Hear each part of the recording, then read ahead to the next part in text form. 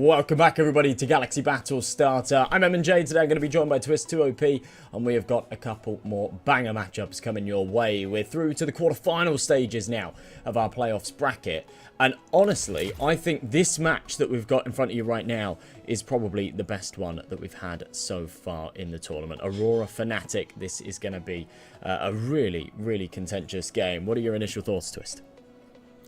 Yeah, I think this is going to be a banger. Might even be the best matchup of the whole tournament, at least top three, right? There's two different storylines. It's Fnatic and the old guard somewhat, you know. It's Fnatic, come on. Like, they're supposed to at least make it to the semis, maybe the finals. And then you have Aurora, right? Like, the new Risers, the team that has surprised all throughout the tournament. Grix is somebody to really watch out for. You know, it's going to be interesting. Yes. It's going to be that Grix-Jambo battle as well. Yeah, I think we definitely get a bang for our buck, especially given that the stream is free, you know. Yeah, of course. And honestly, I think that this has the real potential to go the distance as well. We saw a lot of 2-0s in that round of 16. Of the 8 matches that we saw played, we only actually saw 2 of them go to 3 maps. And interestingly, those 2 games were the 2 teams that we've got here. It's the Fnatic 9 game that went 2-1 and the Aurora Nexus game that went 2-1. That surprised me a little bit. I was kind of expecting Aurora to 2-0 Nexus, but either way, it was an exciting series. But as you say, as we get sort of further into things, you do expect those more contentious matches, those 3 mappers. I think this could certainly deliver on that front. Yeah, I think Fnatic definitely teed up as the ever so slight favourites, but Aurora are a serious force to be reckoned with, and Grix, as you pointed out, has been absolutely insane recently. Yeah, I think like a lot of these matchups have been kind of like Aurora. They're kind of not expected to win, and then they make it close, and then they do. And certainly Fnatic are the favorites, but I think it could be one of those matchups where it's going to be almost a coin flip. But, you know, just looking at the stats, and oh, they have BlameF, they have Crims, they have all these known guys who should be able to perform. And they certainly do individually, but as we saw, strategical aspect was a bit of a problem against 9.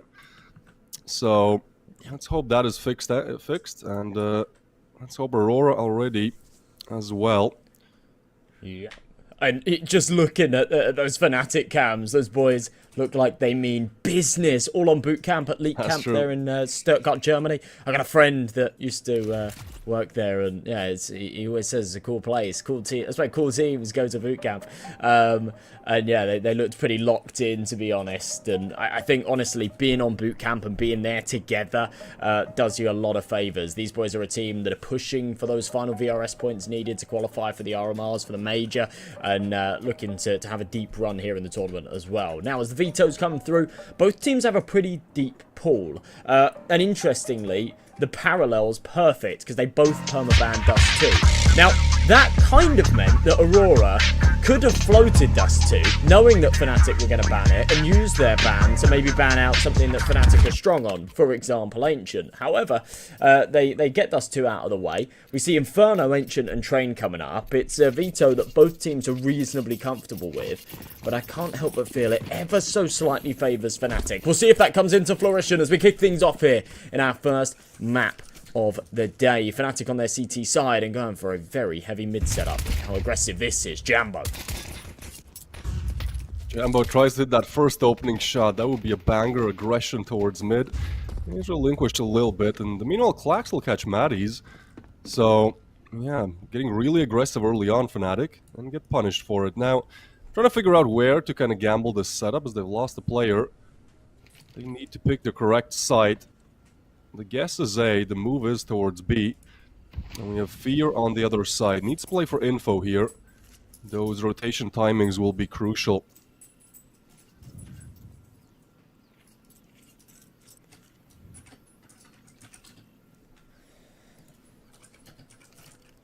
What a slow round this is. It feels like, yeah, I think both teams really want to win, and I think this could be one of those games that is just intense from the first round.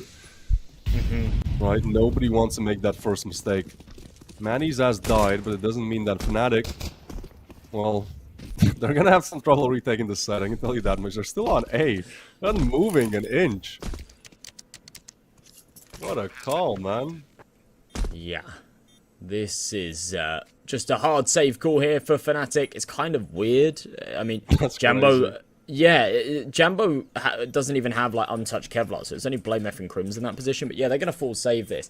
Now, I do just want to lean into the whole VRS side of things a little bit more, because it is so important for Fnatic. And this is such a gamble for them to even be playing this tournament, and I'll explain why. So for Aurora, they're ranked 71st at the moment. It is pretty much statistically impossible for them to qualify for the RMRs. Yeah, it's just not going to happen.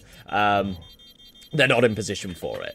However, winning games like this, they actually would gain quite a few points, and maybe it's kind of possible, but they're kind of outside of the realm, right? For Fnatic, they're ranked 26th at the moment, right? They are right on the cutoff point. They are literally, like, within 1-2 places of the cutoff point. For winning this game, they get 9 points. For losing this game, they lose 21, and it would push them out of the cutoff point, right? So you are playing with fire with these games and these tournaments so close to that cutoff. I think that's why they're on boot camp, and they're just so focused on winning these games, getting these tournament wins under their belt, getting those points to just secure them in the invite zone that little bit more, and pray to hell that they don't get knocked out of it. But Blamef up close, MP9, big spam, but no damage. It's Crims on the other end that will snatch one, but a 4v3. Yeah, Fnatic can feel the heat. They need certainly at least a somewhat of a competitive showing on Inferno. It's not started off great. It's an interesting map pick by Aurora. And this force buy put them on a Deagle and a FAMAS. Fear looking to hit the initial headshot. He does not want to talk in, wants to take the fights. When they bring the fight to him, he does fall. It's going to be the B-bomb side open. Crims with the quick rotation. Saving FAMAS isn't, hero FAMAS. We haven't heard that much of it. So let's go for it. 1v3, Smoke will fade as well. Could isolate Kenzie here and then try to deal with the banana players as he does expose his position. Now is known, and yeah, 20 seconds, no defuse kit. Has to be called off.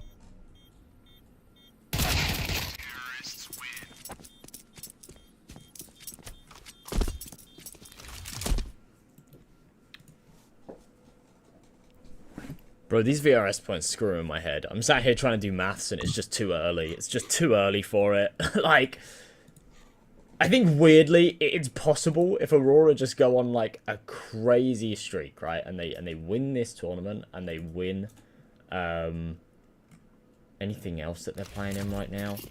They're playing in the Landerland qualifier as well, the Vet Boom Land. So if they then won that, then like it's possible, I think. But yeah, it would take some serious grind and some serious grit and determination. But right here, we're sort of seeing that out of them. A 2-0 start up against the Pistols here. It's light work. Fnatic can't bring too much resistance, and certainly no resistance here on the B-bomb site. They've given it up completely. And in the next couple of seconds, Normie and Patsy will realise that and call the troops over. Matty's no chance there. He's been trying to gather this early info and gotten punished for it every time. There's the pistol round opened. Don't blame him for it. It's kind of, what you have to do when you have these pistols. It's a tough world for him to live in. In the meanwhile, Jambo hit a nice headshot. He was the firepower addition that we saw last time Fnatic played in Galaxy Battle, and yeah, I'll make a statement as bold as if it was Burmilov instead of Jambo in that matchup, I don't think they win it. Nothing in Burmilov. Jambo just delivered so much impact on all three maps. We're kind of expecting the same from him. At the same time, you still have some, really nice fraggers on your side as well. Blamef. Crims was just rolling back the years in that matchup in the round of 16 as well. Firepower is definitely locked and loaded for Fnatic. As I said, and as we saw, the strategical side was maybe what was a bit underwhelming. Nothing they could not have fixed in a day or two.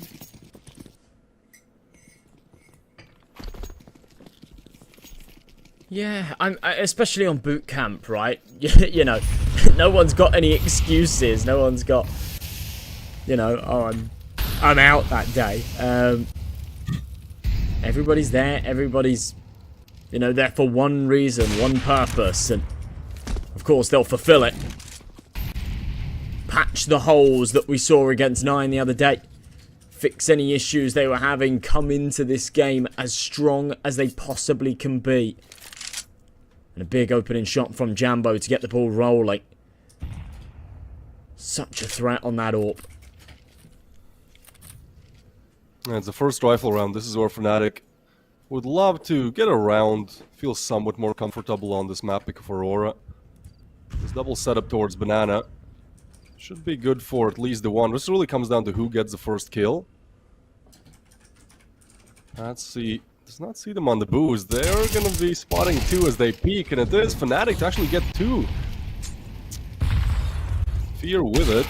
They know there's another one. Kenzie falls as well, and yeah, that's a round where Norway kind of just, looks and somewhat devastated. There was very little gunfights, very little they could have really done. This is the firepower we were talking about from Fnatic. And Norway looking to maybe take away some of these rifles as Fnatic's economy is not exactly blossoming. There is just so much firepower, though, and we haven't really addressed the elephant in the room, which is sort of Jambo playing with Fnatic right now. I absolutely love this pickup. I know it's a really big hit for Passion UA. They lost their superstar IGL to the big leagues, and then the second he had the opportunity, he said, "That's it, I'm bringing my AWPer over as well." But yeah, Bermalov wasn't performing all too well on the team. The second they dropped him, I think it was just sort of a no-brainer call for Fear to say, look, I know a guy, right? I've been playing with him for a while. He's an absolute gamer, and he's lightning fast on the big green. And yeah, I think it's a really, really good pickup.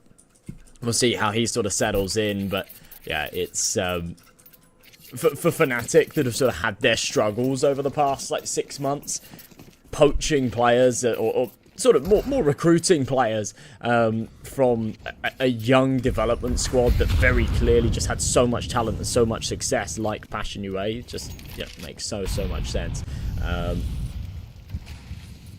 they've got some wheels on this one now. A first round on the board here on Inferno. It's a long way to go. It's their opponent's map pick, but the start of something perhaps. And the Aurora money is not great. You see the AWP, you see 3 AKs, go, okay, it's not too shabby, but yeah, with Clax on that Desert Eagle and basically no cash left to work with after this, there's quite a lot of pressure to win this round. Certainly so. It's a minute left, and man, this is the Inferno special, isn't it? Every single round has been so slow, especially in kind of the pacing. It's like, 2 kills go Fear's way, okay, then we chill out for 30 seconds. It's kind of that default Inferno you come to expect, but I still feel like the tension is just extra today. As both these teams, in my opinion, are, could even win the whole tournament. Yep. Only top 5 for me, so yeah. For Fnatic, it has been a bit tough as well. They got fed 9 as well in the previous matchup. When you look at who's left, yeah, I definitely would put these two up there as 2 top contenders. Now, interestingly, if Fnatic go on to win this game, there's a chance that they might actually play Passion UA in their semi-finals match, which would be an interesting rivalry. Right now, though, Playmath has got to focus on one thing and one thing only, and it's shutting down this B push through the clouds. Obscured vision, but still, that 6th sense that kicks in. And he'll find 2 heads, a second on the board here for Fnatic, and that aforementioned must eco here for Aurora. No bomb plant, no silver linings in these past 2 rounds. Fnatic have put their foot down, and they've put their foot down hard.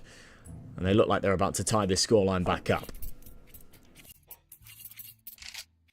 That is just what you come to expect from Fnatic. Great spray down there. Firepower is the name of the game really for them. Alright, well, the Glocks now, chance to just farm them up a little bit. And equalize the scoreline. What started off looking really good for Aurora, I think mentally it doesn't sit with you well. If in the pistol round Maddie's dies and then you're 4 stacking A, they plan B, and it's like, okay, well, that's how it's gonna start, right? So, it's good to see. It's certainly good to see Fnatic bounce back so quickly, and yeah, I think, this is gonna be a series where both teams almost approach double digits in every single game. Just because how back and forth this can be, right? Because now Fnatic look good, like this Glog run obviously goes the way of them. And then it's just going to be like a Grix 1v3 or something. You know, that is what we've come to expect from the side of Aurora, just the ability to out of nowhere pull around. And same can be said for Fnatic, so it's really the matchup of dreams. Starting on Inferno, and now heading towards that A site. Making it a little bit slow.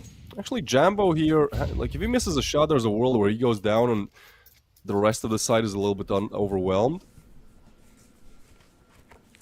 And that is almost always the fear when the Orpa's holding that aggressive short angle, but he has got support. He's got one on long, he's got one there on the site with him. The flashbang pops around the corner, little jiggle, confirmation, no one's fighting now, there's three. Matties has to sort of just dial it back a little bit, switches out, but feels a little bit shallow, a little bit unnecessary, dies almost instantly afterwards. They're having a hard time against these pistols.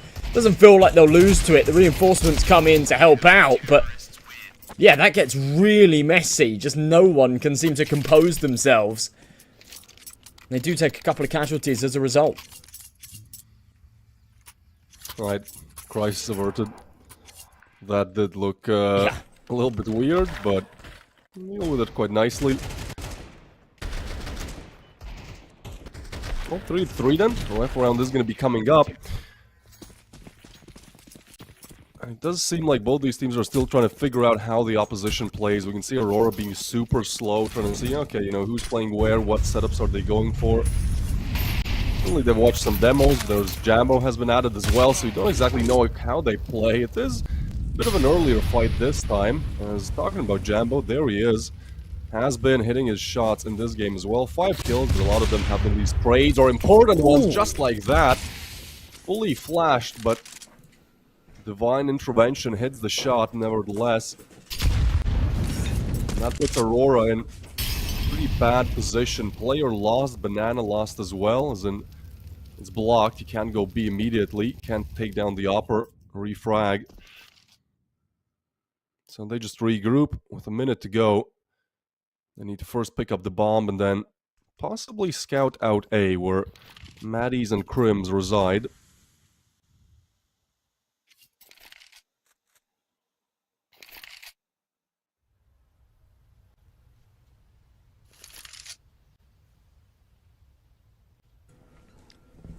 Still feels very plausible, especially with this 2-2 split defense. Jambo, low HP, but he's on the B side, so he's not going to have too much relevance in this round. The thing is Crims and Matties have to hold down this A side, and if they don't, then we won't even see the retake attempt. Lots of damage taken. Matties goes 1 for 1. Has to find more. There you go. Another. Despite being so low on health, he's just got to try and stay alive here. Bide some time. Rotates on their way, but Matties is far too crisp. That boost position acted as a nice off angle, but the second he took first contact, he had to get off of it. Otherwise, he knew he'd be pre-fired, and he had no cover, no escape. The triple is perfect. Oh, that is so awkward. I didn't actually catch that at the start of the round. Running into his teammate. Clean shots, man. Yeah, that was pretty interesting. Like, I think that's a self boost, right? But he was checking it in a way where, like, his teammate is not the first one that sees the enemy. It's Maddies, and it could have gone horribly wrong. Like, if he just dies there, you know, not looking the way, then it's a single player on site against 3. But I think on the other side as well, there was a little bit of confusion. Like, that's just not an angle you're going to pre-aim. And Jambo, well, he's just hitting everything today, man. I would have loved to see a replay of that, wonder if we can get it. Like, how does this man keep fighting these opening duels? Last round he found 2, a refrag, and then to put Fnatic in the player advantage. This round, through the smoke. Sure, it's just the Tech-9s, but feels like it doesn't matter for Jambo what it is. He just wants to shoot and kill as he delivers another dude through the flash. Jambo has just woken up to show why he has joined this roster. That is as clean as they come. Sure, it's just the Tech-9s, but I feel like there's a reason why I'm getting excited. This looks like a really fun addition to this Fnatic roster. Yeah, I did say, he's scary. He's a scary player. And he has such a high ceiling. I think for so long, there it is. you know, Fnatic have been experimenting with players that, okay, they've brought in like a few young guns, but when you look at the likes of like bringing in Body and Afro, for example, and then obviously Crims is like the elephant in the room, but he brings tons of experience to this team, Blamef as well. Their ceiling's not going to get any higher, right? These are players that, I'm not going to go as far as to say have like reached their peak. They're still playing at an incredibly high level, but I think that there's so much to be said for like bringing in a player like Jambo. He's young. He absolutely hasn't reached his ceiling yet. And in a roster like this, he can improve further. Now, he's 20 now. I actually thought he was a little bit younger than that. But obviously, I've been covering him for the past sort of two and a half years. Well, it's not old, but, you know, I thought he was still in his teens. But, yeah, a couple of years ago when he started on that Passion UA roster, he was obviously 18. Ooh, decent spray transfer out of Crims. But yeah, as I say, he hasn't hit his ceiling yet. There's still so much room for improvement, and I think that this roster and the experience that he can gain from playing with Crims and Blamef could certainly bring that to him. Jambo, just trying to stay alive on the bomb site, does eventually go down.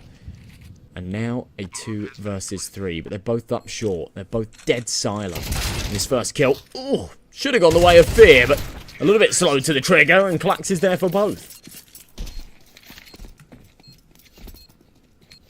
Yeah, that's clean from Aurora, finally. Felt like it just disappeared from the map. 5 in a row, or it was just Jambo Masterclass.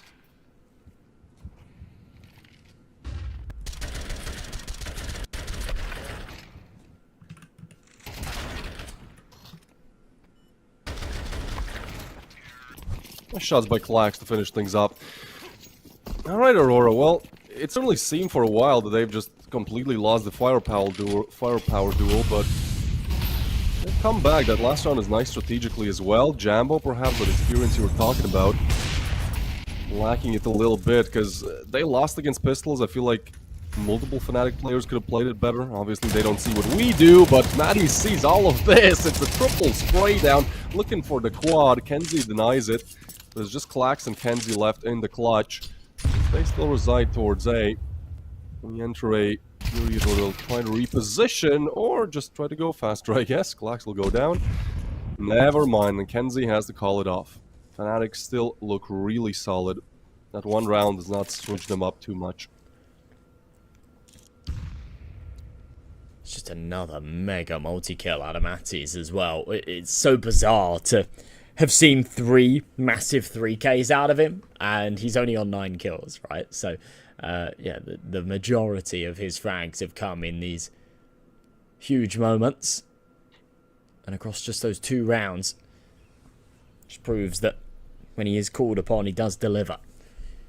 Kenzie just holding on to this AWP then. No one's going to aggress too hard for him. There's still a couple of rounds left to be played in this half, and well, Fnatic want to keep a lid on this economy. They've got a decent amount of cash, but they're not absolutely rolling in it, so there's no major need to sort of throw themselves at a sniper. But perhaps together, Jambo and Fear might work their way down Banana. Now that they've confirmed that Kenzie's 100% not going for it. You know, if you've got the bomb down, then you know that a little bit earlier, but with him still in that C4 in hand, you do question it for just that little bit longer. Timing's brilliant, and okay, they will get rid of that AWP. Fear entertains the double sniper for a second, opts against it. And 6-4 we go. Fnatic have really taken the reins here, and after a 3-0 deficit to start this one off, they're going to be feeling happy. Yeah, to be honest, I really like what they do in the rifle rounds. Like, the previous round that they lost, round number 9, like, it was against Tech 9s, and, like, it's not even, like, trying to point fingers and blame. I think it's just really difficult to sometimes deal against pistols when you come to expect kind of that, you know, T default with the rifles, and then sometimes you just get overwhelmed, man. You know, sometimes the T's pick a good position, they rush the opera, and that's a round, and it's like, how can it work? It does. But that's not the point, you know, what ultimately converts games is just winning rifle rounds, and Fnatic have looked so strong in them.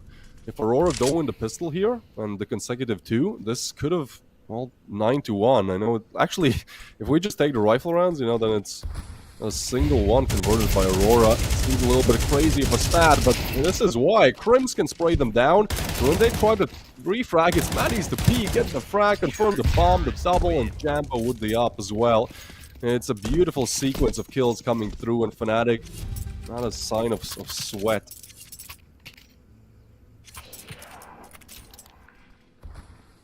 This is a rifle round, this is your execute. We started at 120, and it's 5v5, and then boom, pretty much 14 seconds later, 10 seconds later, everyone is dead. Yeah, they will try to go for the fast push. They try to just out-firepower the Fnatic players, but they go, nah, that's not happening today. We are the favorites. Nice nade. Play F. Yeah, but it's just so difficult to deal. What do you do in that situation? Okay, guys, let's try to take Banana. Oh, well, there's Blame. He shoots through the smoke, nades me, and then when we kill him, Fear comes in with the refrag. Grix now low as well.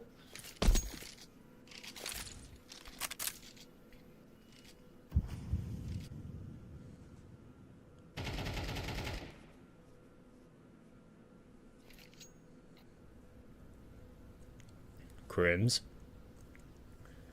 This is a dirty angle, but it is going to be cleared by Grix. Wow. What a read on that. Puts it back into a 3-on-3. He's so low on health as well. Only needed to take one bullet. That would have finished him. Good awareness out of Jambo. Pull the numbers back in their favour, and this now feels very disjointed. Look, you know, you've got the bomb top Banana. You've got the only support that he has in the middle and mid. Definitely vulnerable to a peak if anyone fancies going for it. And then, of course, that third prong, Clax, was trying to wrap along. You kind of see the cogs turning. They say, we'll go for this B-split, but there's no way he was going to be allowed it. He's sort of praying for crazy timing. Matty's spots one. Doesn't stick around to take the fight. Instead, we'll just call for the reinforcements. Go for the spam through the smoke. They're going to try and boost up here. That seems to be the case, and it works beautifully. Just like that. Through the smoke, it'll be finished off. And Fnatic are on to 8. Look at the ping difference. Oh, yikes. That's a bootcamp effect. We must be on a German survey, yeah.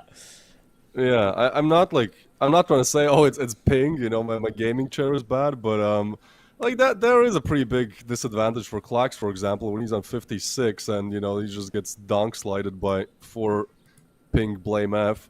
Like, I think could be somewhat of a problem. Maybe we could have seen, you know, certainly, like, we should have seen more of those gun duels won, I think, if they had the same pings. It's fine, though. This is not something you want to, you know, put the blame on. You should just try to change what you can, which for now would be winning the pistol. But before that, we have the Galaxy Battle giveaway. Some alright skins yesterday. We did see the Op Krakow as well. I think we've had 2 skins. Again, or? No, just once. Right, oh, and there's the knife. So we see a lot of different nice skins, but what we get is an Ob Duality. Ob Duality, not bad. Congrats. Well done, my friend. But yeah, in terms of like the ping thing, right, I think there is an interesting side of this that says CIS players are really, really used to playing on high ping, right? These guys are Face It Demons, got thousands and thousands of matches, a lot of them like 10k plus matches on Face It, and you're playing European servers. So I think they're just very used to playing on, like, it's not high ping, right? 50 ping's not crazy, but yeah, I think they're very used to it. So you're sort of, your brain, your body adapts to those slight delays at times, but I don't think it'll have any real bearing here. Grix. Nice headshot to get things started. This is not the setup to walk into. Like, look what's on the other side. Like, yeah, we can talk about Fnatic having the better firepower, but that's, yeah, a good call. And actually, really good call, because when A looks fortified, B certainly is not. Norway needs to hit the headshot here, because if he dies, then yeah, it's a 4v4 retake. Free haircut given by Fear, and the smoke down. It will fade, I think, with about 20 seconds left on the bomb. Does make things more difficult. Lucky for Aurora, they choose to rotate from Banana. Nobody's actually in close proximity to hear this that early on, so if they just slow walk here, I mean, I don't know if they're going to be expecting 3 from Banana. Could be maybe something they can work with, but no, it's Fear. Looking for more. Kenzie falls.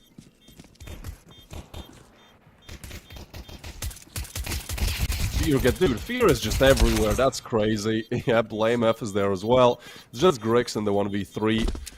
And it does seem like Fnatic, like, whatever they need, somebody to step up. Like, somebody's there, you know, this round is Fear, we saw Blame F, we saw Crims, like, everyone from the squad has had their impact rounds, and that's why I think even with the score 4-9, it feels so one-sided. Because a lot of times it's just one player getting pushed, or one player in a position where he needs to get a multi-kill, he does, and then the rest of the guys are all like, okay, good job, I'm just gonna keep camping on A. It's difficult, man, for Aurora, and this pistol round is gonna make it oh so more difficult.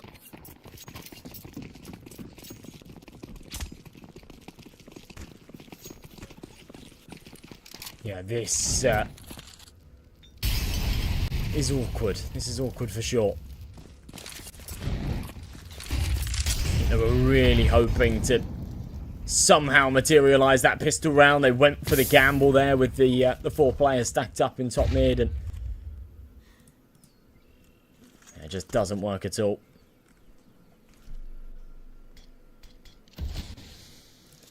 Blame F can sniff him. The eco frags are here, baby. They're close. You can feel them. He's looking for him. It is somewhat of a stag, though, so surely this shouldn't be too much of a problem.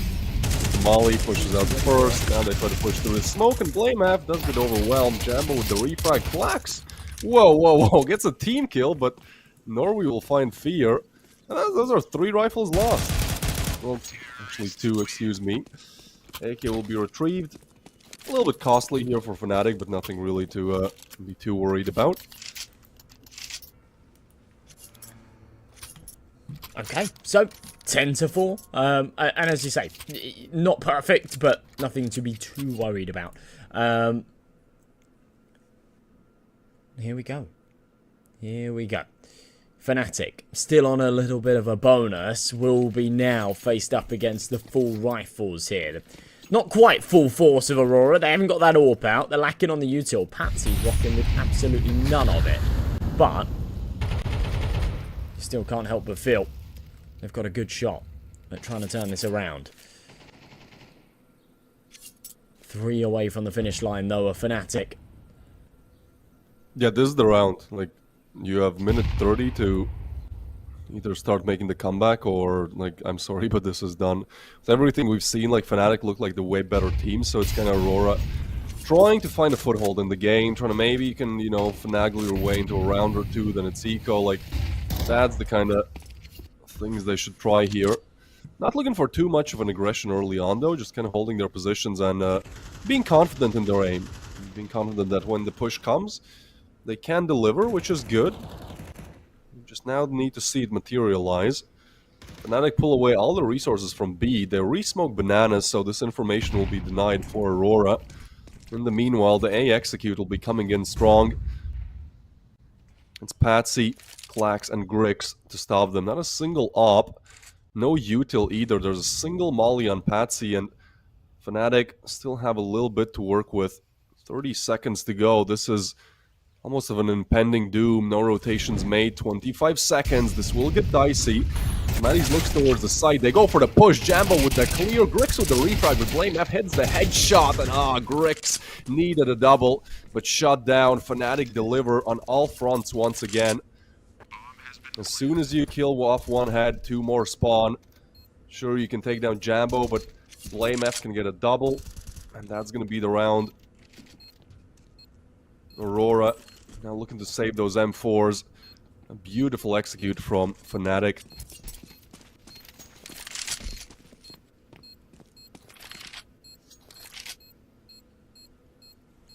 That's exactly what you need at a time like this. You're able to upgrade those weaker rifles into the M4s as well. Aurora. They'll save 2 here. I mean, assuming they're allowed to. I think Fnatic won't press any further than this. Yeah, there you go. But it's crazy just how far they have to get away from the bomb site just to be safe from the explosion. You think they're hunting, but they're actually not. But yeah, that puts an all-important 11 for Aurora. Having saved those 2 rifles, they have to force around this now. They've got the max loss bonus coming. and they don't really have any margin for error. So they're just going to sort of throw themselves potentially into the blender here, but it doesn't feel like there's any other options. They'll call a quick tack pause before doing so, though. See if they can cook up something spicy.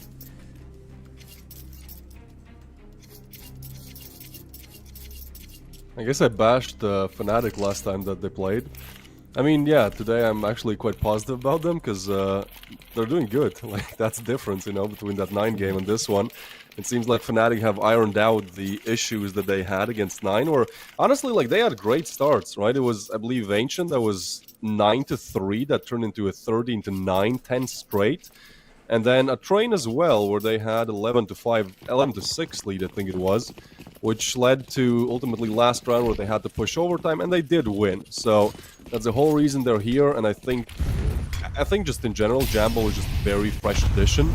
So maybe there were some communication issues, but today they seem to be pretty well thought of, taken care of. Obviously, don't want to speak too soon. blameF catches the dink. And Jambo, what are we doing here? That is cheeky. Normally is checking it though. And, well, it's a nice idea, but you should be punished for it.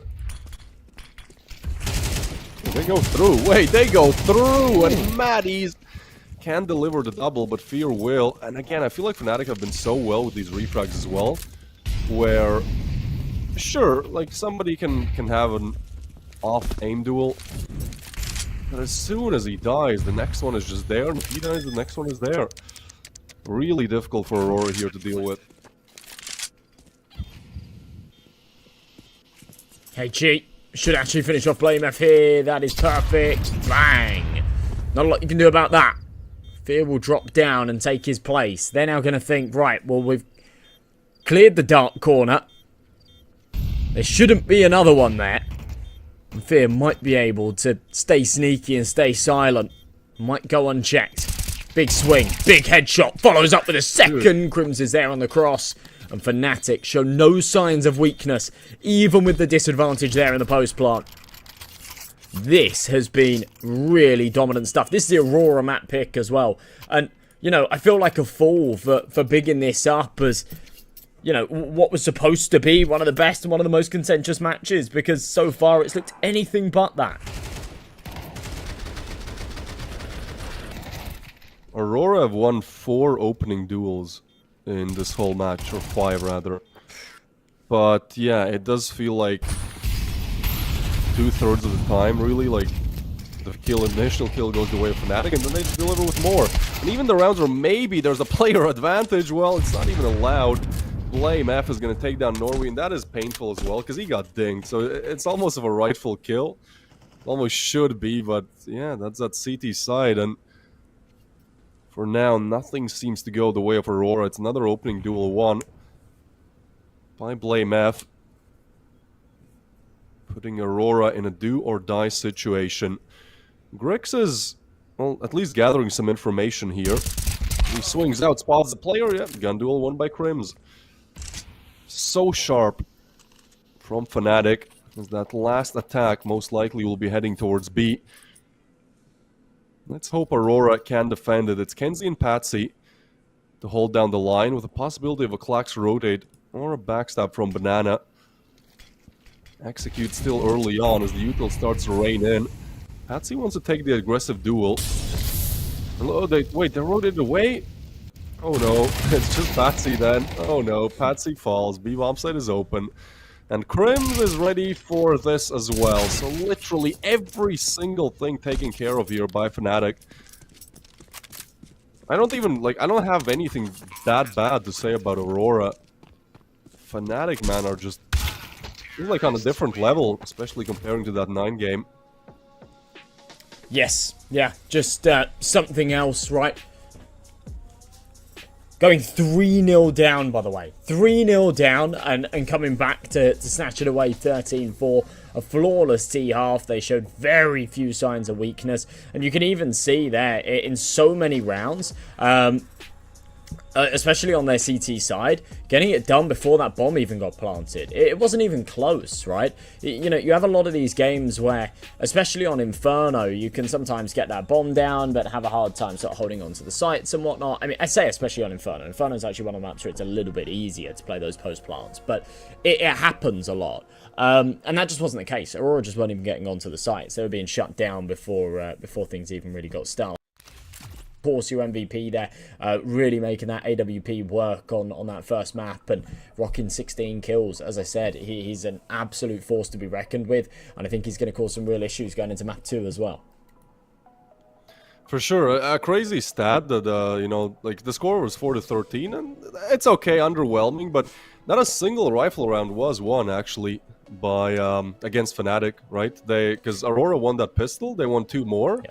And then the first rifle round came up, they lost, and then they won that Tech 9 against M4s, I believe it was. So yeah, not looking too good for that second map, certainly not, but Aurora, if there is like one thing that's true about them, they've always had the fight. They had a pretty difficult fight to even get to the Swiss stage. I believe they were down 1 and 2 in the Swiss stage, round 3, so they have that kind of, at least, spirit to go for the comeback. You know, I think they certainly have the belief in themselves. They could not have made it so far without it. But it does seem like Ancient might be it. If they can win that, then it will be Train, which would be a banger of a finisher. But first, we got to go on a break and return with Ancient.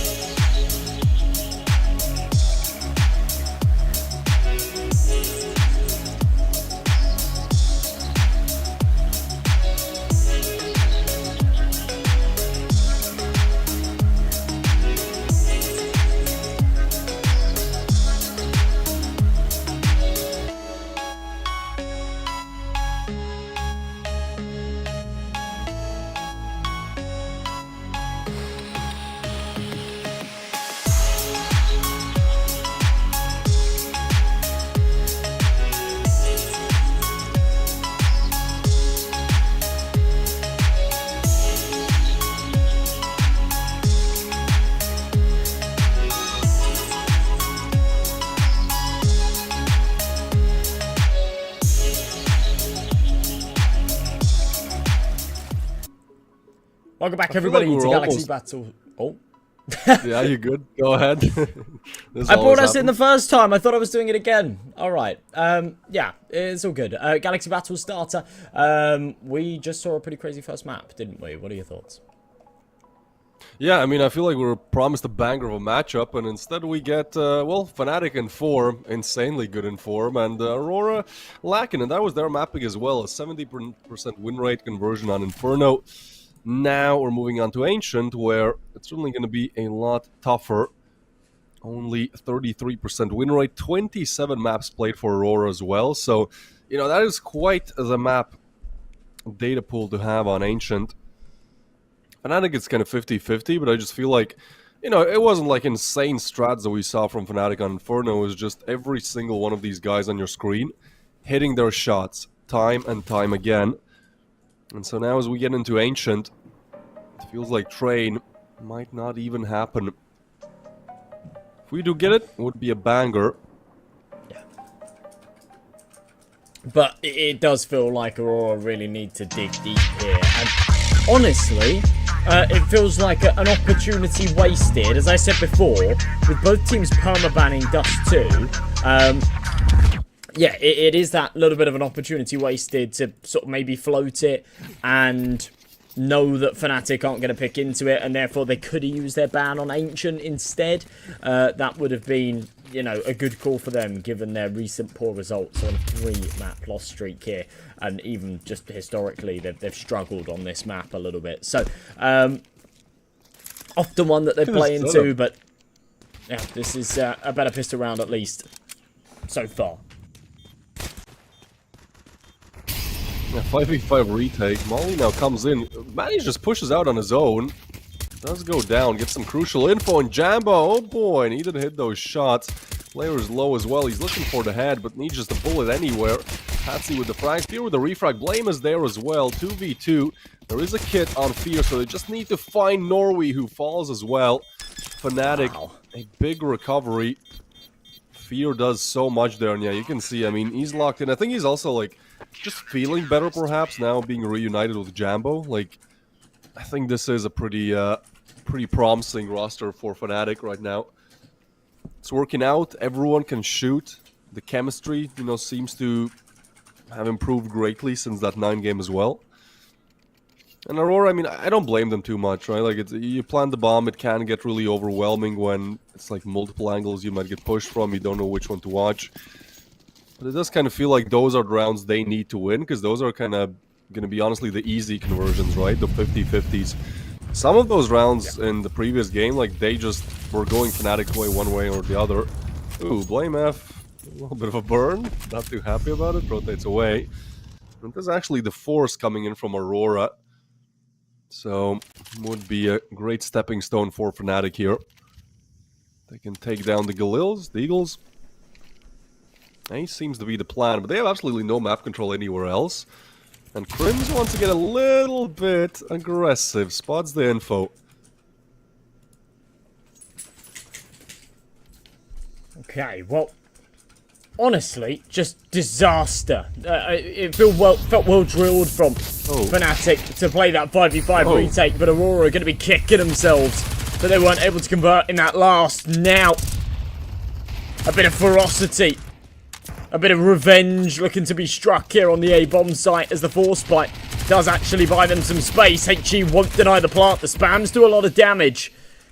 And a 4v3, but a fragile one. Kenzie's on 3 points of health. They're calling this off. Oh, guys, really? I guess no U-tilt is maybe the deciding factor there.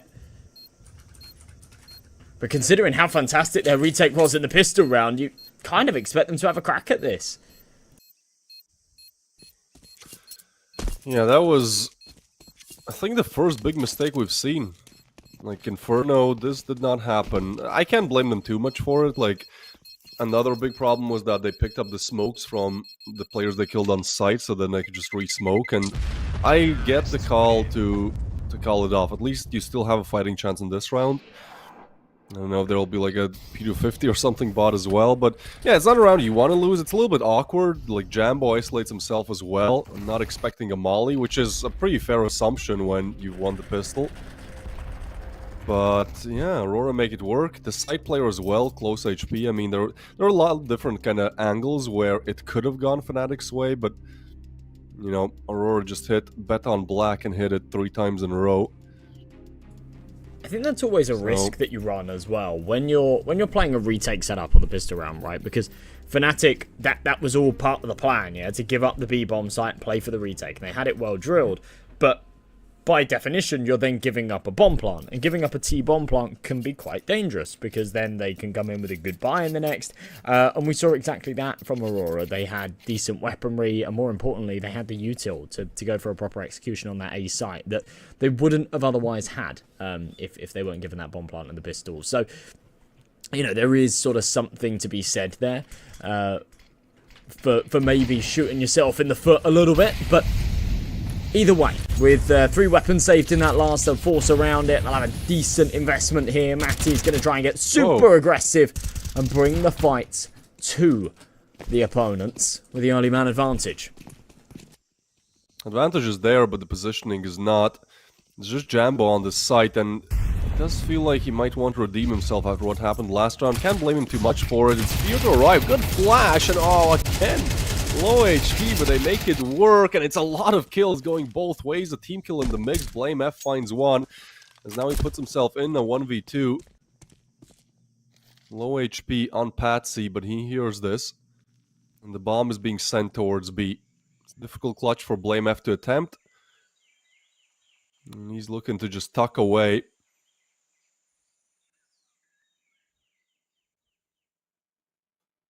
I don't even think he goes. I don't know, like, you have a hero M4 next round, sure, but yeah, he's just so far away.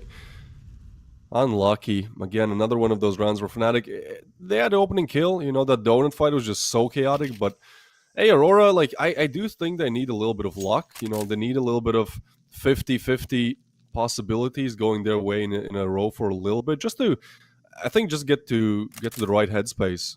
Because after 13-4 on Inferno, like, yeah, these guys play like 3 best of 3s a day sometimes, but still, like, their mental form needs to be a bit better, perhaps. I think this gives them that early advantage after losing the pistol. It's a good bounce back.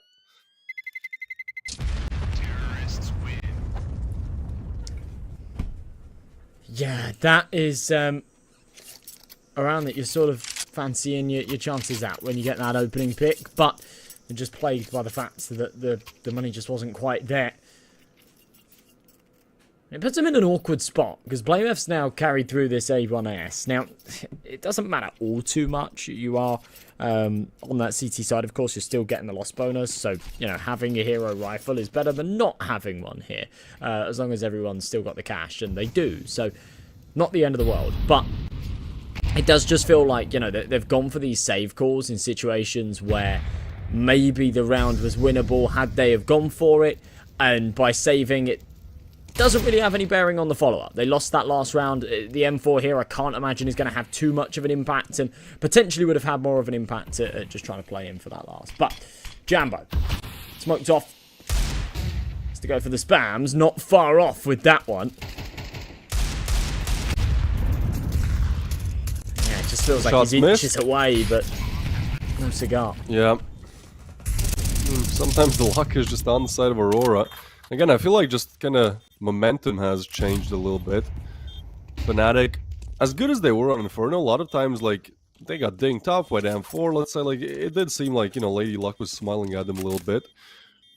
And we're only 4 rounds in, but something I can feel the vibe change. Jambo will take down Klax, but no time to go for this. Looking to retrieve some more weaponry, perhaps. It's it's somewhat of a backstab from Patsy, it is. Oh, he sees all 4, but only gets 1. Unlucky. Fnatic at least do good to eliminate these rifles and not allow Aurora's economy to go that high up. M4 delivery, but stays with the AK, and 3 on the board for Aurora. This is a really good start. I'm happy to see this for them, right? Because, again, like, we kind of both put it as, oh, this is the big matchup, you know, top 3 matchup of the tournament. Well, it would be a little bit underwhelming if, for 1, we don't see Train, but for 2, we don't even see a close fight. And Aurora looking to deliver what they could not do on Inferno. Another rifle round comes up, and it's Fnatic's big chance to make that comeback.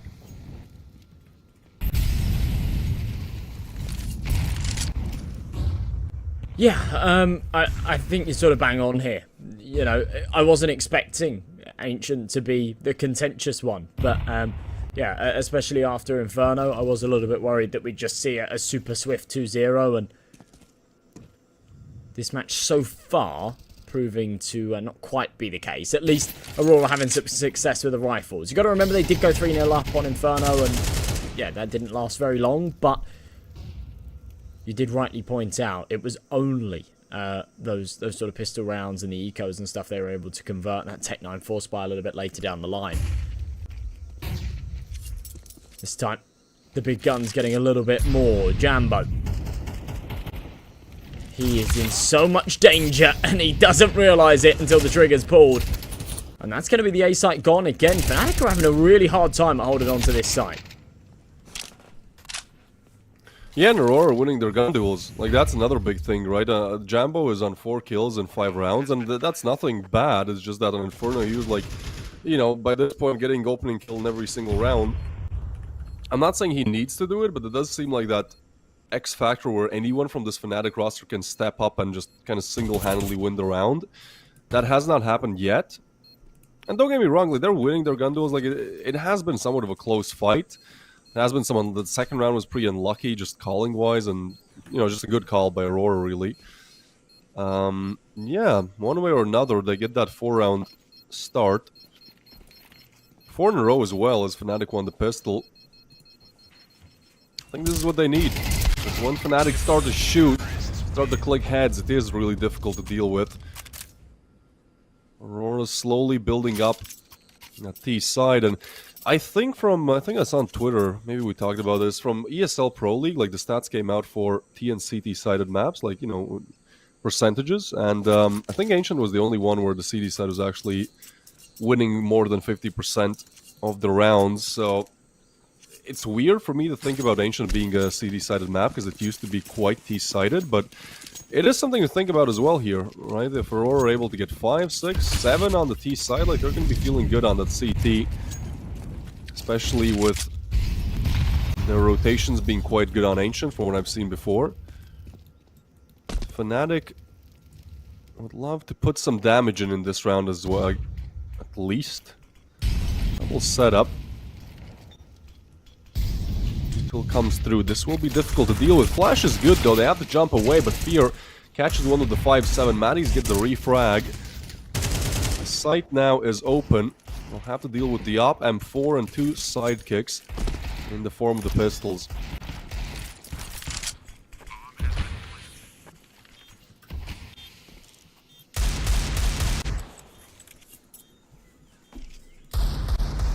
And no way. They're calling it off?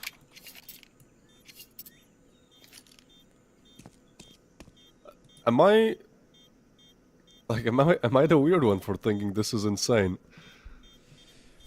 Yeah, this is, you know, again, it's a weird approach from Fnatic, and perhaps it will sort of prove itself to work out a little bit later down the line, but we've seen a couple of moments like this now. They just don't want to touch it, and it's bizarre because, yeah, they've got the numbers, they've got the pieces in place.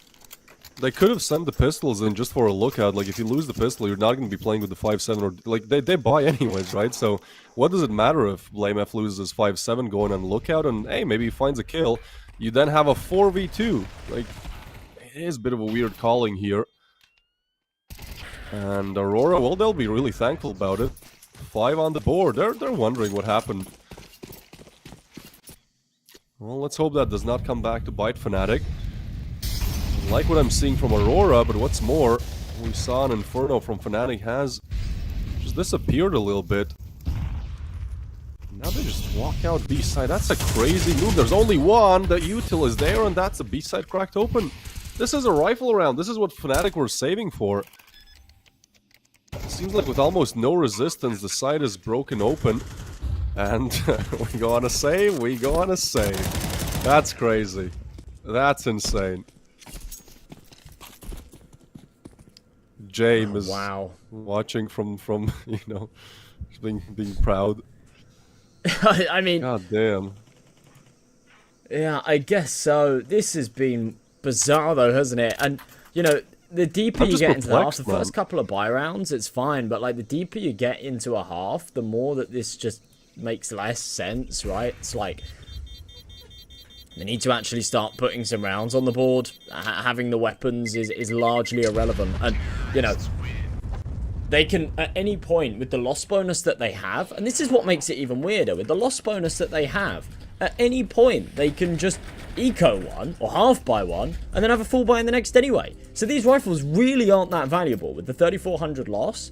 Like, it doesn't really matter that much. And I really would much prefer them playing for these rounds and sort of accepting that a little bit. But what we're seeing right now is anything but that. It's a very scared Fnatic. A Fnatic that doesn't look like the side that we saw at all on Inferno, to be honest. I don't know what has happened. Must be something in the water. They got a 15-minute break, and I don't know what was the in-game leader talk there, but they should probably record it, you know, and like let's not have the same pre-game talk again, because like everything that I loved about Fnatic on Inferno is this, they're starting to lose their gun duels. They're not going for the aggression. I think just confidence is the main word here, right? Like on Inferno, they were swinging so many of those angles, just like, you know what, I'm gonna beat you, I'm gonna hit the shot. And after losing that pistol, they kind of try to play more passively, try to play safe, if you will. I feel like what makes it work for Fnatic is that you have great aim and you have the confidence to, you know, go for the swings that you know you can win. Now Maddie's getting aggressive, but I guess not true. They go for the swing. Confidence there, aim unfortunately not. They try to spam down Klax, but he is allowed to cross, and he had the bomb as well. This could have been a little bit dicey. Actually, yeah, go. You have the bomb. He's going away. In the meanwhile, Fnatic 2 on A side. Crims now shows his position as well. So they know, right? They saw 2. I think Klax saw 2 towards long. They know Crims is in Donut, which just gives the in-game leader a lot more easy time to figure out where to end this round on.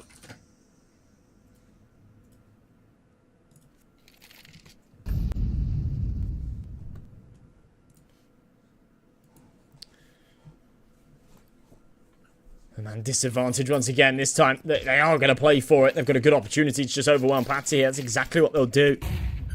Get him out of the equation. Crims just around this corner. Crossfire's brilliant. And yeah, proof in the pudding that with a disadvantage early, you can still make a round work. However, 2 versus 2, 20 seconds left. They've got to go for this plant, and Grix definitely saw him. He's definitely seen the shadow now, just waiting for the moment to pounce. Blamef cannot fight his way out, and honestly, in that situation, I think the only answer is a wide swing, especially with Jambo not there to support. He's got a 2v1. Spam doesn't connect, knows that he must have been close. And this gets awkward. There's 2 bullets left. Like, you can just kind of wait this out. Yeah, now he misses. Like, even if he hits that shot, he's on 0 bullets. That is the bad thing about, well, not so new op, but 5 bullet op, and it's a bit weird that that's, you know, the retake that Fnatic go for. Sure, Jambo is close, so he's like, you know, maybe I can catch a side player that just planted off guard. It's an interesting idea and does not really materialize.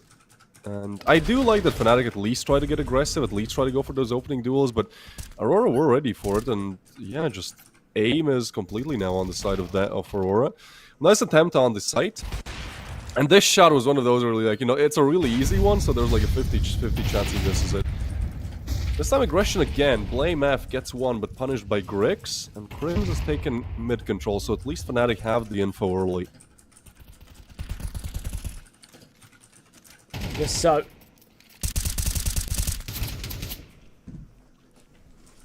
Into a 4v4 and one that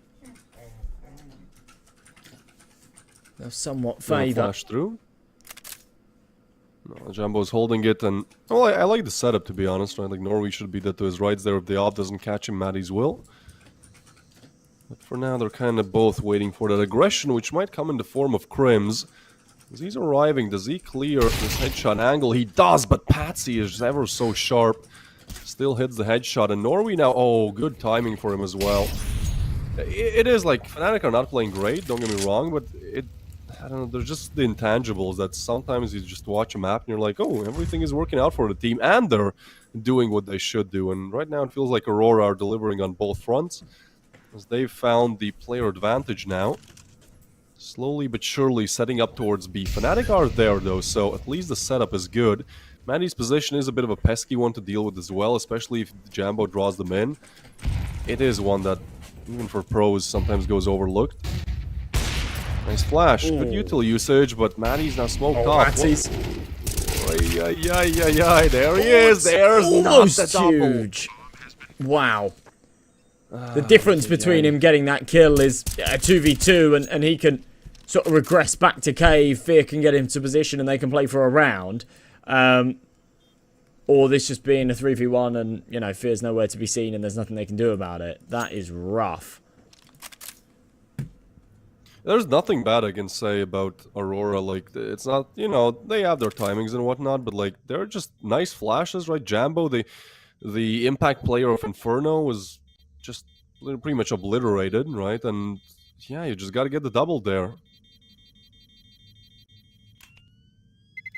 Unlucky for Fnatic. Aim misses a little bit. Fear is at least able to hold on to the M4. But it's 8 rounds straight for Aurora. Yeah, this is just, like, from Crim's POV, we have the X-ray. Like, from... Yeah, it is a bit of a tilter. Patsy is so quick there, and Maddie's... like, yeah, it's a nice adjustment. Like, maybe 1 millimeter to the left or right, you hit the head instead of the body. Yeah. Well, the universe has given us the chance to perhaps watch Train, and that would be a banger of a finisher, man.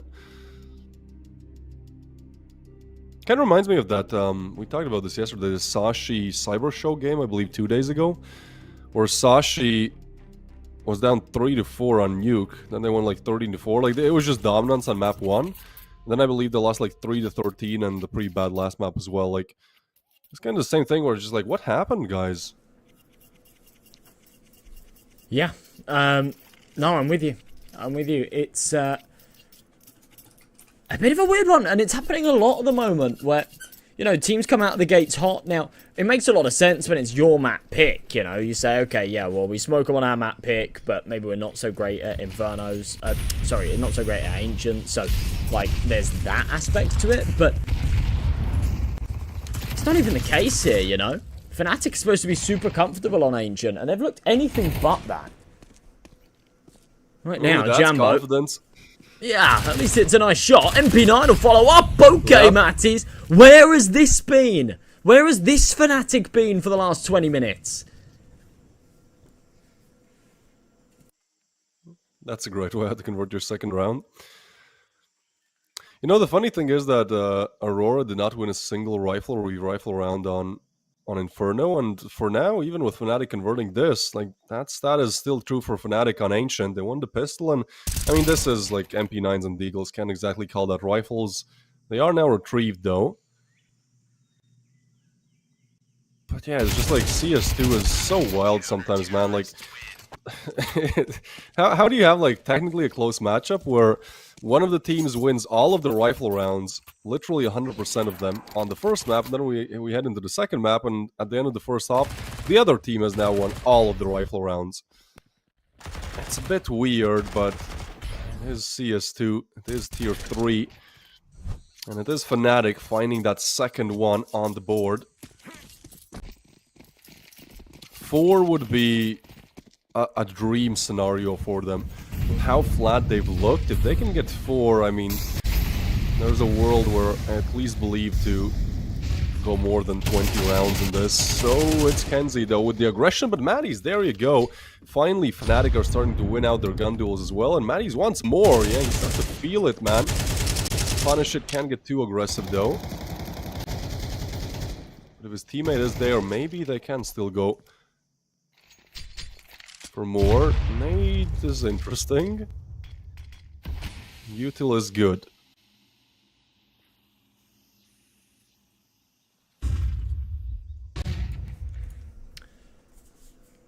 Well, a man advantage again here, and they've not cowered away.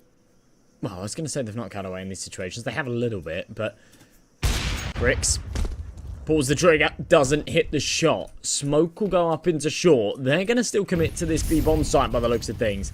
That incendiary will just delay things out a little bit further. Now, with no map control elsewhere, if they had somebody sat in elbow or outside of A main, I think they'd be confident to just kind of pull the plug on this and head back to A. They cannot do that at this point. And Fnatic have read it perfectly. They've got 3 players stacked up and ready for this. A little jiggle peek, massive kill from Matties. Aurora. Feels like they can afford for this to happen. Obviously, don't give away too much. 2 rounds converted by Fnatic, and maybe they make up for some of those earlier rounds where it seemed close. But yeah, I mean, it still feels like Aurora are really confident on this, but now not the best buy either. After an 8-1 start, like 8-4 is still somewhat anyone's territory, and I know like statistically Ancient is CD sided, but I feel like when you have Fnatic, you know, they just get their hands on the AKs, those dinks, but ultimately deaths turn into instant headshots, and things can change. It's a quick aggression towards mid, which they do take by force. Patsy, oh, he's all the way up towards Red Room. BlameF hears this and does relay some information, and the meanwhile Matties has actually aggressed all the way up towards long. Has to be careful. Timing on Kenzie, they spot him, and that's a lot of map control gained by Fnatic. I think honestly, like these last 3 rounds, they've just kind of regained the confidence. At least their playstyle reflects it, right? They're starting to go for those just aggressive fights again that they know they can win. It does at least give them map control, gives them better positionings to work with. Scopen was hurt there, so gotta be careful. Crimson, very difficult position to deal with. And now they're kind of stuck Donut. Norway will do good to deliver with the Deagle, and Jambo has to be careful. They'll push him. The flying Mac up picked up. They're trying to run down Patsy, but oh, he misses. Trying to run him down. Hits 1. The 2 is not there. Matties with the refrag. It's a 2v3 as they try to get away. It's just him on low HP. I mean, Matties, final round and a half, finally we'll see a clutch going for. And with them so low on health, this feels doable. Matties lines up all 3. And you can't help but feel it's a tad cheated with 2 of them so low on health. But he gets away with just 1 HP. And it's kind of proof in the pudding that sometimes going for those clutches, sometimes going for those retakes may have been worth it. Fnatic have done great work to get 4 out of that half, but it should have been more. It should have been more, but I feel like they finish on a good note here. Like this 1v3 is...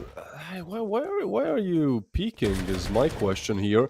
Like, Kenzie, sure, like he gets rushed down so he feels like he has to, but like the first one was just Aurora feeling like they still got it, you know, why not? Like the Donut player did not have to hold the aggressive angle. It was planted for Donut as well.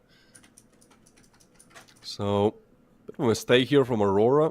It's fine though, as they're allowed to make these mistakes given how many rounds they farmed early on. 8-4 will be the scoreline as we eagerly wait to see how the rifle round goes. The wait will be alleviated by the case open. Oh, we're going all the way. This is good stuff, Wander. That looks nice, but yeah, just the Desert Eagle tilted, which is kind of what I feel like Aurora are sensing right now after losing that 1v3.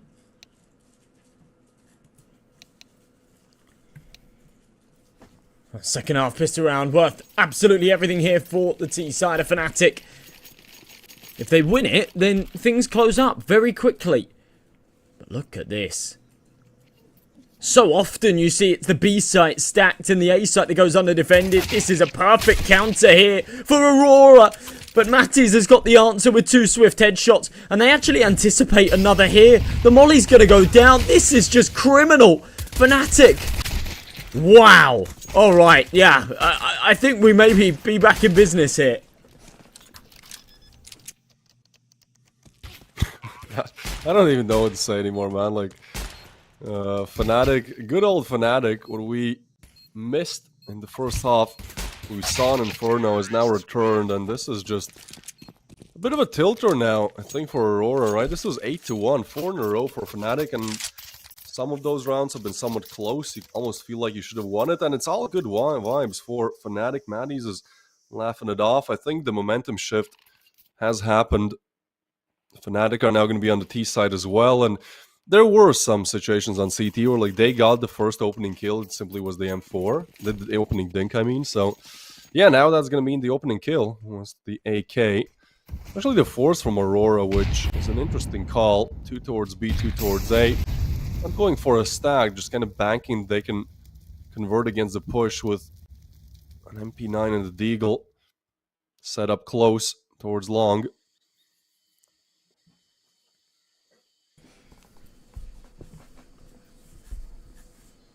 There's always a risk when you're up against these 4 spies, but all they need to do is get this over the line, and then they're well on their way. They'll have an eco to face up against in the next. It will then go 8-7. And they will have well and truly closed up what was looking like a bit of a done deal here already on Ancient. We were singing the praises of Aurora. We were ringing the bells for Train. Fear knows there's at least one close. Spams were not far off. Looks like they are going to try and regroup and hit towards B. Third man rotated over, and fourth's on their way. Klax has got aggressive too.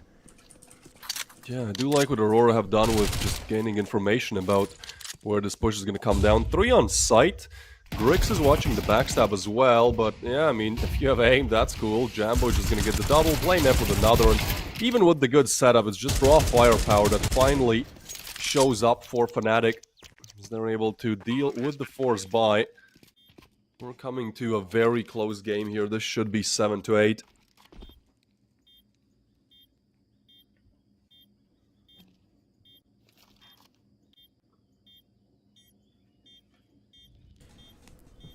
Well, despite all of the pieces in the right places, Aurora don't get it done here. Yeah, you know, in terms of their positioning, it was as good as it gets, right? They'd got that aggressive pincer going through A main. They then had the information. They had the rotates over before the execute took place. It was all perfect.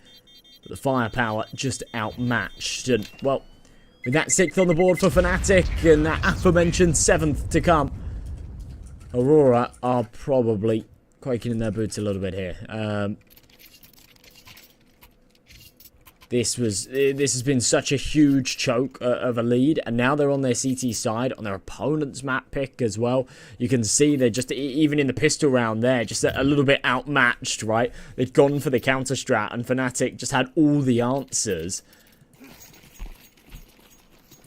It's got to be cause for concern.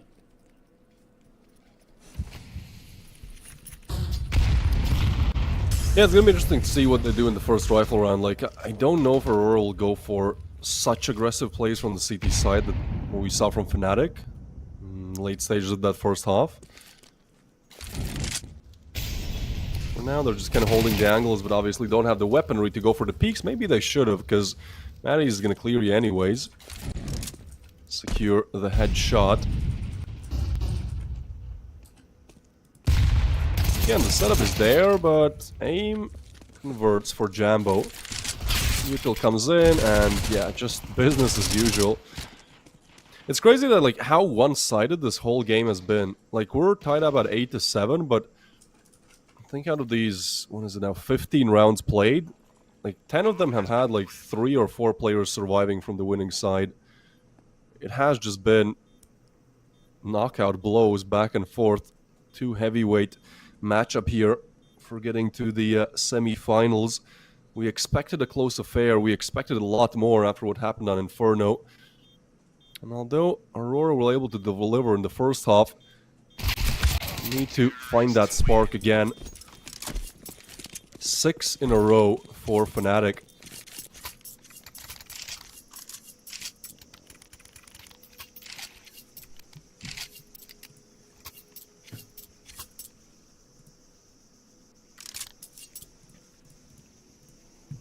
This has to be now where Aurora bite back and end this streak that Fnatic have been able to find.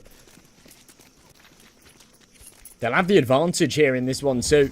The 2 Galils, the Mac 10 out. This would be really bad if they lost it. Blaynef already inching his way through the smoke around the molly here in mid. Hungry for these jewels.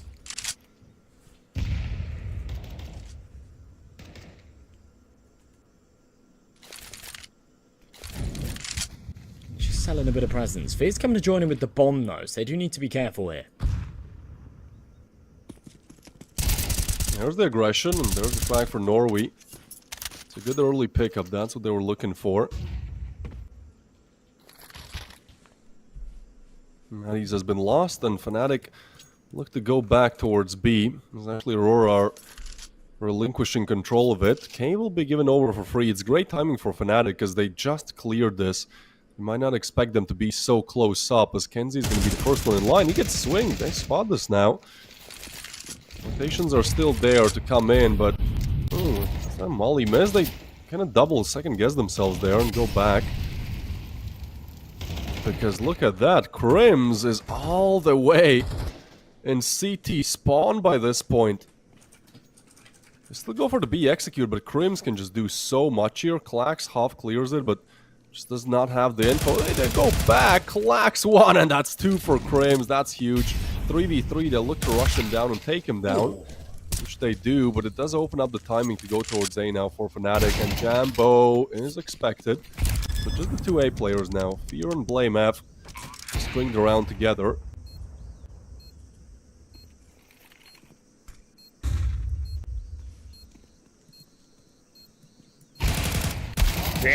Ooh. Overwhelmed.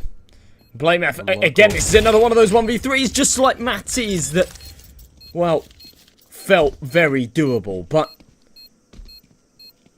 denied at the door. And Aurora do convert. Now, again, that was more of a must-win than sort of, yeah, they've done a great job to get that over the line. You know, there was 2 Galils, there was a MAC-10 in play. There's still another greater hurdle to face, and that is going to be the proper Fnatic buy round here, but still wiping the sweat off their forehead after winning that one.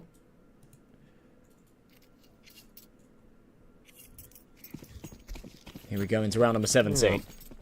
Feels like Aurora really needed this, because technically they still have the 2-round lead, but it just feels like the momentum has been all Fnatic recently, so hopefully this revitalizes them. Let's see. Run the smoke again. It's one of those timings where Fnatic, right as Aurora leave, they come in. Granted, this should be expected. Early positioning still taken towards mid, and that is kind of Fnatic's strat, just to take some map control, wait for the pushes, and hopefully win their gun duels, maybe slip in a little Crims here and there with the backstab. That was a really nice play by Crims in the last round. Fortunately, did not materialize.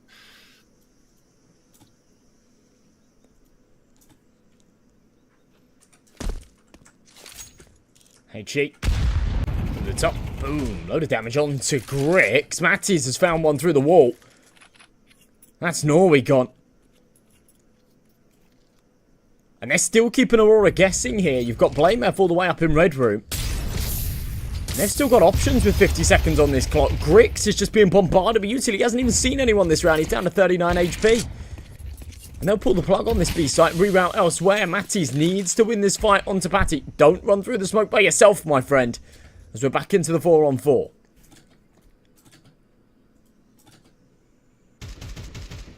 "30 seconds to go as well, and Fnatic's plan is to go through Red Room. This could all fall really bad as there's a double setup, and timing is perfect. There's the one refrag from Kenzie. Kenzie with the double. Crims delivers with 18 seconds to go, and the bomb has been lost. So has the round. It's double digits for Aurora. And even though Fnatic still looks strong, they look to fight back. Kenzie, you can see he's locked in. I still can't get over that posture, man. It feels like he's almost like his elbows are not on the same level, but close to his shoulders. I try just for kind of a meme, for the joke, putting my hands like it. It's crazy. I feel like I'm at the big boy table.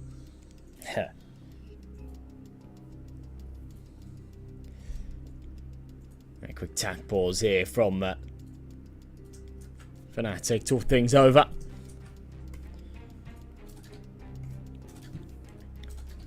Work out what they need to do in this round, because this can very quickly slip away from them. They've done great work to pull it back, but it's all or nothing. In a scrappy 4-spy, they lose it. Aurora onto 11. They'll have no money in the next, and this all slips away in the blink of an eye. The momentum shifts are just insane, dude, right? Like, we had 7 straight from Aurora, then... Was it 7 straight from Fnatic? Or 6 straight, rather. And Aurora like, oh, you guys forgot about us already? Alright, check this out. And just deliver on all departments. They go for the swing. It's Matties with the double spray down. Alp does deliver from Grix. It's a crucial frag needed. 3v5 at least recovered somewhat as BlameF takes aggressive positioning towards mid. The bomb is still looking to go towards B. Aurora seem to be somewhat aware as they pull these rotations. But Fear, if he just pushes here and there's nobody on site, I mean, that is the bomb planted. And yeah, they are just clearing it out one by one. Grix will remain in cave, worried about somebody pushing it, but it will have to be the 3v4 retake. And given the cash of Aurora, like, the question is, do they want to go for it? They might just look around and call it off. There's a backstab from BlameF coming as well, but he's quite far away. Aurora, all 3 are on site already. Smoke comes down. I think there's a possibility, or there's just the Ninja Defuse. Jambo doesn't have the lineup for the spray. Now no, and they tap the bomb again, and they don't have the lineup. The Ninja Defuse is coming through, and there's nobody to deny it. Oh, no. Fnatic! Not like this. You had everything right. You had the backstab, you had the double wall bang, you had everything. And then one smoke is...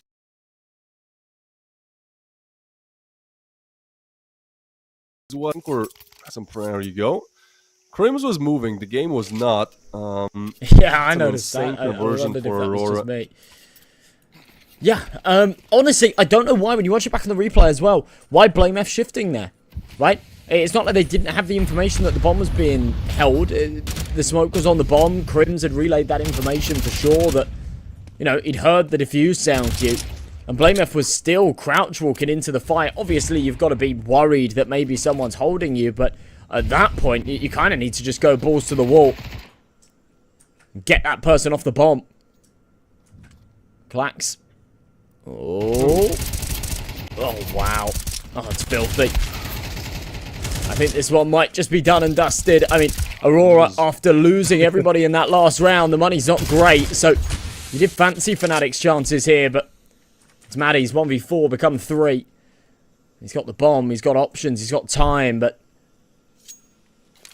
still, the numbers against him, those 2 MP9s, feel favourable if you can take the jewels with them, but against Grix posted up on you with the sniper, you got to find the timing, and right now, he's just been given it.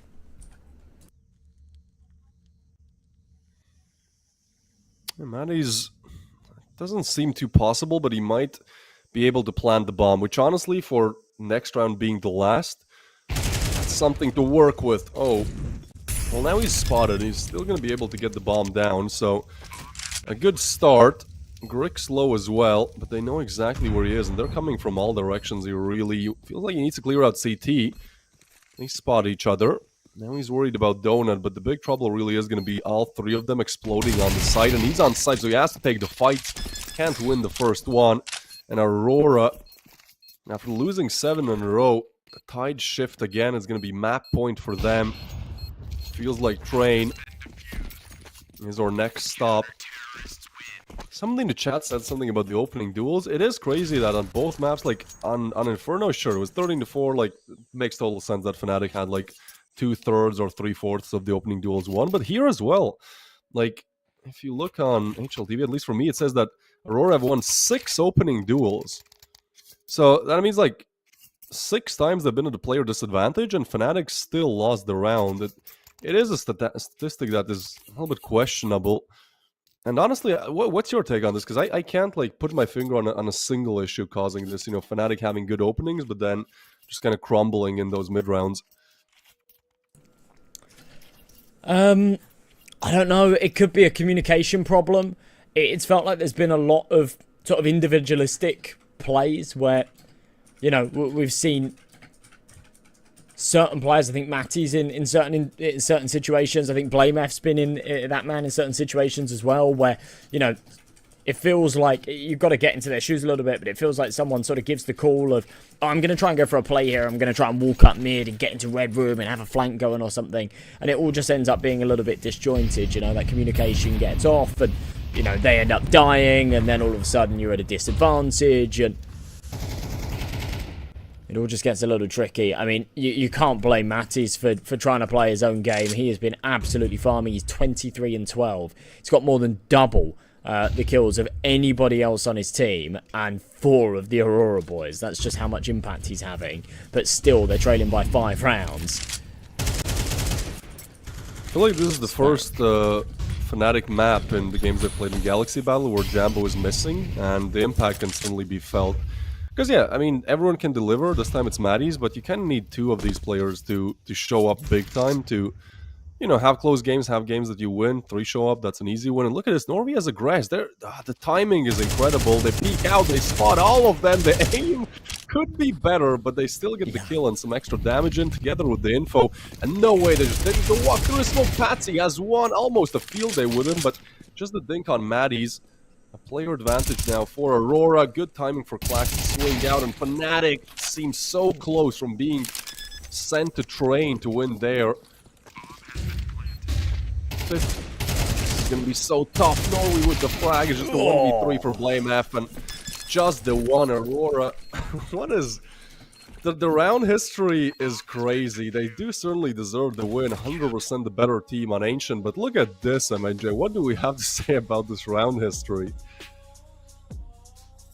Yeah, I mean, this is wild, isn't it? Just these crazy bursts, you know? I don't know what happened in the middle there where Fnatic just took the string of 6 and then just forgot how to play again. But it's like this sort of lifeline adrenaline at the end of the first half that said, oh, we have to put another 3 on the board, otherwise we're cooked.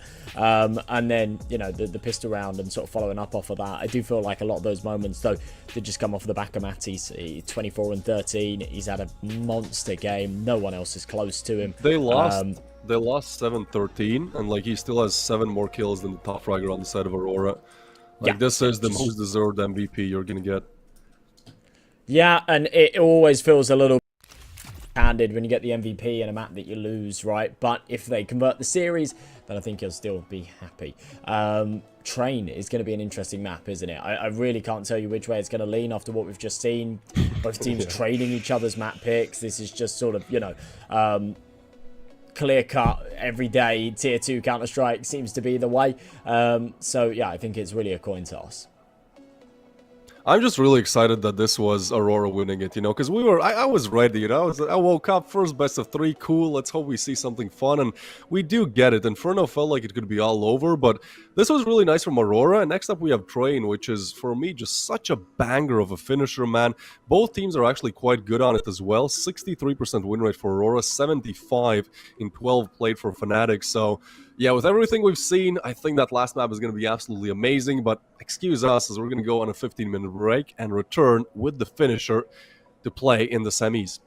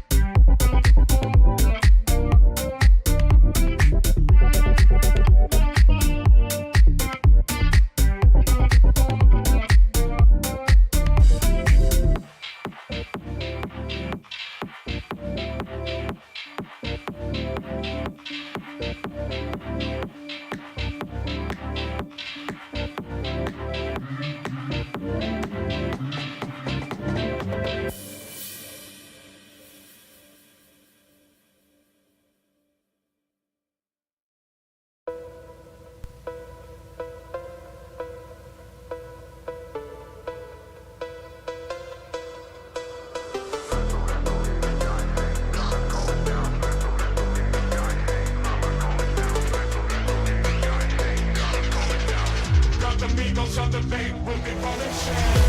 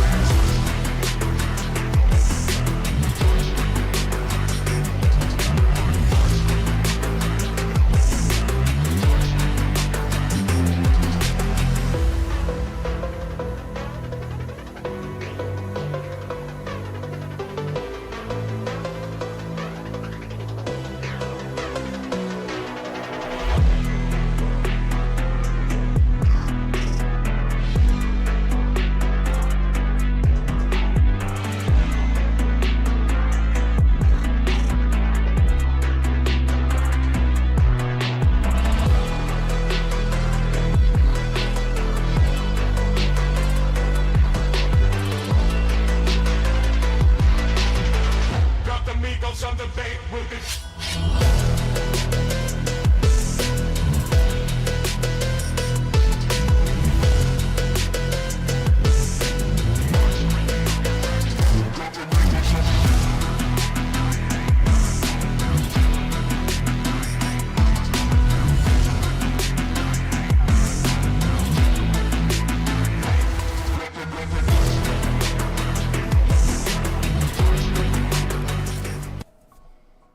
Aurora versus Fnatic, a matchup we were all really excited for, and it's only right that it goes to Train.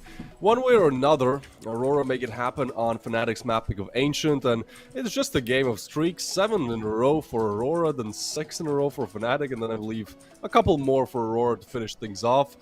Train is going to be interesting. I am excited for this one. Great win rates on it as well. I think this is the best place to arrive on is that third map.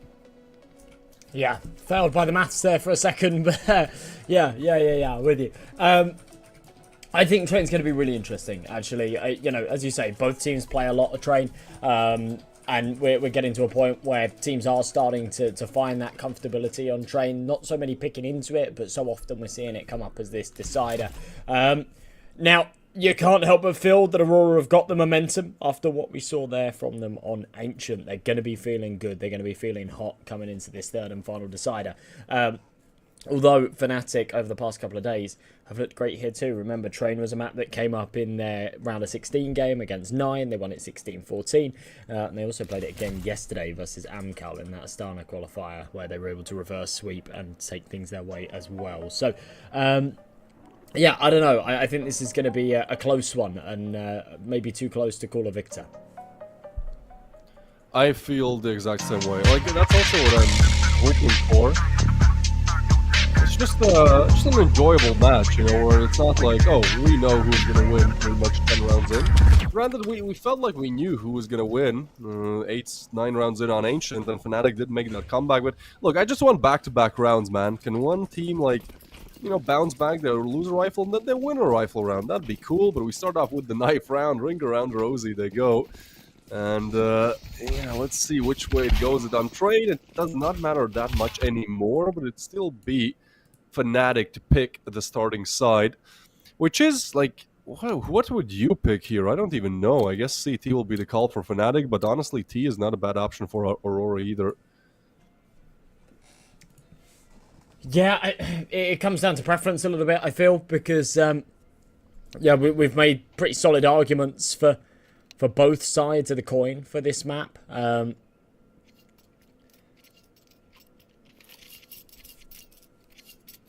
Depends on your playstyle. Depends on how you're feeling. Aurora are going to be kicking things off on their T side. They're Fnatic on that defense. No kits, no util. It's Kevlar all round.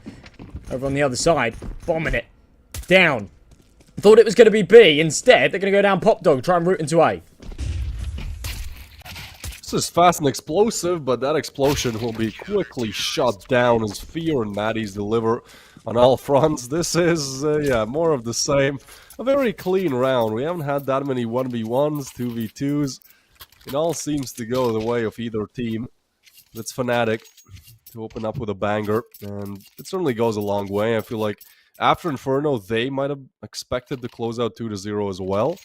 So now when the ground has gotten a bit more shaky, you want to stabilize things, you want to put the first on the board. Both teams also have a slight advantage on the T side, just it's so slight that it might not even matter. Might change one round or two, but you know, it should be a pretty 50-50 map. As Aurora go for the force, no plan, a single kill in that round. And they still feel like Fnatic might have trouble dealing with this. They have. BlameF is first one in line when it comes to pistols being on the other side. There's go for the spot, and there you go, BlameF with the first. Oh, he does get the frag, and the site is now open. I mean, if they get the plant out of this, that's still good work. BlameF, he's got to be expecting in the smoke. He's getting disrespected, push through it, does not catch the frag, and Patsy actually gets one. Blame needed to get the frag there, because now it does get a little bit more dicey. Patsy spotted, though. They know where these players are. Blame now pushes Grix with the frag, but it's the M4 loss. Connector player arrives, though. They're not checking this, and it's just Jambo left alive with the P250. Oh boy, Fnatic. That multiple times felt like a round that's done and dusted, but Aurora find a way how to recover it. Man, again as well. Salt in the wound of what's been a overcomplicated series, I feel. And yeah, they're going to be feeling sore after not converting that. Such a good opportunity to just kind of break the streak that Aurora had towards the tail end of Ancient and come into train with sort of a new lease on life. Instead, they'll be denied that opportunity. They'll be left with a scrappy force buy. If it doesn't work, then it'll be an eco in the next. But hang on a minute. This bait and switch has worked quite nicely. It will merit them another rifle and a 3v3. Almost dead even here. Well, we certainly are. Aurora now moving towards that ace site. Maddie's, like, he should be expected, but he could catch a timing. And meanwhile, Fear has to be the impact fragger, putting in damage, but instead it's a headshot from Klax.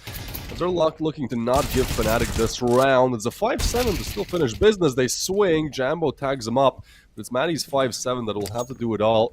And he goes for the immediate rotation, which... Ooh, okay, he knew about the M4, picks it up. Well, long way to go.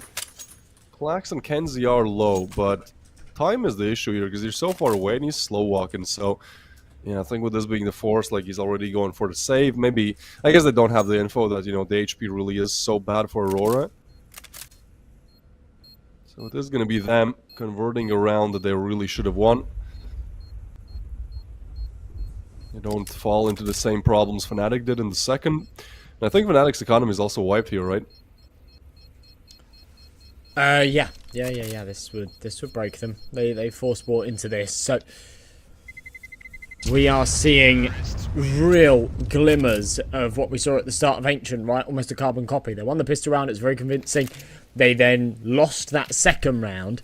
Third round they go for the force. They saved a rifle there as well, so it meant that in the eco in round number 4, they were then with like one rifle and everyone else just on the pistols. It's almost exactly the same. There was a moment here though where I thought maybe they'd convert this. It, you know, just took too long. Patsy and Norway really scrappy on those fights. Not able to make it work in their favour. This should be a third. Should. Right, with how shaky the game has looked for both sides, especially on Ancient. We'll see. I'll hold my breath for a little. It's Maddie's with the M4.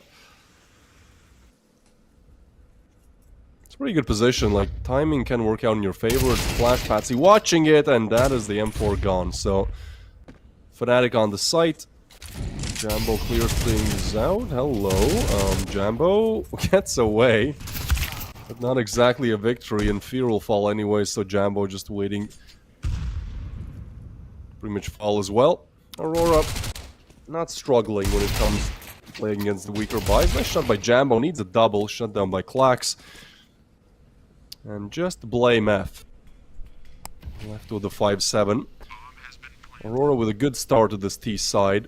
And it's another one of those recoveries. It's actually exactly what we saw in Inferno, on Ancient, excuse me, as well, where Fnatic convert the pistols with ease, with confidence, and then, well, it was 7 in a row, or 8 in a row on Ancient until Fnatic got the first one in. Let's hope this time it's a little bit sooner than that.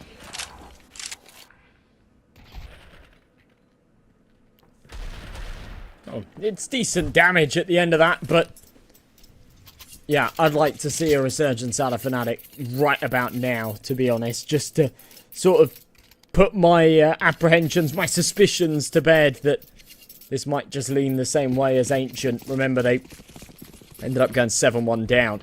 In fact, was it maybe even 8-1? I think it was 8-1, wasn't it? And then they won 3 in a row to make it 8-4. So yeah, they're going to be sort of getting a bit of deja vu right now, feeling that that's perhaps on the horizon if they can't turn the tides here.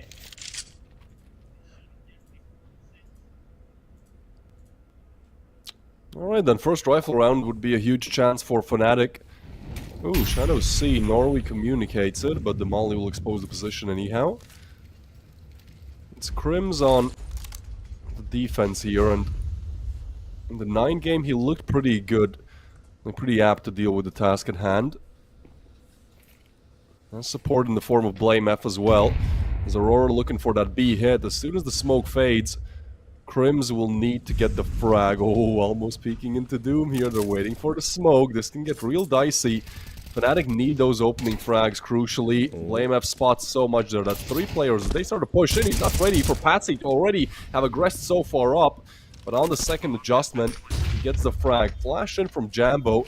They look to retake the side ASAP. They know two are towards main, so there can't be too many on the side. And Matties has found a bit of a timing. He could get the frag. No way, he misses. Grix gets the shot up. Crims with the refrag, but Norway is advanced quite quickly here, and they're not checking him. This is Norway with an insane Gigabright play. He misses, though. Still hits the shot. Klax with another in Sphere to save.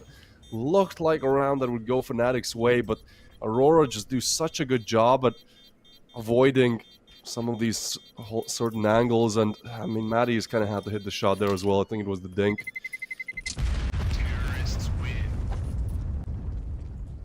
Oh no. Oh no. I see it happening again. I see it happening again. Fear wiped out at the end there too. Obviously a no-brainer round to go for a save him, but it does just sort of follow this theme again and again of, yeah, Fnatic sort of losing control of a bomb site, going for like a very superficial approach to trying to retake it, and then quite quickly pulling the plug and just carrying rifles through. But denied the opportunity there, so at least it does put everybody on the same page. Blame F will jump right in with an MP9. They're going to be on the max loss in the next, so holding on to $1,000 is just about enough to have a decent investment moving forward. And he's hoping that he can find a kill with it and bolster it up with an extra $600, maybe $1,200, but denied that. Not starting off all too well here for Fnatic in the half-buy round as Kenzie strips another through the smoke. Seems like a repeat of Ancient. Slowly materializing here. Grix misses the shot though. Nice shot by Jambo, but was given the opportunity. Aurora still moved towards B and it's empty, so sure, you maybe didn't want to lose the op. Jambo now arrives, but Patsy is well aware. Already on the side, and Aurora, this is a map that they really do like to play on. Sure, for Fnatic, actually, stats are really in their favor. 75% win rate, man.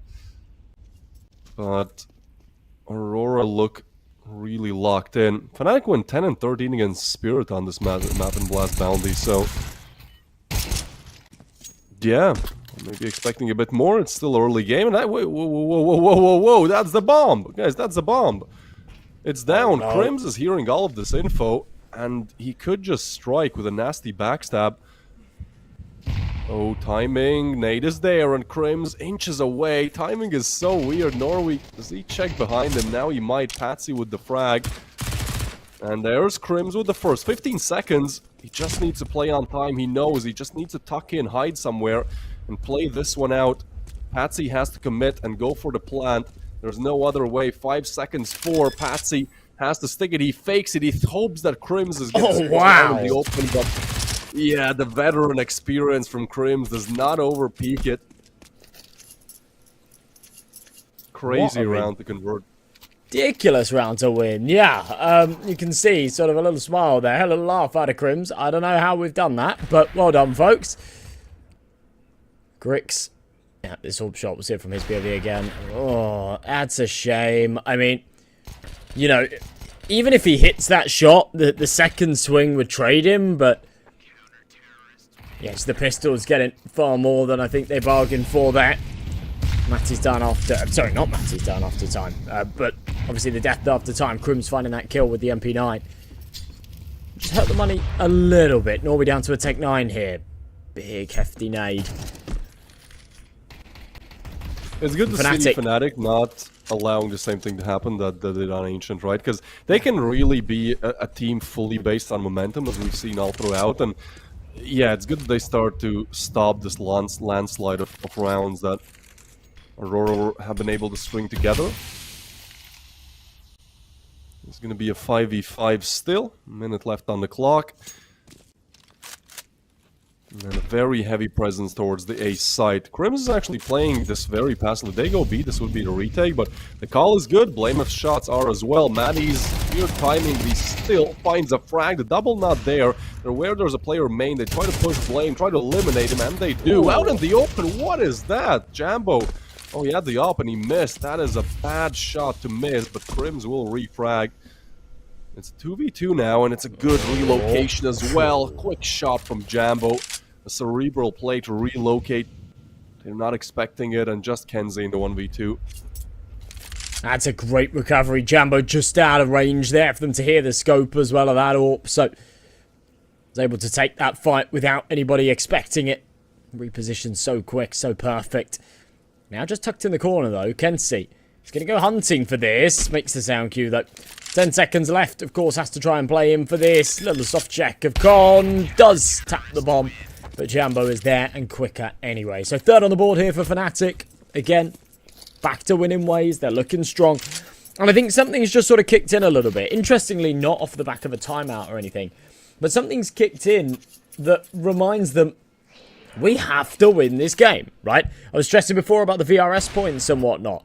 Accepting this invite as a playoff team is a risk, yeah? If they lose more points than they gain, then they might be just bumping themselves out of that realm of invitation into the RMRs. And this is a hefty one as well. Losing to Aurora, what did I say? I think it was minus 37 points or something. It would be bad. So they've got it all to play for here. And Blameth, just up against the Pistols, wants to try and farm a little bit. Patsy's got a revolver. Now the fact that he's bought it is a little bit troll in itself. But what's even crazier is the fact that he's got it equipped. What has he got it instead of? Yeah, that means there's either no Tech 9, no P250, no Julies, or no Deagle. What has he got it replaced with? That's interesting. I mean, it could be. I feel like R8's gonna... cultural impact on the round is huge. If you get like a sick two-piece with it, which is not that difficult, again, it's one shot. If your opponent is 70 HP or less, I believe it's one shot to the body. So there's a world where it kind of tilts and Fear is walking into what should be certain death, but positioning good. And I mean, yeah, the R8 is not good for the refrag there. It's a tough position to be in, and Fnatic deal with business. No problems at all. We don't even, I think the R8 fighters once. 4-4. Fnatic equalized the scoreline.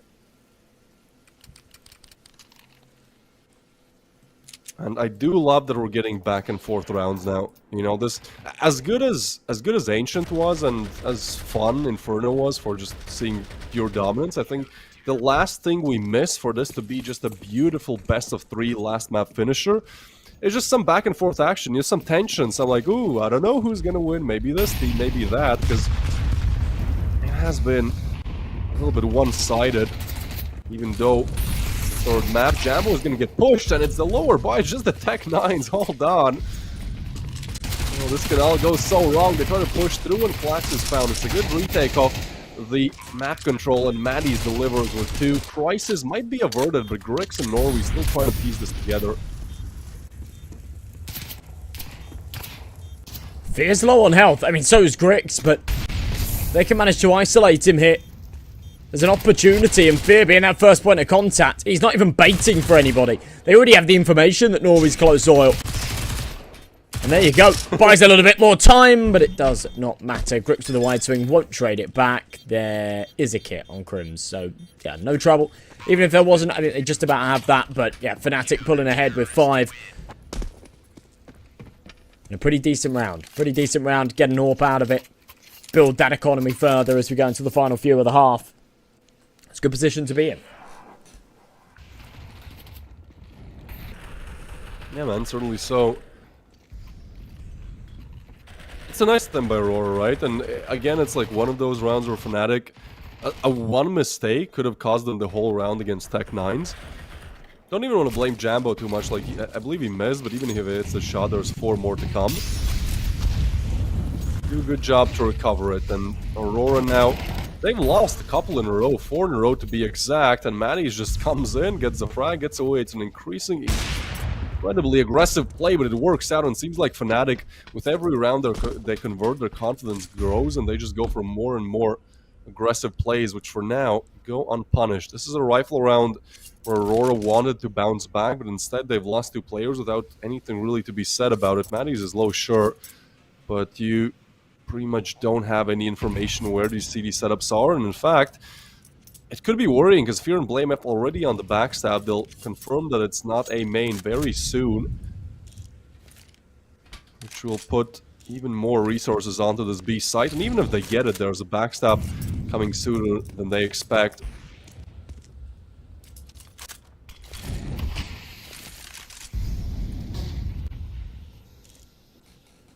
Grix posted up. Blame F just holding tight.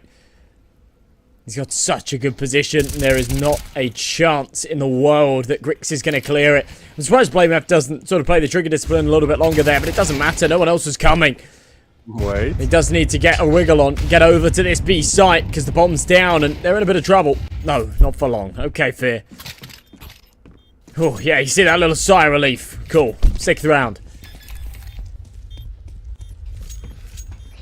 Yeah, I love to see that Fnatic are dealing with, like, they still have the same problems, just this time they know how to kind of deal with them, or at least they're able to, and, you know, we might be a little bit frustrated there. It started off so good for Aurora. This was 4-1 after bouncing back immediately, after losing the pistol. You know, this was not the scoreline they were looking for. 5 straight for Fnatic, it's good. But hey man, 1 more would be great to finish off the half, especially given that both these teams somewhat prefer the T side by a slim margin again. But even if it is 50-50, you'd love to get 5 or 6 preferably. Cash is pretty bad, even with the max loss bonus. This is not AKs and certainly not util for the next round. You gotta pick one. Which means Aurora are put in a kind of a pressureful situation.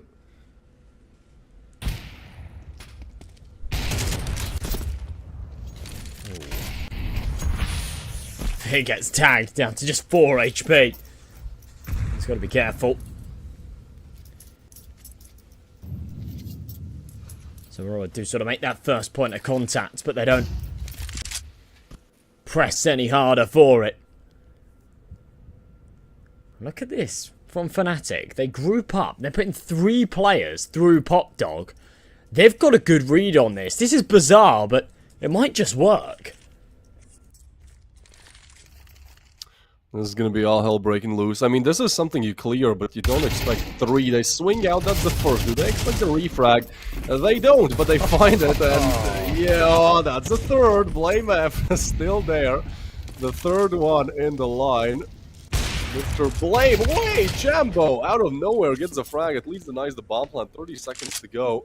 It's a nice attempt, but it's just Blame in the 1v2, and he has 9k, so surely Blame, please, my friend. Yeah, let's go for the 1v2. There's not the argument of, oh, but it's the AK. I can save the AK. No. Let's go for it. He did well to get 2 in this round, but the low HP is the problem. Needs insta-dinks on both of these opponents. Yeah, we've seen far too many of these saved rounds. So much money in the bank for BlameF. Give it a go, even if you're only on 16 points of health. This guy's a beast. At this point, there isn't going to be time to defuse. Oh, maybe there is. Supposed to smoke on the bomb. He'll force Grix back into it, at least. Yeah, confirms that he's up in heaven. Okay, so not bad at all. BlameF going back in for that means that both T's died. The money's not great here for Aurora. You look at the cash, yeah, 33, 3400, 3650 on Kenzie. Yeah, there's going to be a Galil. There'll be a Mac 10 in play. There might even be one more Galil, I think, coming out here. There it is. So yeah, good bit of impact dealt there. Yeah, that's an unlucky clutch. Like, he had the read. The smoke missed really was the problem. Because honestly, if he dropped the smoke, goes for the defuse, like, there is a world where you don't find the diffuser in the positions. This is going to be quick, though. Crims with one, but he's taken down, and now they know that's a B-side anchor. BlameF is next in line, looking to maybe redeem himself a little bit after that last round. It was 3 kills. But it was not the round conversion. That is what Fnatic would love to see here. To just build that comfortable lead as heading into the second half. T-side will be a bit easier, as we assume. And this would put them in, rather, let them remain in the favorite spot for the matchup. Aurora go back. I want to reroute this towards A main, and they do have Patsy there. Somewhat of an unexpected position as well. Actually, yeah, they're just not checking this at all. They go back. Oh! Ooh, Jambo. Kicking things off nicely. Ooh. Oh no! Misses the second shot. I mean, it's okay. Fear's there. You should be able to trade out both. That is tidy work being done. But yeah, Jambo kind of goes for the balls of steel to just hold it longer. Let those flashes come in and say, yeah, I'll go down 2 for 1. That's fine. But somehow the second bullet goes missing. Either way, 7-5 half and that contentious game that we were really hoping for.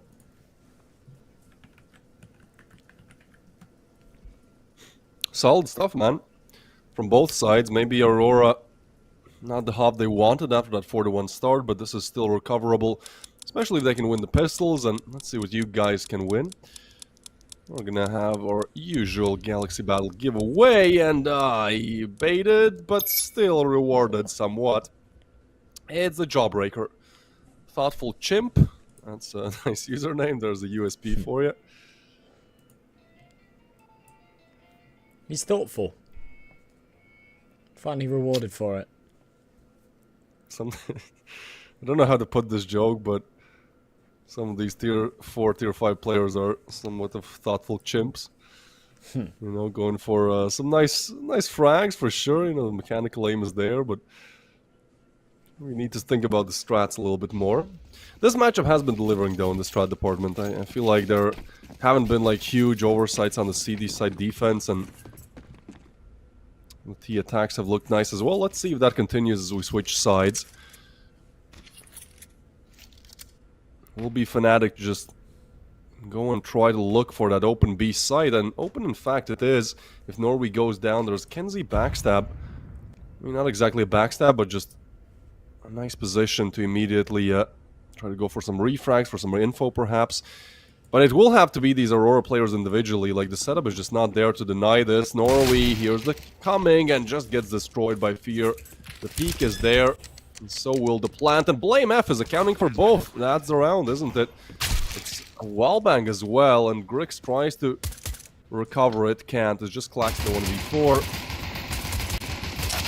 So that's a gun duel, which Jambo wins.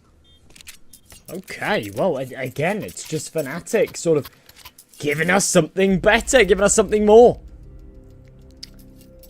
Attack pause from them, too. It's kind of an interesting time to call it. After winning the pistol, maybe just trying to calculate what the boys at Aurora are going to go for here. I'm not sure. Who's doing the talking? It's Blamef that's kind of laying it out there, but yeah, interesting. They should just be against a full eco here. I don't think Aurora are going to take any risks with the force buy, so good opportunity for 9. But Radiphone, a well-known brand. Get me one of those. Looks old school. Is everything on this map? Set in, I believe, the Soviet times, or what has remained of it. Aurora. Now with the USPs. It's gonna be the A-side stack. Fnatic just seem to go for the same strategy as before. And I think it is, like, worthy to say that, like, if you just have good aimers, like, B is pretty easy to open up. It's like this one choke point, but if you can just kind of squeeze your way out of it and hit one headshot from here, then there's, like, maybe one more B-side, somewhat of a rotational defender, and he's, you know, far range. So I think Fnatic might keep targeting this as we head into the rifle rounds. Yeah, you expect it to be the case. I mean, against the eco here as well, if there's going to be a site that's stacked up, it's definitely going to be A. So, yeah, they've done well. Just to sort of read and anticipate this, Jambo should have a bit of a field day here, especially considering they've discovered that he's on the rifle. They'll be happy to funnel into him. Jambo actually sort of baits a little bit and lets Fear find the kills with that MAC-10, but he doesn't get anything. Overwhelmed by the USPs. Kenzie and Patsy have already managed to get 2 frags out of this round. Kind of hungry for more, but yeah, won't be allowed it. 2 kills on the full eco though. Honestly, that's fine. They'll be reasonably happy with that outcome. We'll go 9-5, but Aurora can come back in with a solid investment. 4M4's out, AWP on Grix. All the bells and whistles. It's a glass cannon on Grix though, which is a little bit worrying. He's got to make sure he evades any U-tilt. He could be in trouble. Yeah, this is that second to last round where Aurora will have a real chance, and sure, the game is still somewhat close, and you can see maybe a comeback happening, but out of the last 10 rounds, Fnatic have won 9. Like, the momentum shift has once again been insane. And Aurora, they were able to recover it on Ancient, but here, yeah, this would just be a round that goes the distance and then some. It's a quad setup towards A, but again, Fnatic put a lot of early pressure towards B. At least get the information. As nobody's challenging them, you know, they can just slowly but surely crawl on towards Heaven. They're going for another B execute, 3 in a row that is, not what you usually see on Train, but it might work out as Grix with the glass cannon hit the shot. This attack is still troublesome, especially as Patsy peeks through out in the open. Wanted to get even more aggressive and does get punished for it. It's a 3v4. Klax and Norway double up to find the frag. Making it 2 for Fnatic. Out in the open, Crimson finds a shot. Blamef needs to do it all, and he can't. It is a bit of a frustrating moment. You almost feel like that could have been almost for the whole game, but Aurora seems like they want to extend play here. There's a reason why they're in the quarterfinals. They had such a pretty bad start for the Swiss stage, to be honest. I believe they were down 1-2, and since then, they've always... A lot of times they've been down, but they've never been eliminated. You can break them, but you can't make them lose for now. It reminds me of that old school Virtus Pro that, you know, 80% of the time you watch them and, oh, they should lose, and maybe they do 50% of it. The comeback would be huge, and this round is a bit of a freebie.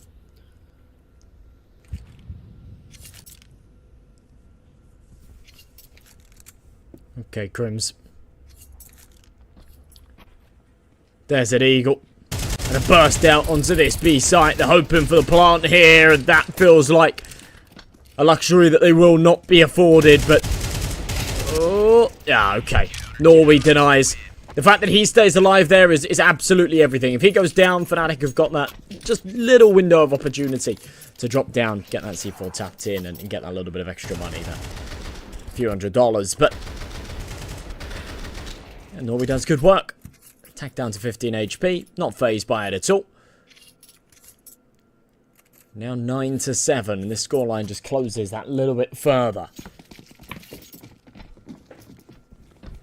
Fear on a Mac 10. Everybody else with the rifles, but Aurora still have that firepower advantage. Fnatic love just sending everyone early towards B. It is somewhat of a good strategy. Just make sure you have Pop Dog, or at least this area of the map, and then you can kind of explore. But again, it's not even exploring too much. They're just send these towards Heaven, and Norway again just has been pressured time and time again, and for now, like, doing somewhat okay. This round doesn't go his way, can't blame him for it. Now, this is going to be interesting. He hears the molly, does not choose to push it, but yeah, Crim's not expecting Norway there. It's a good frag. They're looking for more. Norway would love a double, and he does get it. Bomb plan hurt as well. Molly misses, but Klax does not, as Patsy moves in with the headshot as well. It's a really clean round coming in from Aurora, of the heroics of Norway, who felt like he had to get aggressive, and with that aggression comes the 8th.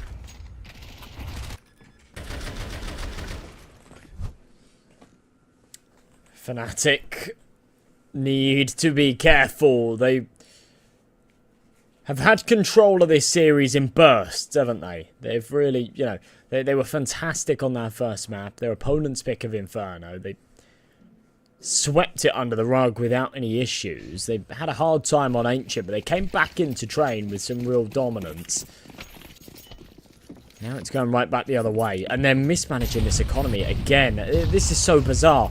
Fear's bought down to $100 to drop a hero AK over to Blamef for like a balls to the wall round that if it doesn't work out, then on the next buy up, there's going to be contingencies again. Honestly, they just need 4 AKs and an AWP and all the util and stop playing around with the money at such a dangerous time. But maybe I'll be made to eat my words. Crims with a big headshot to get things rolling. Patsy will at least be able to go and recover Grix's AWP. Back into a 4-on-4. It's a nice initial frag, and Grix being one of those really well players in the late rounds, like, that is a big find. Ooh, there's another one by Jambo. He really just finds a great timing to peek. Now weapon is put on the site as well, could be retrieved. Fnatic look to go back towards B though. This has just been the B simulator where Jambo farms them on A. Not a single A execute, I don't believe, has come through for Fnatic. They just try to keep doing the same thing, and for this round, it might actually work. Yeah, as you said, the economy management was really bad, but they've just converted off of individual skill. Kenzie, though, perfect timing. He should be able to find Jambo, and if he's triggered... Oh, no way, Jambo! That's insane. Wow. You know, again, just as I start to criticize, and I'm going to be honest, right? I'll die on this hill. I still stand by this. I think that the call to drop that AK to Blamef was... I wasn't a big fan of it, right? If they do end up losing that round, if the Deagles don't convert, right, then they're in trouble. And, you know, Fear wouldn't really have enough to buy properly, and we'd see more Galils out and whatnot. But, yeah, fair play to them. Fair play to them. They're just about... an answer for just about everything there. They'll go into a quick tack pause. They'll maintain the lead, more importantly, and... Somebody the risk pays off. How's the Jambo pickup going? And like, this is a pretty good answer, right? Yeah. I think he has been just instrumental for Fnatic. Maybe that Ancient was a little bit underwhelming. It was only just Maddie's doing all the work, but yeah, he is certainly MVP a huge Inferno. upgrade. Yeah, Right. Yeah, he was with. Yeah. I think he only had 16 kills, but it was a 13-4 game. So yeah, he was doing a lot of the lifting. I remember he was the first to hit double digits within the first few rounds as well. I think he was going sort of 10-4 on like round 5 or something like that. So yeah, he's been a big piece, and I think it's a big upgrade from Burmalov. He's a player with a high ceiling and a lot of potential. Patsy burning in the flames. Fear. I was worried for a second there that maybe someone's trying to get aggressive on B. That's not the case. It's just Norway, the lone anchor. He's playing at the back of the blue train. Look how passive Fnatic are here. They're giving Patsy so much room. Yeah, there's good information confirmed, and now they'll have to waste some util, I expect, to retake it as well. And I think for the first time we don't see like a heavy B lead early on. Instead, it's Fnatic to leave the bomb towards spawn. Smoke is gonna fade in a couple. And I guess just the strat to look for opening picks. I mean, they did it so well in the previous round that it makes sense. This BlameF Patsy duel, we're getting teased a little bit. I hope it comes to a finisher soon. Patsy actually gets away. And oh, good flash. BlameF taken down. That is huge from Aurora. Beautiful gimmick play there to get the opening frag. And you have 30 seconds to go. Bomb was just picked off from spawn. There is one good chance and one good chance only. Grix is holding the angle. They walk into it, and Grix is not going to miss. A big time to not be missing as well. Let's pick out a Crims. He definitely won't expect a second here. So yeah, knife out and into the waiting jaws of Klax. Field will trade it back, and with the bomb now going down, and BlameF in a powerful position behind enemy lines. Perhaps they can convert this. We're back into a 2-on-2. Patsy here in from heaven. That AWP. This setup is crazy. Because they, like, Aurora have to make the first move. And Kenzie is going to find Jambo, which leaves just Fear, and can't hit the shot either. It's going to be Aurora. I don't know how they accomplished this retake. It felt like Fnatic had everything locked down, but I guess it was just Jambo's miss, right? Like, he had to hit the shot, he could not, and Aurora will find the 9th. I think I just called Jambo BlameF. It's been a long day. It's not even... I think you did, yeah. 4 PM. Yeah. 4 PM. Alright, well, to be honest, recovering that round to the point that they did is impressive in itself, getting that plant and, yeah, pulling that down to a winnable 2 versus 2. Better than I was expecting, given how it started, but now the pressure is back on. It's 10-9, Fnatic are in with another buy, Crims is down to a Mac 10, and they're all down to $200 or less in the bank. So if this doesn't work out, then Aurora will be able to take the lead at a crucial turning point in this series. Crims, just on the other side of this smoke, you can see so eager to try and walk through it, but sort of waiting for that opportunity, that moment to pounce. He won't get it, he'll dial it back instead. They're going to try and make something work here towards A. This is what it comes down to, man. 3-map series, we arrive on train, and round number 20 is where huge momentum can be gained or lost for either side. Double setup towards Ivy. Jambo hits a shot. They're not ready, but they still get him. And now it has to be Kenzie with the double. If he can get another one here, it's a 2v4 and they have the site. Molly there. Jambo holding it. There's actually a backstab coming on the left side as well. They might overlook it. It's Grix with the frag, but can't multi-frag. So they get away. There's 2 coming from Ivy. I think footsteps are certainly heard as the bomb will be planted here. Grix and Norway will get naded down. And all that Fnatic have to do is just hold the line again. Could not accomplish it last round. This time, BlameF will deliver the headshot. Perfect. Perfect out of Fnatic. Exactly when they're called upon. Grix will drop that smoke. Just play around it a little bit here. Use it to aid his escape. Will he be allowed it, though? Crims is actually still on that Mac 10. He will upgrade before this round ends, for sure, but... well, maybe not. Maybe I jinx him. Sorry, Crims. Grix has other plans. This AK... just trying to bait out that shot. Oh, there you go. Yeah, unlucky Grix. Tries his best to save it, but no opportunity given. 11 on the board for Fnatic, and look at the money here for the CTs. This is the worst time to run out of cash. That almost felt like the round for the whole game. Sure, there's still a wiggle room, small, but there is for Aurora, but this is what they call the tag pause. Their economy is so tight, they need to figure out how to piece this one together, and the call is going to be to force an MP9, and... yeah, we are forcing. The buys have been weird on both sides. The Scout, no, an MP9, they're second-guessing themselves. The Scout gets dropped over to Grix. And Fnatic, given the easiest chance in this whole best of 3 so far to just lock it in. They win this round, it's 1.9k loss bonus. This is the round for the game here, MNJ. If they lose it, it's not map point, but it feels like it. Yes, and honestly... Oh, sorry. This has been just so difficult. This has been such a tough one to swallow, right? If you're either team. The money just causing issues here, as it so often does in CS2. Aurora have already taken a bit of a blow early. Grix tanked down to 12 HP.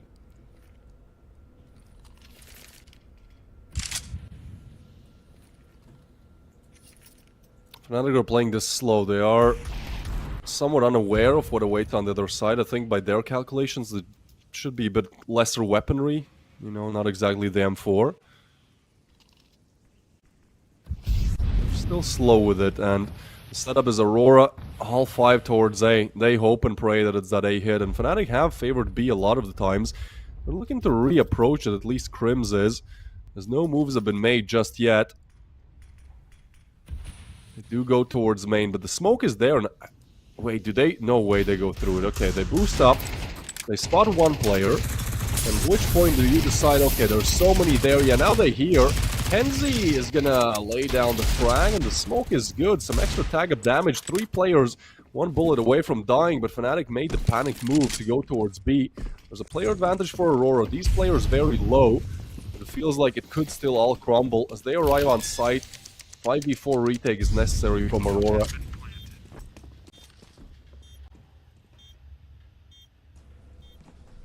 Look how low they all are, though. This is painful.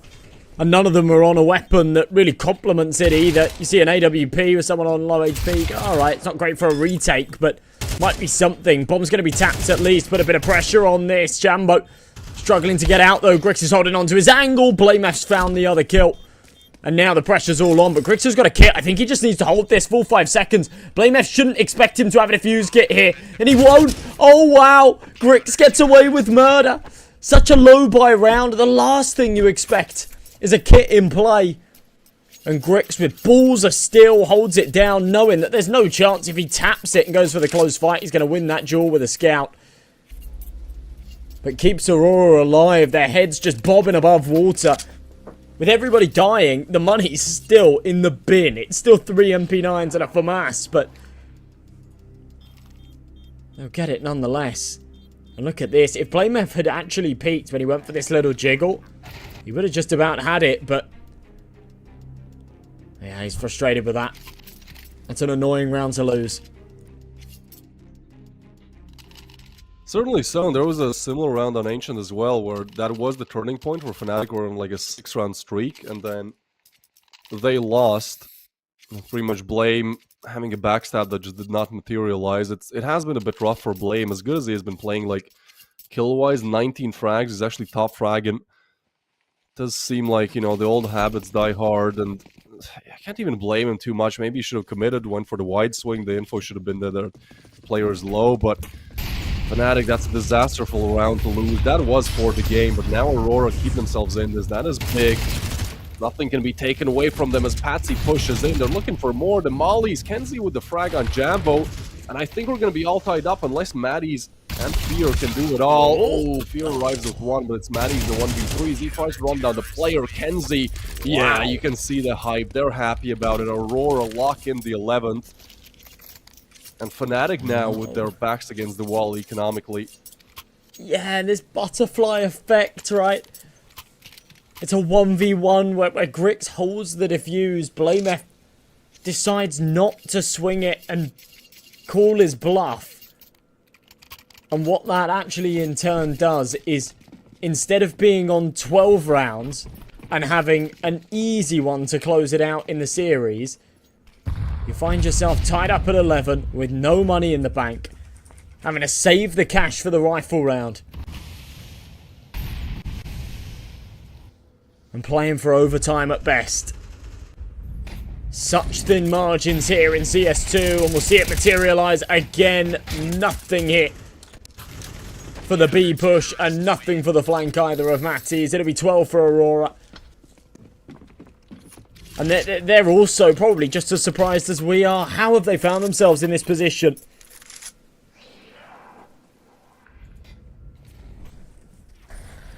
The BlameF special. Incredible from Aurora. I mean, 12 is going to be on the board, and this is why, like, they're down, but they're never out, man. They're never out. As bad as things looked after Inferno, as bad as things looked here on Train or Fnatic, were just, you know, one rifle taken away and then a couple deagles, and you win it all. They find a way by a slim margin. And Fnatic now are the ones who have to push this to overtime. It's the same end to the game as it was against 9, but this time Matties will catch Klax. 4v5, player advantage. Fnatic lost a lot of these on Ancient, in fact. Matties goes for the swing and gets the double. He was such a big fragger on Ancient, and today he shows up when it matters the most. Rest of the squad need just 3 more kills. Grix is on the op as well, so that can be challenging on the retake, which they will have to go for. Fnatic playing it a bit slow. BlameF is aware, and he finds Patsy. Seems like we are going to overtime, and this was needed, man. I mean, the way how we get there maybe is not the most beautiful, but the fact that it's overtime, this hype matchup of Aurora versus Fnatic, you know, like established firepower organization with a lot of money against just 5 guys who are good aimers and they want to win. And to decide this one, we need to go to round number 25. Yeah, Matties kind of awakens whatever was inside of him on Ancient there. Massive 3k to get them over the line. Great bit of due diligence out of BlameF as well, just to clear that corner in main. No doubt Patsy could have been a deadly snake in the grass there, a venomous one.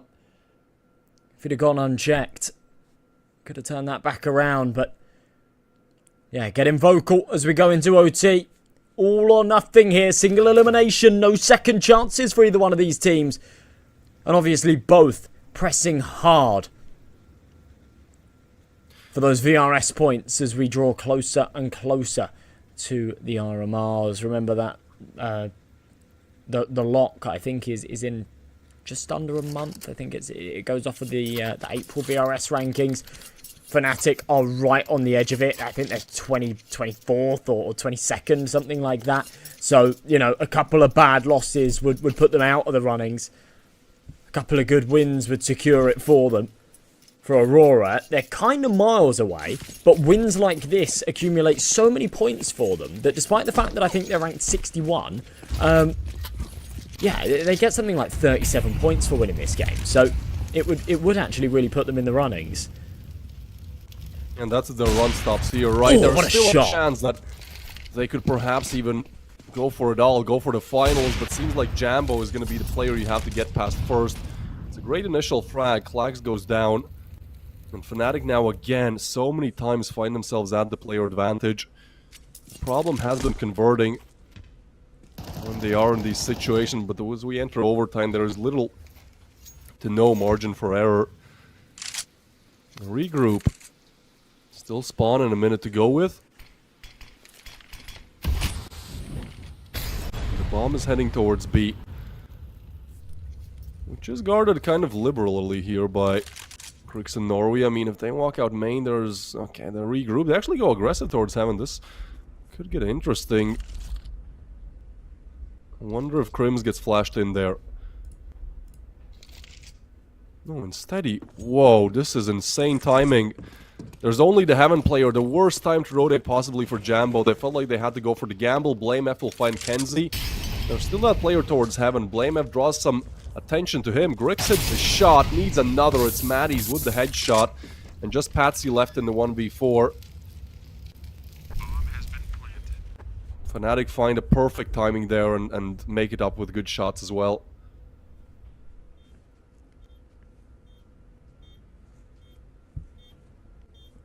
See, nothing really to lose here in this situation, I guess. So he will just sort of have a go at it, try and do some damage. There's one. Swaps out to the M4. In fact, he's already got one. Doesn't swap out. Tries to just throw himself at this site. Smoke on the bomb and hopes that he can get away with something, but does not work in his favour. Fnatic quite commanding there for the first of OT. Taking that 13th round. I'd love to see a replay of that Jambo shot at the start. There it is. Bang! Clay pigeon shooting. Picks clacks out of the sky. And it's very easy to kind of think like, yeah, I can jump across. That's okay. Orpa's not going to hit that shot. You've got to remember who you're up against. Never underestimate Jambo. He'll prove you wrong time and time again. So Fnatic off to the right foot.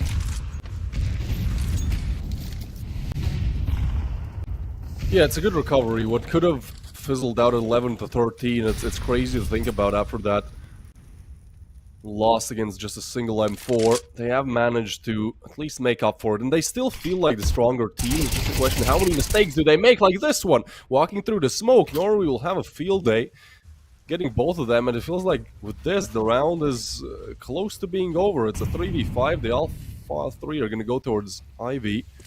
Molly laid down. The one thing they do have is that maybe three are not going to be expected on the complete opposite side of the map, and Norway is kind of low. But this needs to be just raw gunpowder coming in from Fnatic again. They'll lay down the smoke to make it easier. And look to explode. Actually, they had low players there first. Double setup though. When there's two there, the AWP is the worst tool for the job on the trade. I mean, they were lined up, so maybe there's a world, but yeah. That's the big problem there. Playing that flat for the 1v5 this round is nowhere near what we saw in the last. But we'll see. What can BlameF bring to the table? 1v5. There's no way they're going to feed him this, but we know what he's capable of. Perhaps he can do a bit of damage, make this expensive. HG somehow kills Norway. Tons of damage onto Grix as well.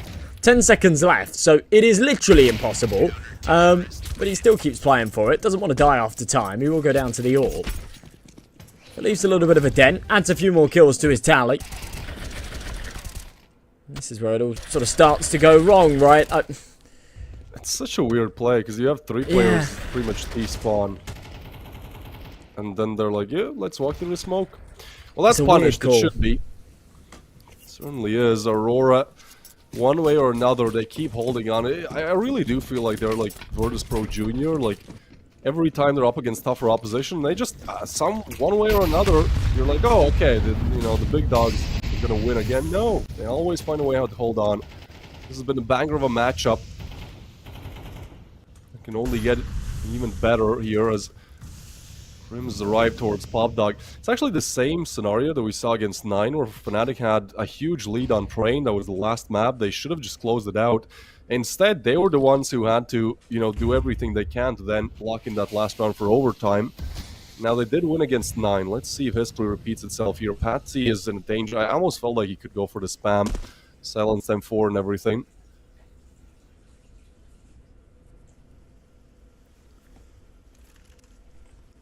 Alright. Minute on this clock, and Fnatic apprehensive to make their move. Remember, their CT side was very good, so they know that 1 round would be sufficient here, and 2 would put them in a very commanding position, but it's difficult to think back that far with everything that's happened since then. Kenzie and Grix, 2 big entries. Kenzie's going to follow up with another. And for BlameF, desperate to trade it back, won't be given the opportunity, walk straight into the trifecta. And it's on to Jambo this time around. All 3 of these OT rounds haven't even been close, right? Every single one has landed with one player being in a 1 versus 5. We saw it on Patsy in the first, we saw it for BlameF in the second, we see it for Jambo there in the third. Bonkers. But, yeah, well, we go the distance. 14-13, Aurora pull ahead. Yeah, that was well needed, especially with, as you said, how good Fnatic's CD side has been. And because we go to overtime, we get a special treat. Another roll of the case, and that is the Hellfire, baby. Let's go. It's a very good skin. They've gone up a lot. Is. I remember those being super cheap. And And then I remember the day that I realised how much they'd gone up to, and I couldn't believe it, because, you know, I know you can say this about every skin, especially when you've been playing the game a long time. God, it's depressing going through, like, my old market history and seeing I've sold Glock Fades for £8 and Deagle Blazes for roughly the same, you know. It's brutal. It's brutal. But, yeah, it's shot up a fair bit. It's like a sort of $50-$60 skin now. So congratulations, my friend. It's a good pull. Lucky we went to overtime. There's that overtime luck. And Aurora looking for some luck as well. Sure, their firepower has been good, but they just need something to bring it over the line. And Scrim's getting aggressive. And this triggers a knee-jerk reaction of Fnatic all going towards B now. All four? Instantly? Okay, alright. They go back, but that's... It just shows how shaky they are. Like, they're also, even though they're the favorites, like, they also feel like it's just really difficult to close this game out. And instead now they go to check out Ivy, and Aurora regroup. They hope that Fnatic have rotated away after that initial over-rotation, and it's somewhat true. I mean, there's still 2 on B. Depends how they want to play it, fast or slow. Meanwhile, Ivy is getting cleared out. This is going to be interesting. Fear, can he win the gun duel? It's Norway to spot him. Fear playing on the util, which is weird, and Matties can't get the frag.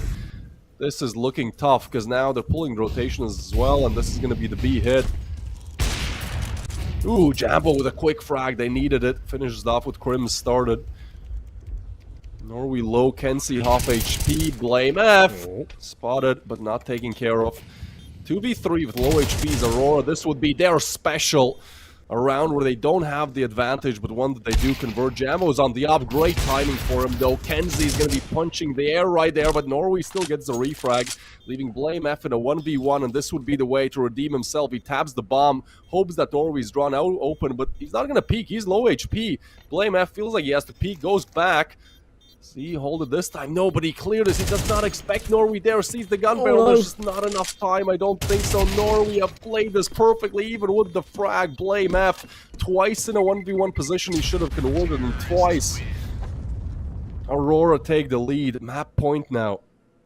Norway with just 4 HP. And he plays it to perfection. Blame F tonight is going to be having nightmares of him on that BU bomb site here on train. That bomb beeping away. 2 opportunities. One that probably would have closed this in regulation. A second that would have tied us back up at 14 apiece. 2 crucial swing rounds.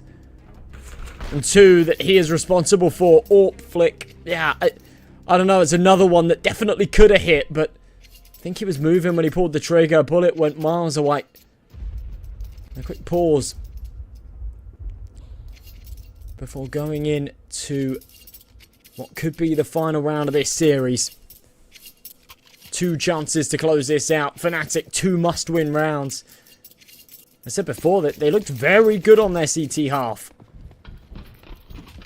But as you say, it just felt like, especially the call with 4 going to B earlier, it just feels like they're scared, they're hasty. See what they can do here.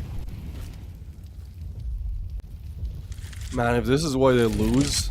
Yeah, nightmares is a light way to put it. I feel like Aurora, with what could be our last round, looking to win it out. Going towards B.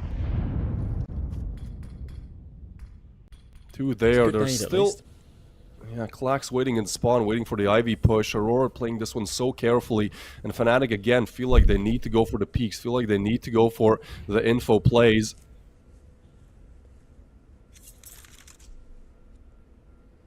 This is a good call. This is a good call. Bringing Fear over just in the nick of time. They're about to burst out of heaven. The fake smoke's on A. Completely irrelevant. They've got players so close. They're happy to take these fights, but Fear going down without anything. They might think he's the only man, so they might not be ready for Crims, but he whiffs that fight a little bit. Kenzie with a team kill. You can count that as 2 for the veteran on the Fnatic squad. And with Blame F and Jambo arriving at the party, things heat up. Grix now with a 1v3. Bomb on his back, AWP in his hand, drops the smoke to force out the first, but misses it. And with the pincer from behind, Matties will seal the deal. 14 on the board for Fnatic. And well, you know, a good round. A couple of mistakes, but still converted. Yeah, disaster avoided here. Crim's unlucky, but there's a team kill somehow. Honestly, like, it's Aurora, you know, it's Aurora losing this round rather than Fnatic winning it. Sure, it's a nice setup, but I feel like if that team kill isn't there, that could have went completely differently, because they would have still gotten had, at least for a while, the one-player lead. But Fnatic need another. One is not going to be enough to push this to double OT.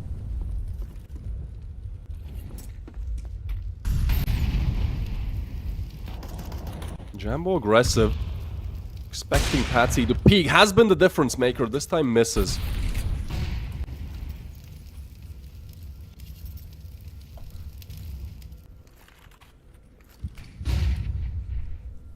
They want to clear him. They know where the Opera was. Bomb is still spawn, but Aurora have been given quite a lot of room to work with here towards B. They chose to pursue it. Instead, they go back. They're looking for perhaps an Ivy main play, and nobody is watching Ivy. It's BlameF who's the one who's kind of checking both angles at the same time, but he hasn't checked Ivy for a while, man. Like, there's a world where they just silent walk out. I know it might sound crazy, but it is a bit of an oversight here. Let's see how long it takes for BlameF to figure out that this is where majority of the attack will go down from. Oh. Well, Molly into main. Norway. Stuck behind it. All or nothing here. And even with the perfect pop flash, BlameF peeks into a sniper that's blinded, but has the intuition to pull the trigger and is lethal with his shot. Fear doubles it up through the smoke, and that same intuition kicks in to pull the numbers back in their favour. Trades going back and forth. Norway and Patsy trying to hold this line, but Fear at the back of the site dropping. Leaves it all onto the shoulders of the newest addition to this team. He's been in it for a week and he's got it all to play for here. There's an eagle for the first, and the second so low anywhere to the body will suffice. But Jambo right to the cranium takes us to double OT, and Fnatic hold on. Wow. Oh my god. This is pure cinema, man. Crazy. I did not believe in the double OT, but Jambo did. What BlameF could not do. The whole reason we're here is because BlameF just, even with how good he has been playing kill-wise, like, just impactful rounds not go his way. But this is Jambo getting away with robbery. A double with the Deagle. Knows both are low, and this is, again, for the people asking, how is Jambo doing as the new addition to Fnatic? Well, this is how, time and time again, he's the difference maker. Double OT needed. Wow.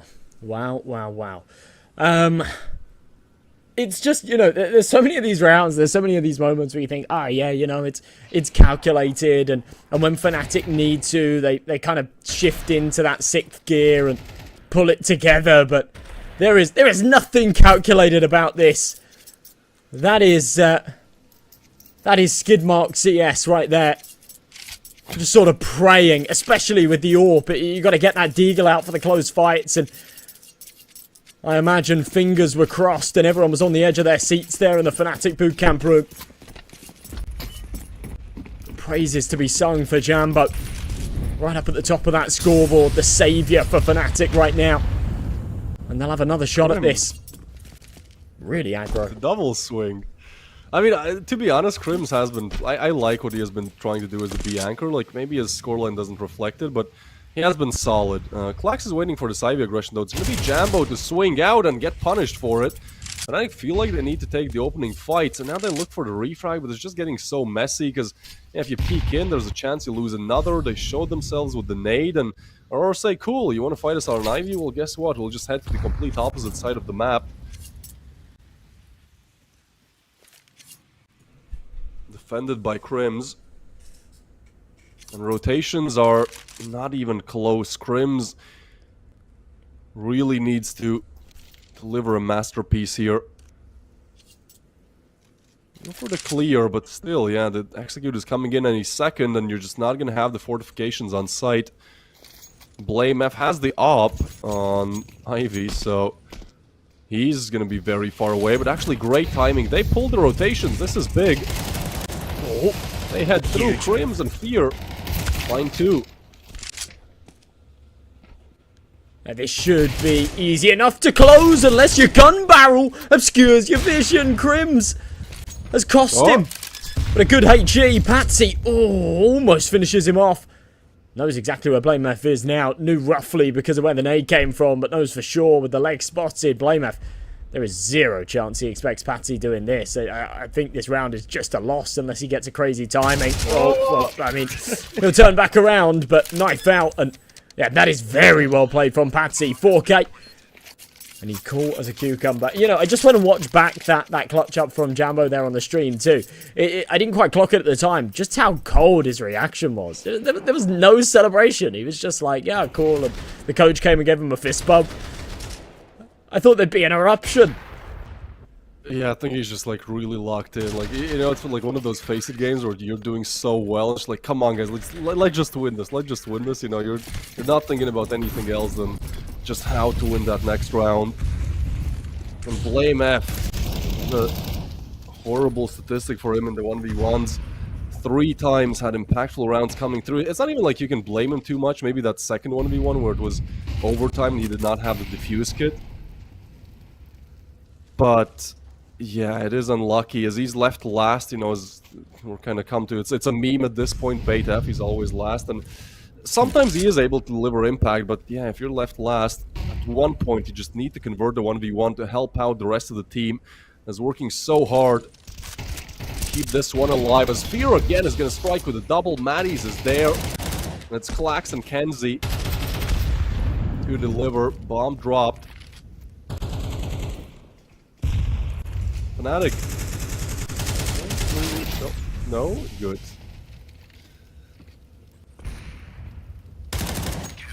Okay, tidy stuff. It's bizarre how sort of crazy this back and forth is going. We've had a couple of close rounds, but you know, at any given moment, one of these two teams just shuts it down. I think Train is a map that is just giving us a lot of those rounds, right? Where either you sort of win those opening fights and that's it, it's just cooked. If you're the T side, or you know, you do find those entries and you get out of main and then you actually have a shot at it. But here we go again. 3 AKs in hand for the defense, always a scary sight. So they've traded rounds so far. Both hungry for this 17th. 19, that magic number, remember. We're on 12k viewers, man. I think this is the new record. Everyone wants to see how this one ends. What an entertaining series it has been.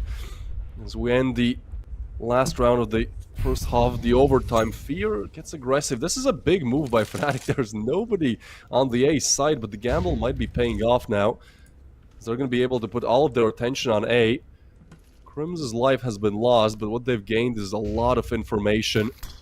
Util starts to come in. Jambo will be smoked off. He drops the molly so they can't pop through immediately and relocates to take a more aggressive stance. And then meanwhile, Maddie's arrived and should catch the frag. Oh, now he knows and does not want to over-aggress. All the info given over. Jambo with the shot. Fear with another. Jambo goes for the no-scope. Beagle out, looking for it. It's Grix to get the frag. A 2v4 could be salvageable, but they still have to worry about Maddie's. Oh, what? What? Okay. Fit. That was a Tested. fake flash. Yeah, that was bold. God damn. It's another good round, though. Look at this. I mean, that is just like your worst nightmare if you're Norway, right? You're in the T-Spawn. You never, ever, especially now, when you could previously climb up the ladder in Pop Dog, and it was sort of a quick enough.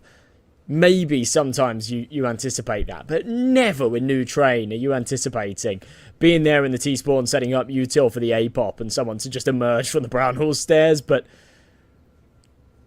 yeah, nasty surprise, that's for sure. But with overtime comes a whole lot more of the giveaway spins. So good luck, everybody. Everybody entered in with exclamation mark Galaxy. We've seen some good stuff today. Obviously, the last one we saw was the Hellfire. Had the Back to back recently. AK headshot. Oh, baby. yeah. Not bad. Mr. Chuff, well done.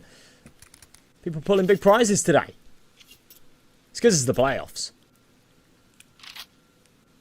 High stakes. High rewards. I'm going to be here for it.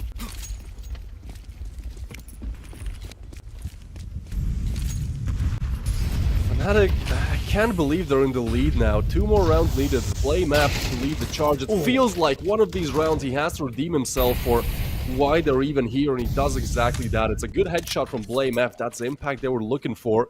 And Fnatic now, again, have found themselves at the man advantage. As that frag goes towards A, Blaymaf is gonna deliver big. That's a double from him, and yeah, I saw a lot of people like flaming him in the chat, and yeah, some of those rounds were a little bit weird, but at least he can deliver now. It's not too late to recover this for Fnatic. They've done so well to put the round advantage. Norway wants to push through this, and that's a lot of util damage. Nade will be laid down out in the open, and Fear deals with it. That is a very big play from Norway, a very risky one at that, and it does not materialize. Klaxx and Grix to convert this 2v4.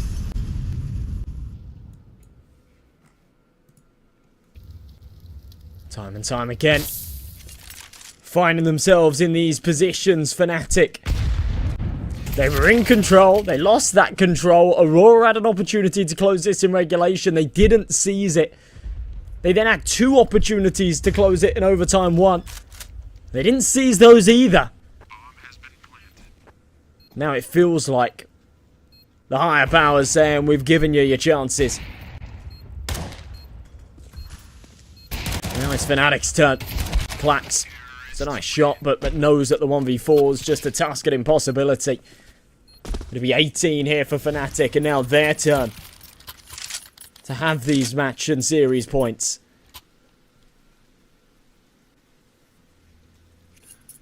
Try and close this out. This is 2 chances for Fnatic. What Aurora could not do in the first overtime. Yeah, it has now been given over to Fnatic, and you can see they're activated, man. They can feel it. It's, again, reach away. This is the second opportunity to close it out. The first one was a little bit easy. This one is against Rifles twice. They head early towards B. This is something we saw early on from Fnatic's T side in regulation time, where they just went aggressive there, maybe hope to get the opening pick and then work off of that. Instead, they find nobody, so looking to now take Pop Dog control. It's a nice, slow, and controlled approach by Fnatic. And Molly, well, that's a new meta Molly, I guess. Not gonna do anything really, but Util does give away some of these players' positionings.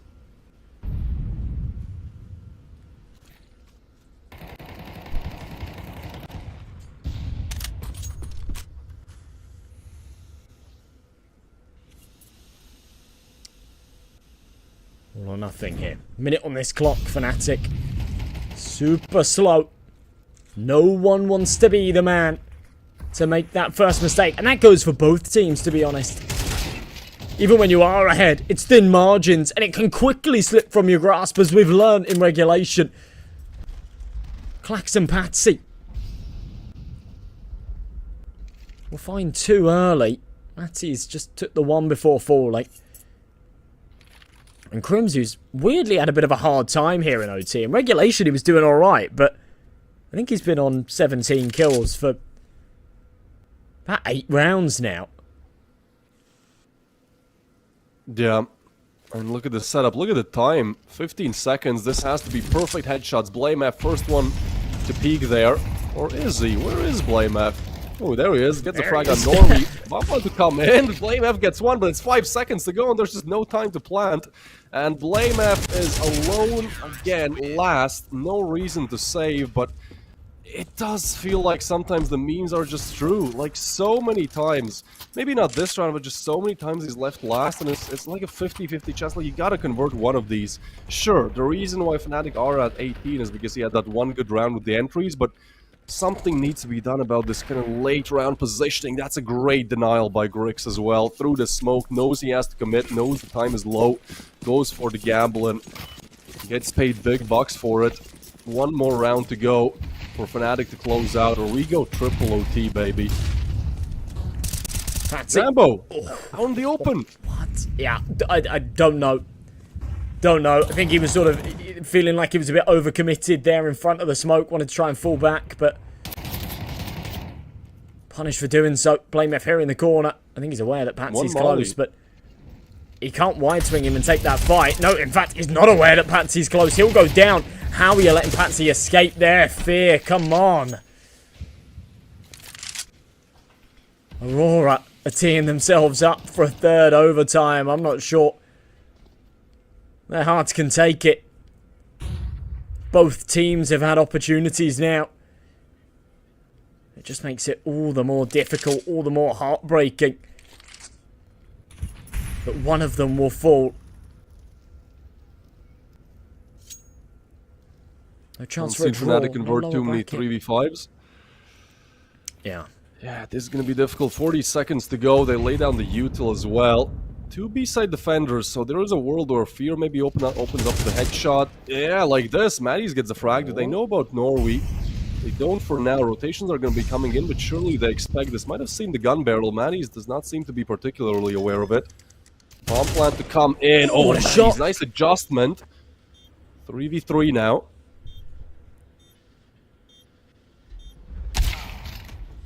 Grix will take him down. It's Crimson Fear left in this 2v3 as time is really not on their side. There's plenty of Aurora to find the players. Crims with a crazy headshot. It comes down to Fear. A 1v2. Can he do it? He finds the first. The second is not going to be there. And we're going to need triple OT to decide this one. It's a nice attempt, but just the margins are so slim every time for Aurora as well to close out. They just had to kill the Deagle in a 2v1. Jeez, yeah, you can see Fear right there. Second he doesn't hit that transfer, he flies back in his chair. So disappointed with it. Yeah, Jambo just gets bombarded with the util. That is a bit of a shame. His whole plan there is to just try and get aggressive. It's a couple of beautiful shots hit by Matties. It's a ridiculous shot hit by Crims here as well. We sort of criticised him in the overtimes. He's been largely irrelevant, but if Fear had got this done, it would have been a hell of a lot down to that Crims one tap. This is what I'm talking about. Fear. And he just, yeah, he's not happy with that. But yeah, you can't blame him. That was a difficult transfer. You can see the smiles on Aurora's faces, though. They've got to focus up it. But they're happy that they've got that over the line.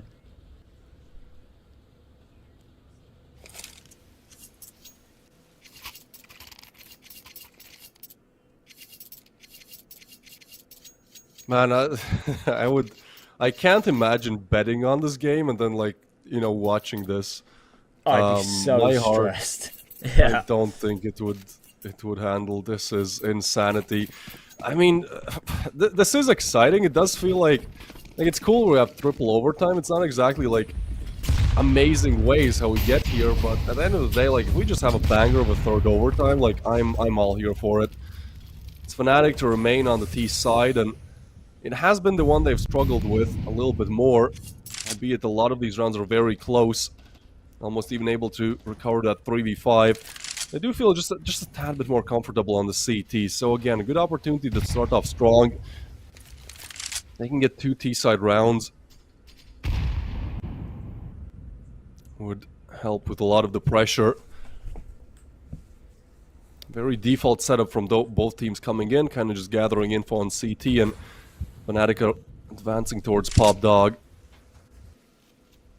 Bit of a timing there on Kenzie.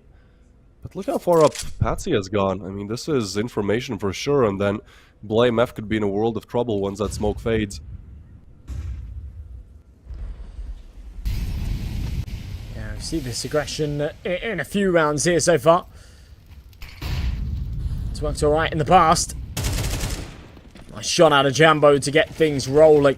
Fnatic, when the pressure's off, seem to give us their best, but Grix, dude. Yeah, that is pretty... Holy flash, hang on a his minute. eyes, Norway. There, Grix taken down. Oh my god, this is insanity. Crims as well to close out. Fnatic. It felt like that round was done in sort of 15 seconds, right? Yeah.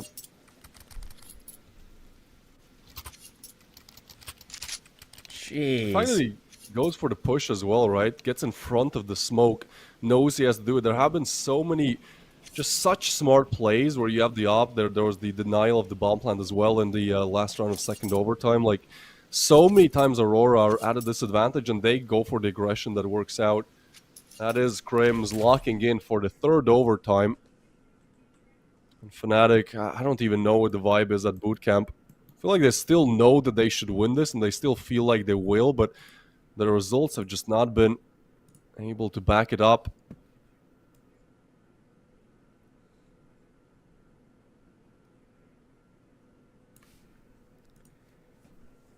Well, yeah, okay, right, there we go. I was going to say, right, we go into this technical pause. We did actually see, I think it was Clax disconnect from the server, but it is also an opportunity to just sort of go to the toilet and whatnot, right?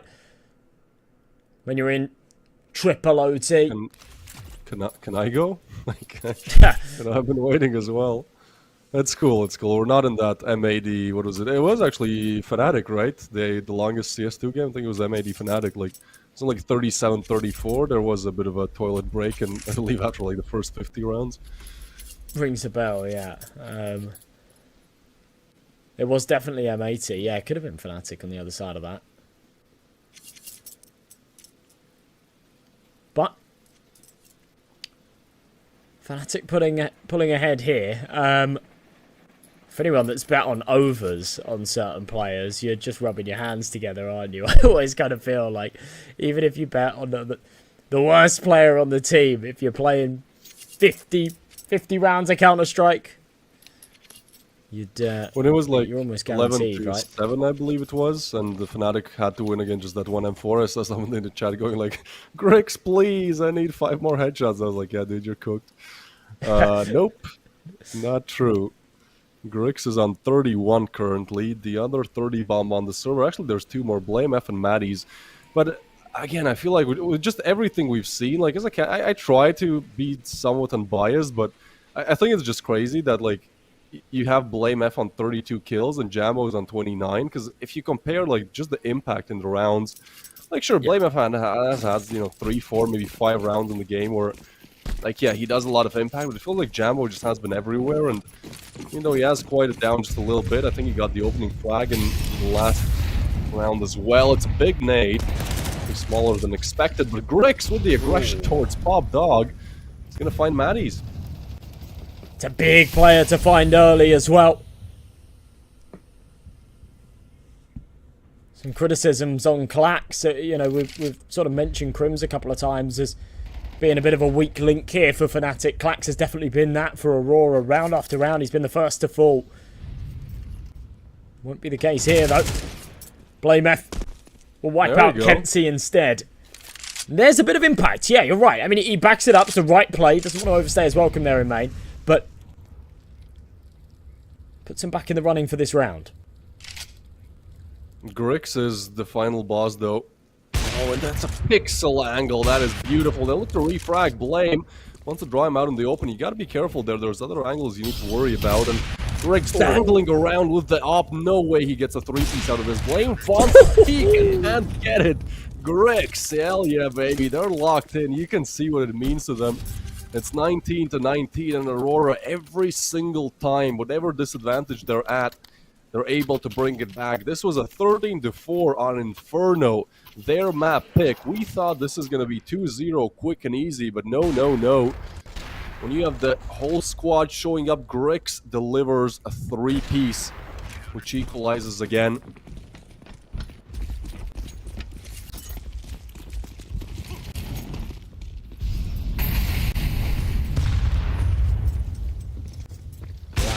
Okay, well, finally. It's Jambo Zort putting the foot down in this round.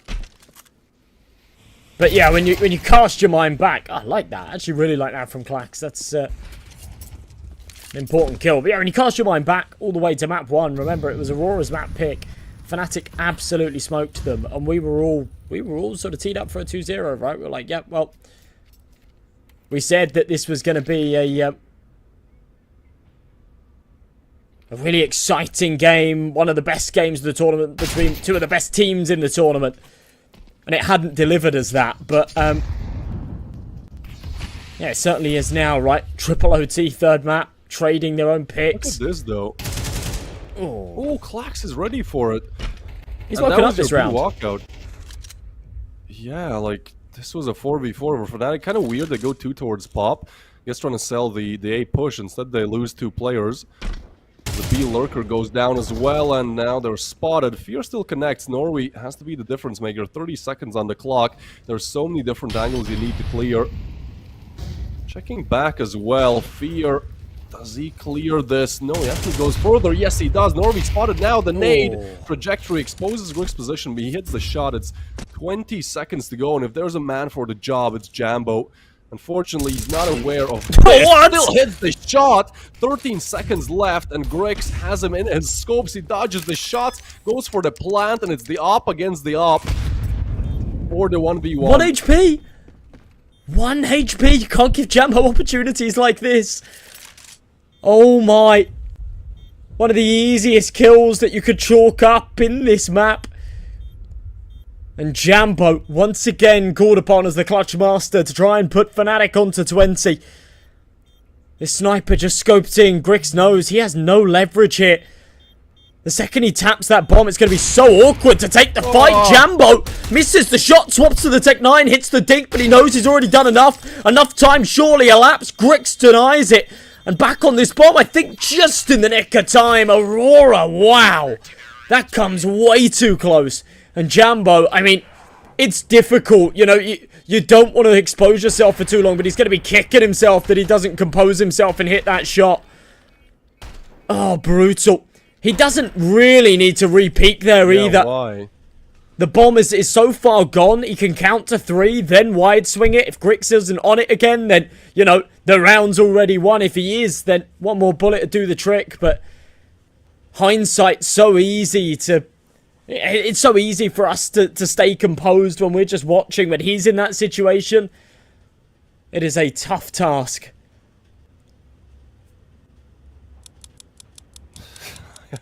I'm lost for words, man. I don't know. Let's do a silent roll. No reaction. USP whiteout would have been cool. Well done, Yeah, mate. like, Moment of silence for Jambo, I times, guess. you know, I think when you're a caster, you know, you love to talk. Like, there's always something to say. Right now, I'm just... Everything is so flimsy, dude. The fact that he goes for the repeak, I think there might have been the wrong info that he's like 1 shot.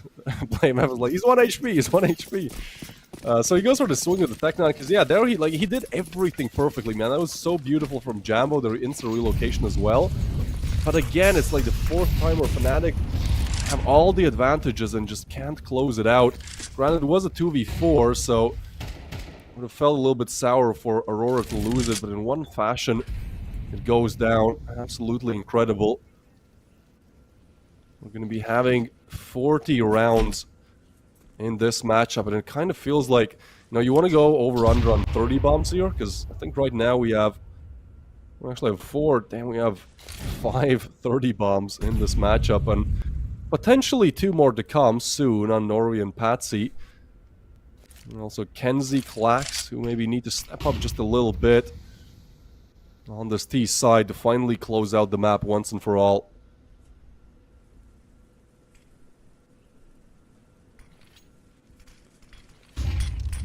Okay. Patsy. Just around this corner.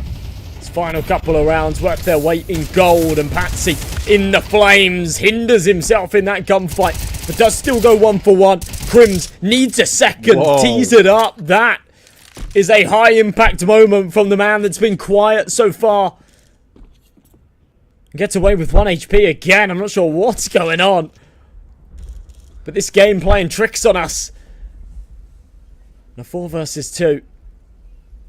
Grix and Kenzie. Losable out in the open. Fear had to get the shot, and he did. Alright, it is unlosable. Crims with a double, 1 HP. Yeah, I mean, just the margins that we're talking about here, right? Even if Jambo clutches it, that would have been on 1 HP, where he's dinged down to 13. Then he dodges the op shot. Nade lands right next to him to where it takes away 12, but not 13. And again, a 1 HP moment, this time going the way of Fnatic. This is absolute insanity. 40 rounds, and we keep going. Only 1 round needed for each side respectively to push this to quad overtime. BlameF seems relieved. Yeah, a smirk is there. Let's see if that can turn into a smile. If Fnatic can win the round, hit the shot, and Jambo will deliver. That's Grix gone as well. By far and away the hardest hitter on Aurora. Look at him, he's 37 to 31. He's a top fragger on the server. And an integral piece to take out early. Patsy trying to stay composed. As he leads the charge here towards B. A little bit of damage dealt onto Crims, but nothing too substantial. Firebomb will go down. BlameF's already there in the corner. They're ready for this.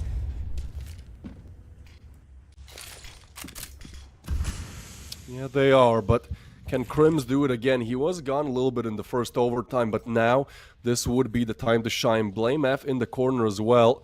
The setup looks good. It's off angle after an off angle, and Crims, as they explode out, the headshot, but not anything else. They drop down BlameF with the first. They check in. Patsy retrieve the round. It's still doable. He's close up as well. They choose to go through the smoke. Patsy here is at 4 HP. Information given, and Fear finds a frag. Kenzie with the refrag. Kenzie gets a double there, and it's just Jambo in the 1v2 again. 2 low HP players, but there does not seem to be awareness about this information. And Patsy, it's a beautiful move with the flash. Aurora, they win a 4v5, where again, it seemed like Fnatic, it seemed like they had it locked in. You know, the interesting point here is actually where BlameF's down below.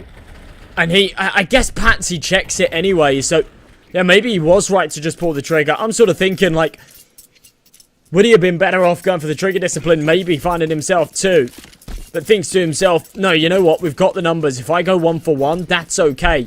Confident in his teammate's ability to get that retake done. The way that it ended, that extra kill, could have and would have probably made the difference. Kenzie here with the early entry. BlameF with an important trade. And a 4 versus 4 quad overtime or bust here for Fnatic. And as we've stressed before, they're the ones with more on the line here, that's for sure. As Patsy takes another, Crims just jiggling too wide. On the open, has to get away, and he does. Avoids the op. Jambo again with a huge frag. Grix is looking his way. Depends on the timing, but he should not peek this. And ooh, this is getting dicey. Grix gets off the angle, a minute to go with.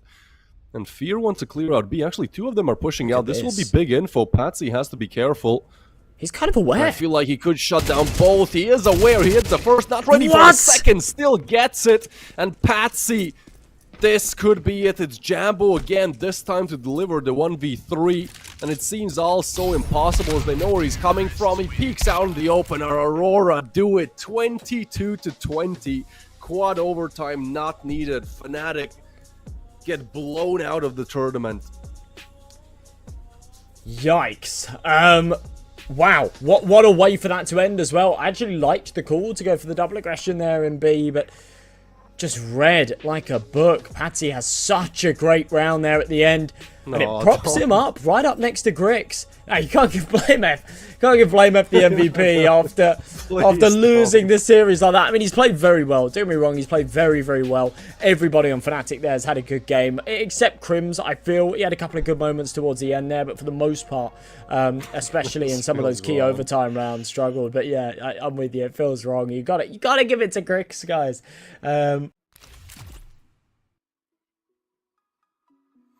I think this is top 3 match that I've casted. You know, I haven't casted CS for that long, but this is just delivered on all fronts.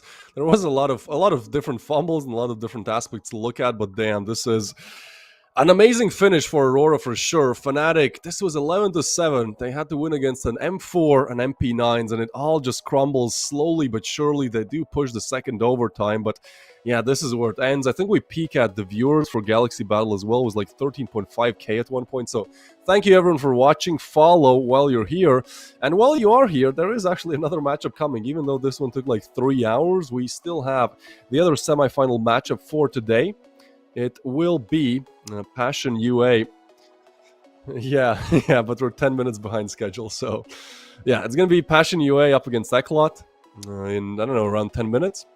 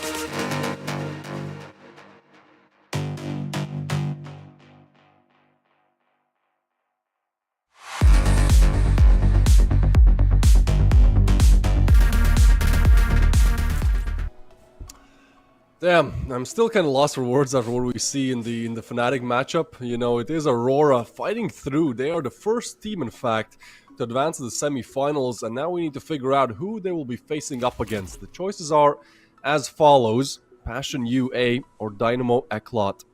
They've dropped the Dynamo, by the way, have they, or is this just like not added now? Yeah, they've just been going by Eclot. I'm not sure if they're still sort of partnered or whatever. I'm not really sure what the deal is, but yeah, it's weird because they're still like on Wikipedia and stuff. They're still Dynamo Eclot, so I'm not 100% sure, but yeah, they are just going by Eclot now, and still on Twitter and stuff. So I'm pretty sure there still must be something still on Twitter. I think the Dynamo thing is like a lot of Eastern European / like Russian hockey teams use Dynamo as just like their placeholder name, kind of.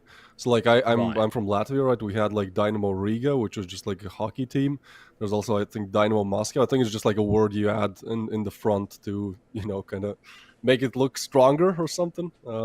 It's a thing we do. Well, it for says, some reason.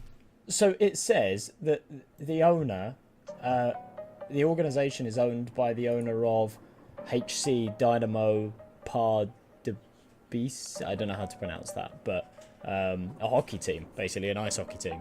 So yeah, that makes sense. You're halfway there. So yeah, that does make sense. But either way, we'll take a look at these vetoes. Obviously, no real change of scenery for the first two maps. It's Inferno and Ancient. A lot of teams picking into Ancient at the moment. Inferno not as common, but it has come up in it's been a bit of a staple of our Galaxy Battle playoffs game so far.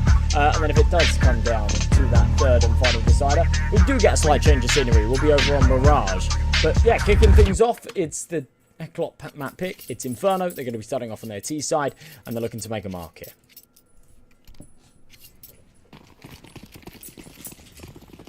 For sure. We'll talk about the map pool a bit more in depth later. For now, let's focus on how the pistol goes. It's picked by Eclot. It is Inferno. To start things off once again. Man, it feels like that Fnatic Inferno game was just like, you know, half a day ago. It's a Yes, 3.5-hour matchup, and we're right back at it. This time with Inferno, followed by Ancient, but the finisher on Mirage. Mikey will get the headshot on Chilla. Leaving the site rather vulnerable. The dualies need a kill. They do get it. Jacasmo actually, that scoops in a double there from nowhere. That is big. Kvem now arrives with the backstab. Ooh. Okay. So this sort of makes it somewhat plausible here for Zerofix, but nothing more.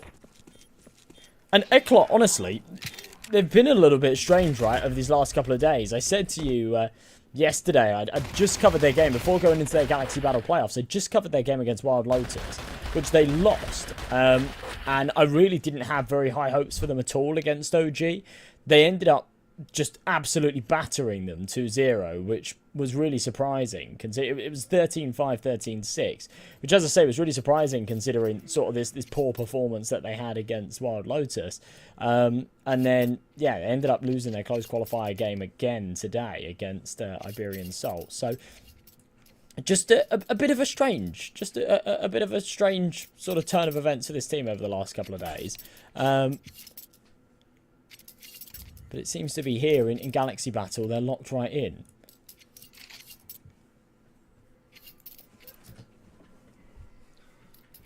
Certainly They got so, smoked Eclot. by Iberian Soul as well. It's actually 13-2, 13-6. I just realised. Yeah.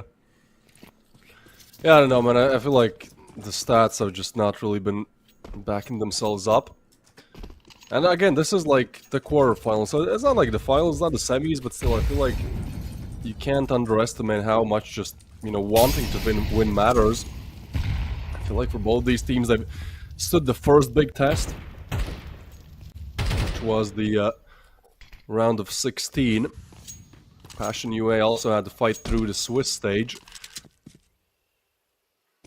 I've arrived on Inferno. It is going to be the Force coming in from Passion UA, in fact. And Eclot trying to find a way how to deal with it. Don't want to walk through the smoke, so I'm gonna chill out a little bit, go back towards A. Actually, very little map control taken there by them, but Passion UA don't take the aggressive step here.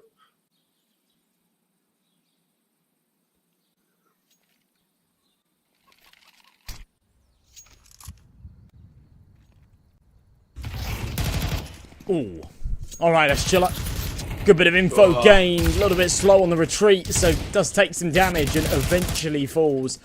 And so will the round by the looks of things. Kvem has found himself an AK, and he's coming in on the flank, but yeah, should be checked. Galil will confirm it, and they just don't really need to fight him any harder here. They can just drop the smoke, play with all the leverage.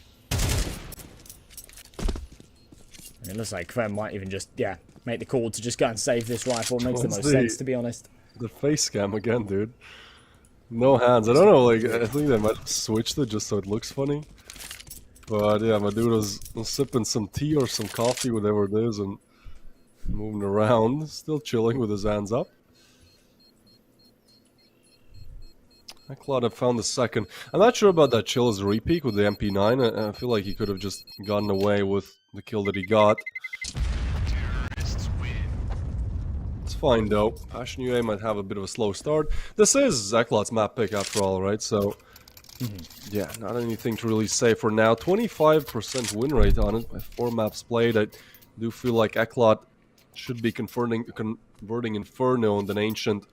Somewhat of a 50-50. That last map, Mirage, heavily favor of Eclot though. 32 maps played, that's a lot of maps, and it's also a lot of wins, 72% to be exact. Yeah, these guys are true grinders and have been playing an obscene amount of Counter-Strike over the past few months, pushing to get into that major qualification spot. Look at this for the start of a round. Double kill with the nades there in top banana. Be a third to come comfortably in the next couple of seconds. They'll realise that B's completely clear. I think you sort of think when you get 2 kills with the nade stack there, top B, you think, oh, maybe they're stacked up on B. They got a low buy. It would kind of make sense. But no, that is not the case. And it is just going to be a hard save quick. Vem's got that AK to carry across. For Zero Fix and S-Chiller, it's about holding on to that Kevlar. Sort of going for exits. And Zero Fix, yeah, fine. Fair play. I was going to say, I'm not sure what he's doing. He's only got a USP, but... Now a Mac 10, I guess. But I doubt anyone else is going to try and exit out of CT.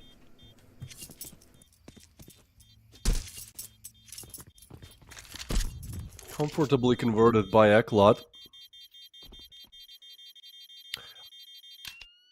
I feel like it's kind of weird, but I don't think that I've casted Passion UA so far. I don't know how they've slipped my radar, because in the group stage, I mean... There was... Man, we'll see. I'm just excited to see how this lineup fares up. A bit of a brain freeze there, but it's cool. That Fnatic game really, you know, sets us up.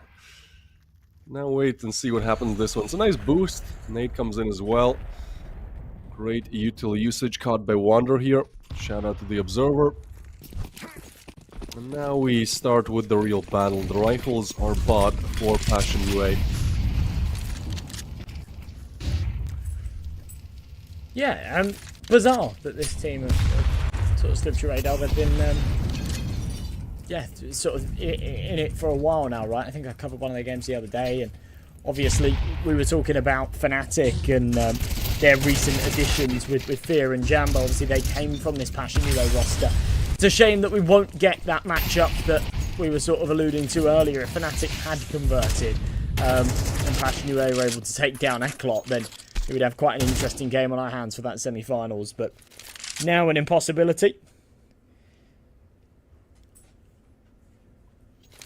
And how things are starting, it does feel like Eklot might be the ones to land that semi-final spot anyway.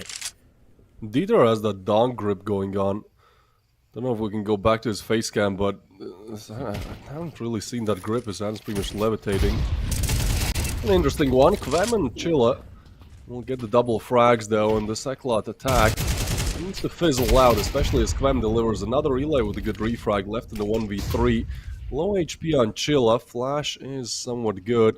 Has to be careful of Long. They want to run him down. They want to find him, and there's so many angles to look at as they all swing together. It's a nice takedown by Passion UA playing together.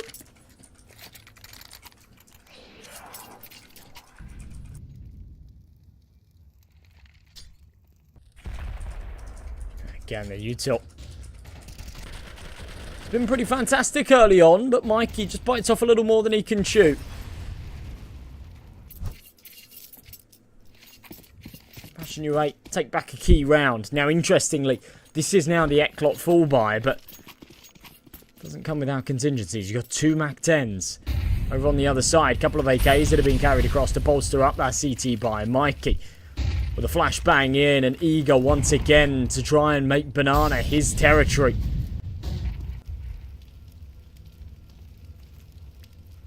It's a bit of a stalemate. He's apprehensive to get all too aggressive here by himself. It is Inferno, so this is what we come to expect, but again, I feel like the closer you advance to, like, you know, the quarters, the semis, the finals, it just gets all so much slower, and you just stop to overlook some things. You know, you want to make sure every single move is not a mistake, as they can be so costly. And Mikey is going to find Topa. Not sure how. There's a bit of a boost going on. I like this. They're looking the wrong way, though. Zero Fix is on the other side. And Chilla arrives. They're watching it. Now they know. Drop down. Suddenly heard. They pop out. And damn, Eli, just like that, a drive-by to take down Zero Fix.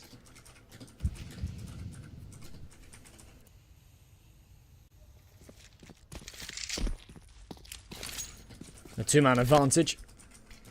And they are executing a ghost bomb site. Nobody's here. And I think for Passion UA, the second they realise that they've gambled incorrectly, they're not even going to go for the rotate. Sijikazmo is just sort of going to rock up in CT to double check that this is the case. But Kvem, S-Chiller not moving a muscle. And The fact that they're not moving at all and they're not going for this retake, then yeah, I don't like the fact that Jacasmo's gone and sort of almost lost his life there. You know, if someone had got aggressive into church, or had they have hit that shot on the cross, then it's just a rifle that disappears for absolutely no reason. Daitor with the MAC-10, of course, will go hunting. He's not really got a whole lot to lose here. A fair bit to gain if he can get these kills. That SMG. Not worth the rifles throwing themselves at it, though. They're not even going to press any further. So, yeah, we 4-1. That would have been a nice little gift if Daitor was with them, but either way, not a bad round at all.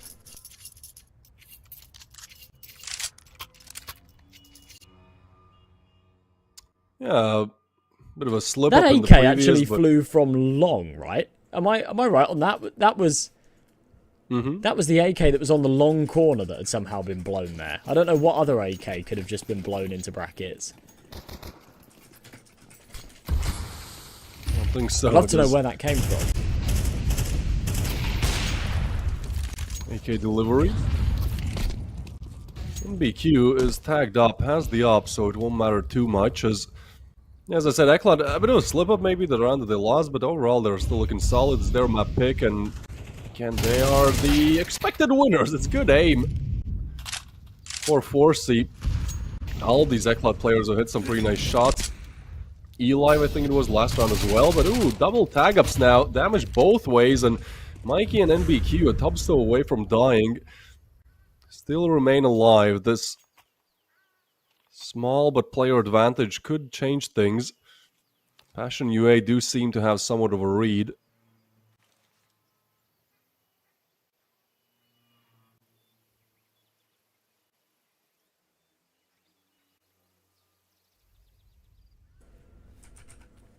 Man advantage again, but yeah, quite a fragile one. Mikey and NBQ is super low. That's why that AWP it's fallen into the hands of him. I mean, Forsey's died, so it's, you know, no major trade-off, but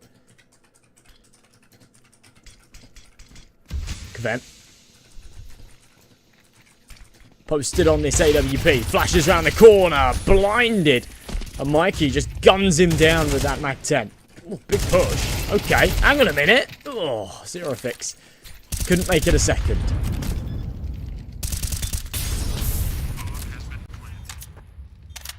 Nice molly laid down. They hear the reload. Forsey wants to take the fight. Excuse me, that's NBQ. And yeah, it will be Eklat with the 5th. And for me, it just seems like they're, again, winning their aim duels. I mean, this is what so many times we talk about. This is what it so many times comes down to. But it is one of those games where it's a good start, but simply aim on lockdown for the Eklat boys. And Passion UA now, kind of with their backs against the wall economically. They choose to go for a Hero M4 and 2 MP9s. Honestly, I like this. I know that this goes against, like, conventional wisdom, but I kind of feel like in Inferno especially you can make things like this work with the close range alleyways, the MP9, the 5.7 to sprinkle some extra damage on top. An M4 to operate with. You just have to deal with Dieter, who's not showing any signs of stopping. It's a good frag on Chilla. That's one of the MP9s gone.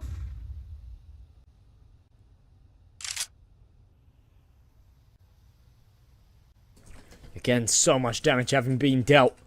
Still the man advantage here for Eklat. Little jiggle, zero fix. Creeping his way forward. Forsey's there to play whack-a-mole. As the head emerges above the stairs, he wins that fight every day of the week. Mikey spots the elbow, backs this right off, knows that yeah, they've got the advantage, they've got the entry on A. They're just going to barrel towards this. Kvem on the site has to try and defend with the Deagle by himself, but no cigar. Wiped out instantly, and should, I guess, be another save call here for Passion UA. Not that they have a lot to hold on to. But a 5v2 feels impossible.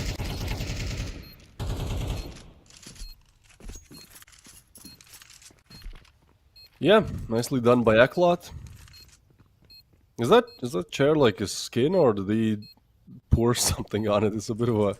I think it's just weird really chair. old and the leather's all worn off. It could be.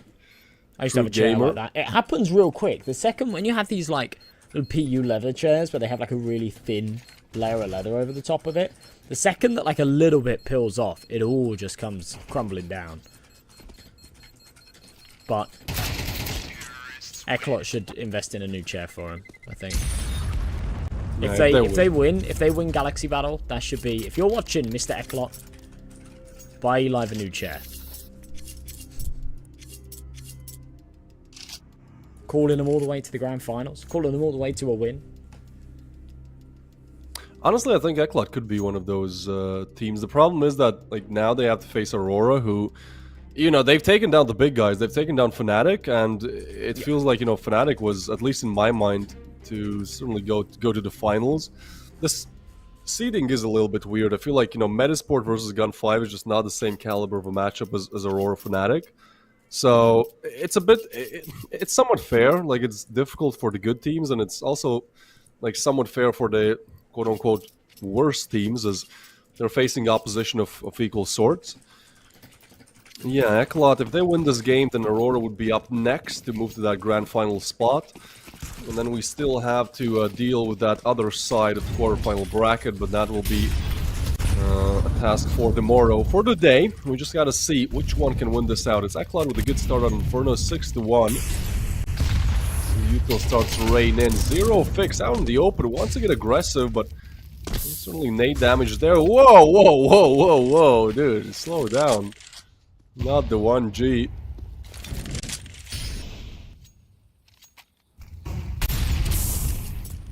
Ooh.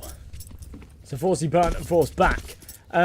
Yeah, I kind of get what you mean with the with that other matchup. I mean, Metasport are a surprising one, for sure. I wasn't necessarily expecting Metasport to make it here to the quarterfinals. Gun5 are a very good team. Gun5, I think, are in terms of their ranking as well, are actually sort of one of the higher ranked teams from the group stage for sure. And yeah, they've won previous CCTs, and they're a side that have proven themselves enough times, I feel, to be given a bit of credit, bit of respect. But yeah, it does feel like the bracket perhaps a little top heavy with the matches that we've got at hand, and Eklot will have to do a lot if they do make it past Passion UA here today against Aurora in that semi-finals. They looked very scary earlier. Jacasmo over the top of the coffins. This is pretty wild. But it stopped in its tracks. Trades back. Wow. MBQ with another. Hits the dink as he fires the shot. And now it's all on to S-Chiller. 2v1. 10 seconds. What's his low? I don't know. If he drops this bomb, then... Oh, yeah. He doesn't quite know it. But yeah, getting that kill onto the bomb with 10 seconds left was actually pretty worrying for a second there.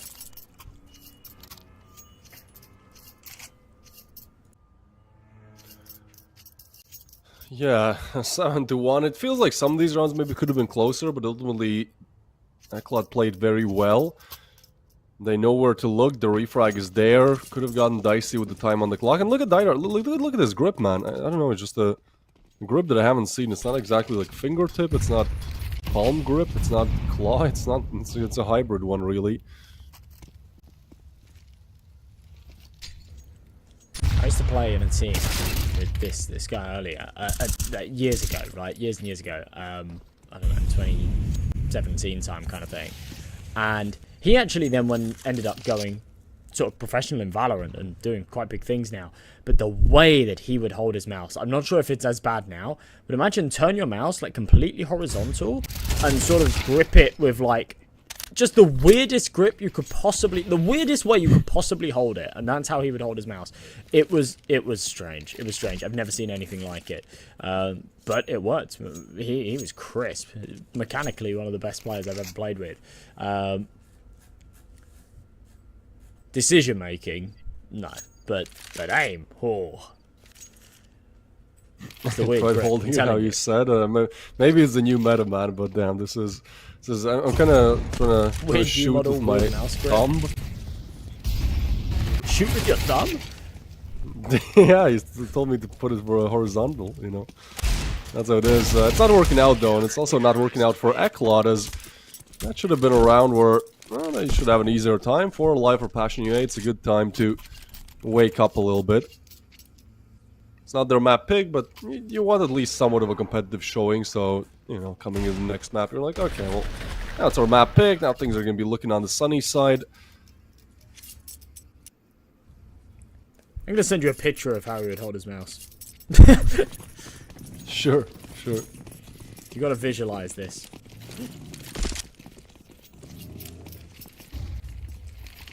Okay, well, in the meantime, we are into the next, and, well, Dynamo Echelon are just making light work of this. This has gone far from... I mean, it's difficult because, actually, the last game that we saw was super one-sided in the opening 2 maps, and then it was that third map that was really exciting and contentious.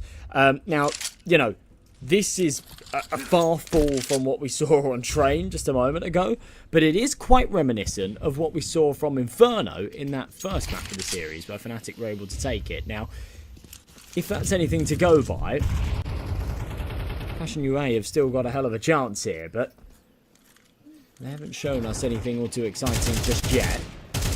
Daitor, contact made. A little bit of a deterrent. No one's going to stick around and fight him. He seems to be pretty aware that they've gone down here towards Boiler. That is quick. Tilter. Chilla, yeah. You can tell from the reaction, man. Just these Passion UA players have been having a good game. Zerofix will find this, but that makes them think that, hey, maybe it's still A. Although nothing else follows, so they keep these 2 defenders on B. It's still an alright setup. They might not be expecting 2 up close. Jacasmo goes for the play through the smoke. Now they hear the op as well. They throw open the smoke and find it. And then meanwhile, Jacasmo gets Mikey. Oh, an NBQ. Surely he saw him there, right? Because that was the first bullet. Insta accuracy. NBQ delivers long range as well, leaving just Zerofix with an AK to save and $2,000 to his name. Will be 8 for Echelon, and yeah, this is just very one-sided. Like, sure, they lose that one round against the lower buy, but still, nothing else really materializes.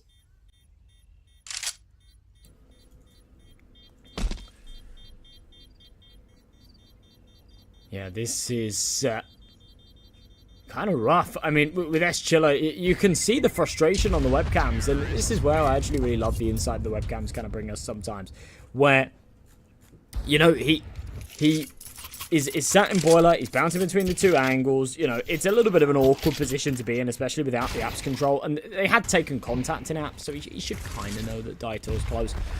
But yeah, it just feels like he doesn't even have time to react there, right? Just gets blasted straight away. And even with Jacasmo trying to make this, like, bold play through the smoke and whatnot, and with Clem on the other side of it, you'd expect him to maybe go unanticipated when you double up there in dark. It's just shut down again. Dynamo Echelon just have a response for just about everything that Passion UA throw at them. And their approach towards, like, Banana as well, just bombarding it with util every round, has just given them this inherent space, this inherent control, round after round. And Mikey just does it again, even while blinded. He's just slashing heads. Yeah, I think this is a thing in the last Echelon matchup as well, where they won against OG, which was a big dog to take down, especially 2-0 style. Like, their aim is just looking so crisp, so sharp right now individually. Eli with perfect reposition as well. Look how aware he is. If he peeks man now, that's insane. Oh, but no, actually, this goes unchecked for. NBQ will still deal with business. And yeah, even when you have the advantage, even when you should convert the kill. Passion UA maybe needed the insta headshot there, but like the adjustment from Echelon is so quick. Clem arrives, smoke is there. Does he go for a pot shot through? Decides not to, with 150 to his name. I think the best call here to say, but Eli was already ready. Looking up, yeah, there he is, and that's the kill. That's 9 for Echelon. Man, they're looking incredibly sharp. This tourney, Galaxy Battle is like their major, it feels like. Yeah, they are looking sharp. They're looking sharp indeed. Mikey, a couple of brilliant shots. Looking at that game against OG. I mean, remember, Mikey was sort of teed up to go and play for OG for a bit. You know, he went and stood in for them for a little while. I thought that he'd stay there, but didn't end up being the case. So perhaps sort of a little bit of a revenge match there. I hate to lean into the VRS so much, but it's so relevant at this time of the year and with the RMR so close around the corner. Passion UA are actually 30th in the EU rankings. Dynamo Eklat are 31st.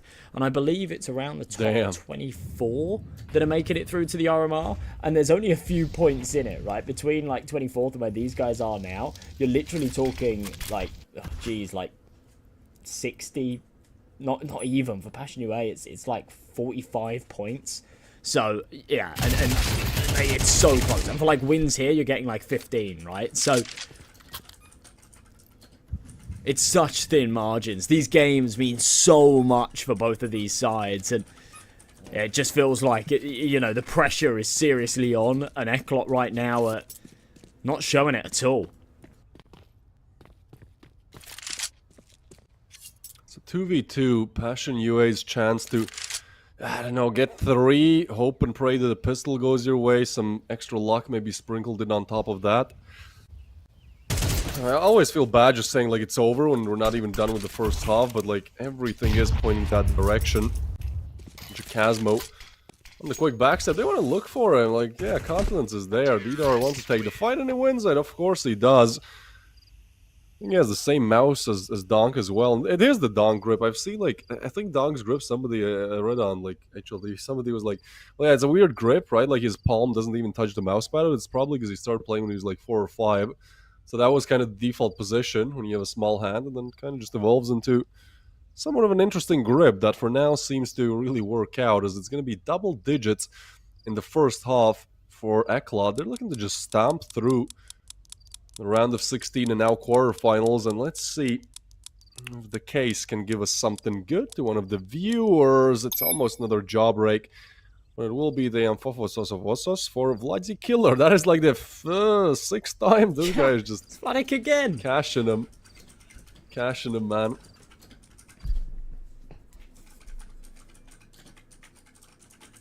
It really is. Thank you for your commitment, though, to all the streams. Thanks for being here with us. I've seen him in chat over and over. With the banana emoji, with the monkey emoji. The emote, whatever you call it. I don't know. Or a boomer. I'm proud to not have TikTok installed. Yeah, but then it's like you still watch Reels, right? Yeah, I guess so. Don't you? Don't you watch one of those? You still watch like those vertical videos on Twitter that are like, oh my god, you won't expect what happens at the end. Oh, god Never damn. updated it. Vine. Vine, left yeah. Vine, bro. Never Early left. investor. Vine was like 10 plus years ago. That's so crazy. Oh, To God, think don't say about. What else is this headshot from Passion UA? Not the kill just yet, but the safe side will be quite undefended. Eklat can't pull the rotations in time.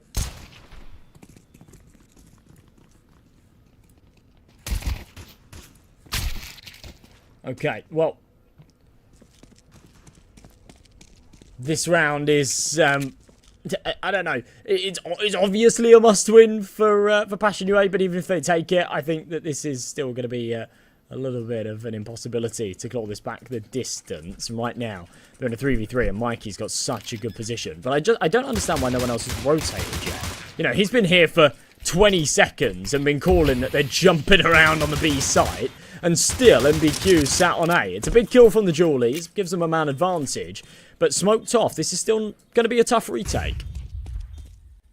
All 3 from Banana. In the meanwhile, Chilla has found wind of this. Mikey with the frag. It has to be Mikey because NBQ is a bullet away from dying. They tap it, and they're going for the stick. Never mind. Chilla with the frag. Mikey delivers, and there is time to defuse as well. It's another round that looks promising for Passion UA, but Eklat just able to shut it out whichever way whichever position they're put in. All problems they can deal with in this matchup. And yeah, this is crazy, man. Like OG, like that OG matchup kind of left me just scratching my head, right?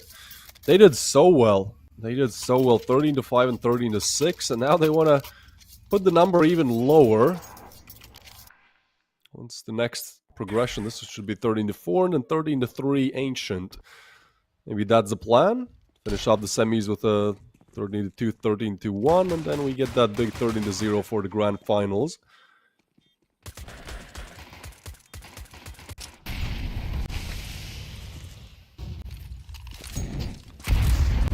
Okay. MP9 super aggressive down banana, just confident as it really gets to take these gunfights.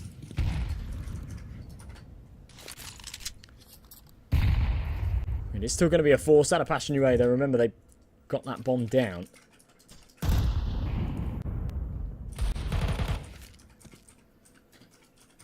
In a decent position here.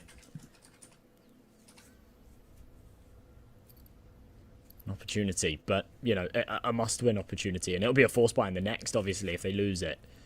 Look at this setup as well, dude. They have 4. They're so ready for this.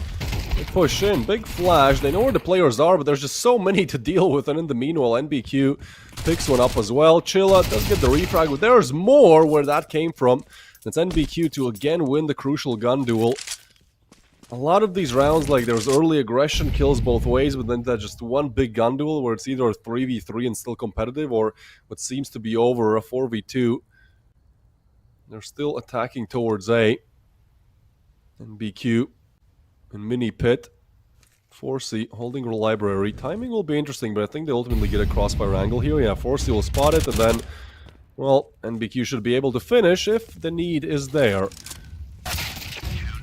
Boom. No need. No problem. 4C is there. He's going to put 12 on the board, and this is certainly for the playoff stage, I think the biggest blowout yet. If Eklat are able to close out this round. He's fully flashed, but there's so much support, and yeah, props to Eklat. I mean, good aim for sure, but also just playing together so well here. I mean, it's not miles off the 13-4 that we saw from Fnatic earlier on. They ended up losing the series, but yeah, I'm with you. This is looking like a major blowout. And it's just going to be pistols and a MAC-10 to try and hold on here. At this point, you're not playing for the comeback. You're just playing for a bit of dignity. Perhaps the opportunity to build up some morale, some confidence before going into map 2. You expect them to be better on Ancient. But it does feel like there's just a firepower disparity between these two teams, regardless of the turf that we're playing on. Eklat have just been winning the duels time and time again. As I say that, NBQ whiffs his spray a little bit. Whoa. So does Daitor. Seems like our words perhaps have consequences, because finally, Passion UA sort of lock in a little bit and convert around.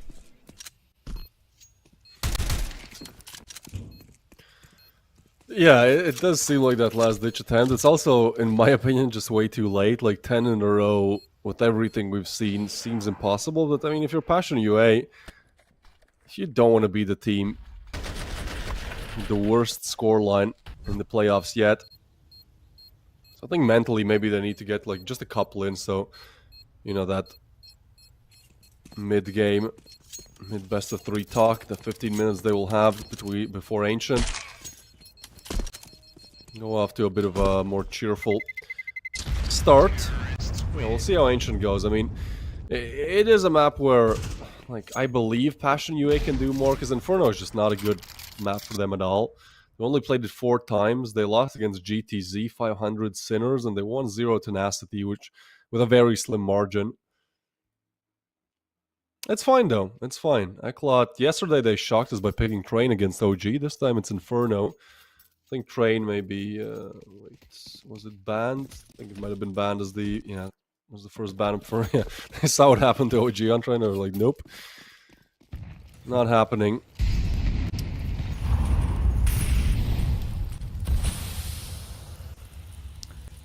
Well, let's take it one round at a time then. That's the game plan for Passion UA here. Cheek into the corner, no one to be on the receiving end of it. It's actually only the E-Live here that's on the B side. They're going for a bit of a commitment, bit of a gamble stack. Makes sense for a round like this. I mean, weirdly, they have exactly the same firepower. There's one SMG on both sides. There's one sort of lesser rifle on both sides, the FAMAS on Daitor, the Galil on Jacasmo, and then the rest stacked up the premium rifles. But it feels like Passion UA have guessed correctly, and the E-Live's about to be under a whole load of pressure.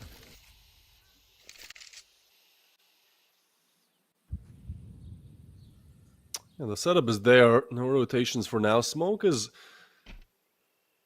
fading in 3, 2, 1. A couple of seconds here, I believe.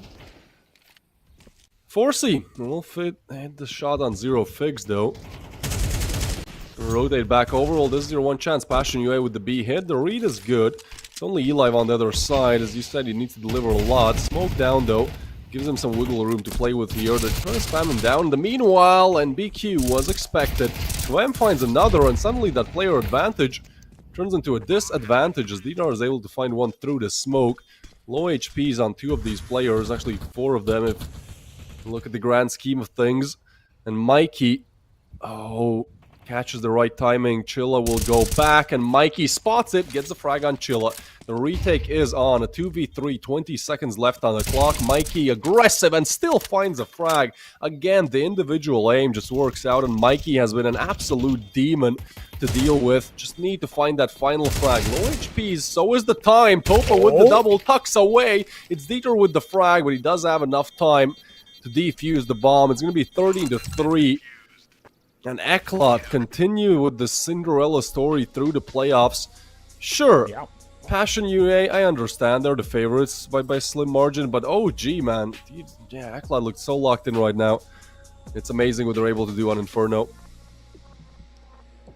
Yeah, impressive stuff. Mikey was a huge asset there, but everybody sort of firing on all cylinders. Dieter was up there with him on 15, and to be honest, everybody going positive, even on that bottom end of things. MBQ putting up decent numbers. It is kind of interesting that the kills and the disparity of kills there between the two teams isn't massive, considering the scoreline, considering it's 13-3. You'd expect it to be a little more lopsided, but Passion UA were finding frags. They just weren't converting rounds. And of course, Mikey, the MVP right there, just the impact that he was having on a lot of those banana entry jewels and whatnot cannot be understated. But that is quite a statement to go into a best of 3 with here in the quarterfinals, and I think that they're going to be feeling confident to take map 2, even though it is the Passion UA map pick there on Ancient. Yeah.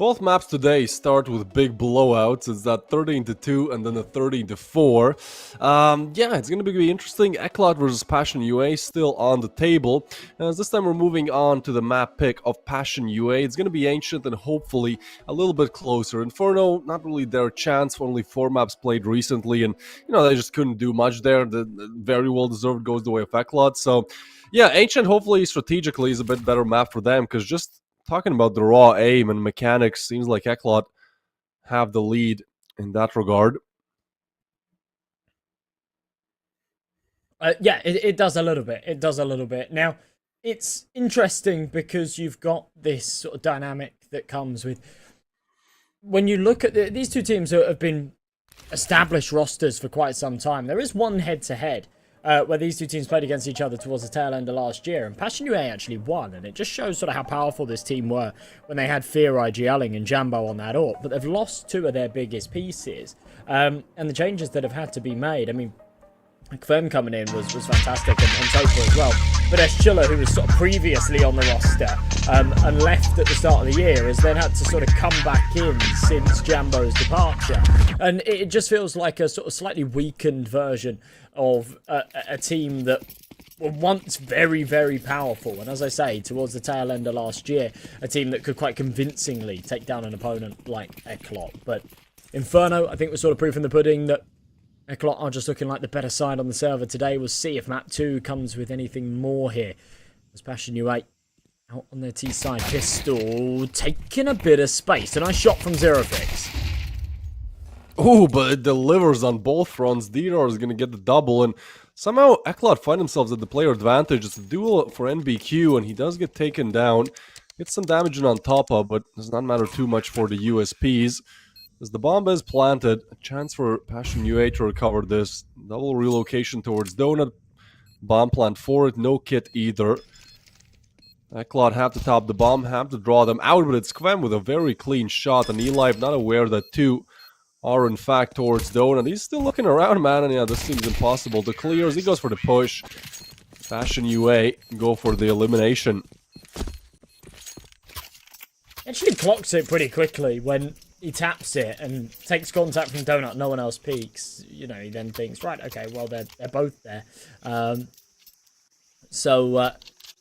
Yeah, charges it down, but can't get it done. So, good pistol round out of Passion UA. Not only will they win it, they get a plant as well. A little bit of extra cash on the one man there. And onto a decent buy. Couple of AKs out, couple of MAC-10s, Zerofix on that Galil. And a chance for those MAC-10s to farm up a bit of cash, because they are just against an eco here. Eclat not willing to take the risk and throw themselves at a force buy early on here. They will just give up a second round. She falls a bit short. There you go. Firing range here for Kvem in middle. Can he take all 5? The answer is no. It's the Quadra.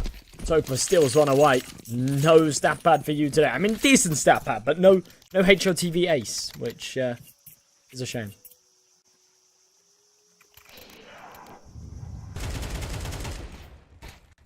Yeah, Kvem, good. Aim looks sharp. I know it's just farming the pistols, but still looking somewhat sharp. Passion UA will lock in the second, and Eclat just went for the full USPs. It's a good call.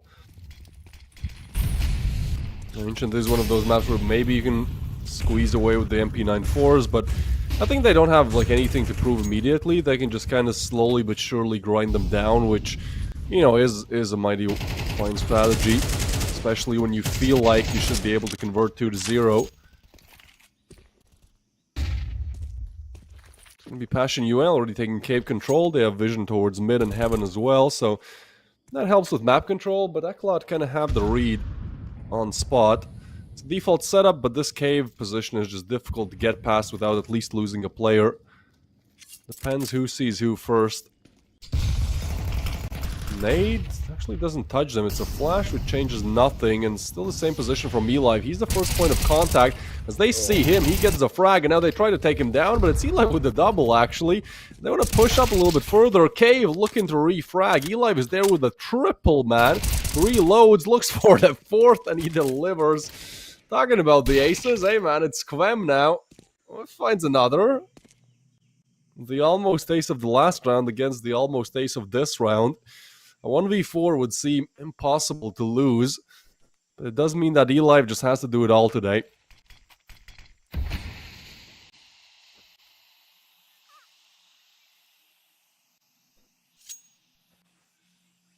Well, he's been good so far. He's 8-0. Clem kind of wants to keep this flawless streak, but knows that the bomb is too far gone and he will just fall away and hold on to that clean sheet, I guess. Spamming, hoping, praying.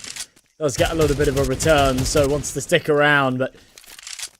Oh, eLive. That's a nice fight to win. That's an ace in the round for him as well. Not being too flashy, but... absolutely perfect. And honestly, this crossfire is just so difficult to deal with. You know, it's actually a pretty big commitment to go for that crossfire, because it then means you have to play 2 players in cave, and you either have to have nobody on the bomb site, or then a third man committed to have someone on the bomb site, which means you've only got 1 player playing mid. So it is a pretty big commitment, but if they do play into cave, it is almost impossible to deal with that crossfire. Yeah, it's just really tough to break. As soon as you identify that there's one on one side, you're kind of eager to try and just peek in and trade him, and it's so easy to walk into that blender. Good fight back. Wow. Yeah, this is the Eklot that we're used to.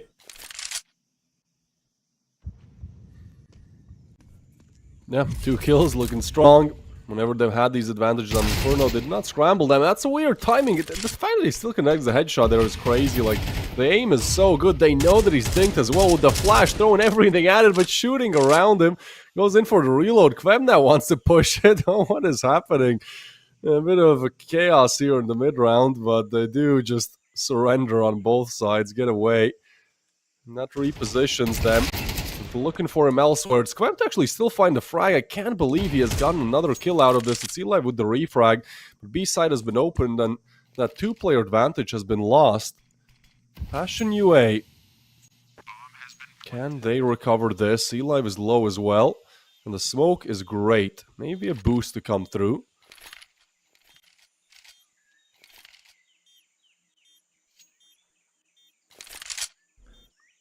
Maybe. Well, then maybe, yeah, go for the boost there. Actually opt against it. Just let the smoke fade and play the duel. But if you want to play the trading game, you got to make sure you find that first kill. Going back and forth like that, Topa's always going to come out on top. That was a 2-man advantage there for Eklot. Very fast reaction on the dink. Wonderful observer getting that again. It's these little sort of micro moments. It's unfortunate that that doesn't convert into a kill.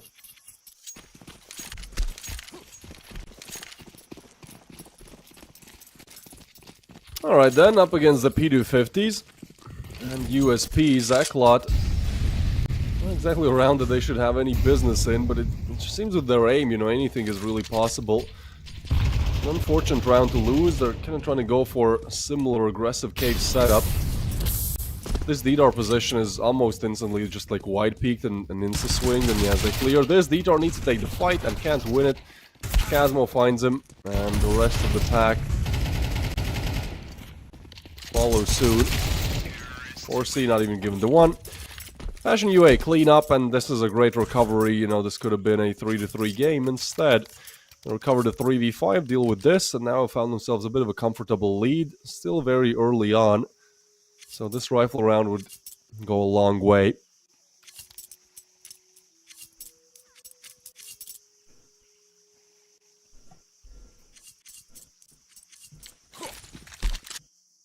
Alrighty, well.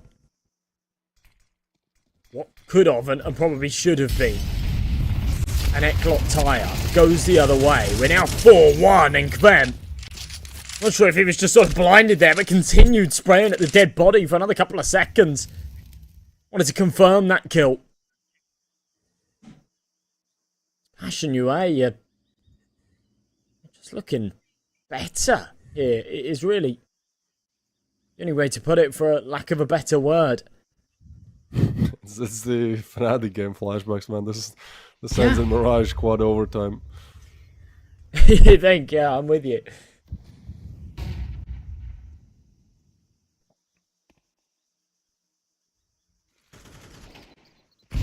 slow with it, but Quem will still find a headshot. Forzy tries to refrag, but ultimately I think they just go for the save. $500 to split on the both of them, and wait, Pasha, they want to hunt them down. They want to go for this B site. That is an interesting call. Hope it doesn't come back to bite them. Surely they have the info of one. There's still a chance actually for Ekla. Depends on the timing on the smoke works. 30 seconds to go, so not exactly a big issue. Ooh, backstab. If he gets that kill behind, it really feels like a winnable round. But yeah, that is a shame. The opportunity was there. The timings are just ever so slightly off.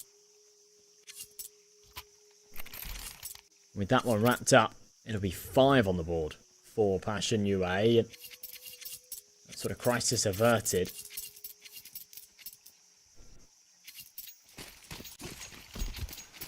Not at all. I don't know what to expect anymore, man. Like, the Fnatic game, sure, that's good old Fnatic for you. But this game, like, how are these momentum swings so insane? Map to map, it seems like it's over, but then it's not. 5-1. 5-7s on the board, and seems like Passion UA might be close to arriving at the halfway point here. Bomb plant to go down, and yeah, I don't even know what's the call. Maybe try to get some exit frags, take away some AKs and M4s.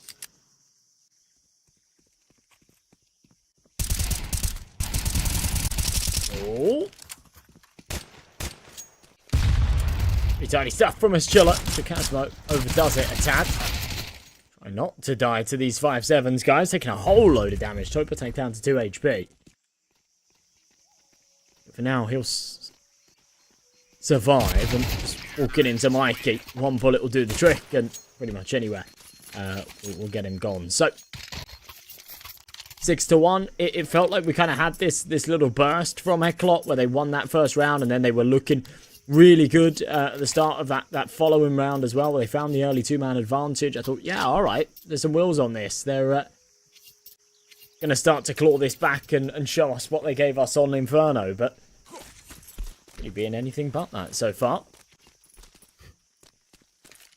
MBQ hasn't got a kill yet.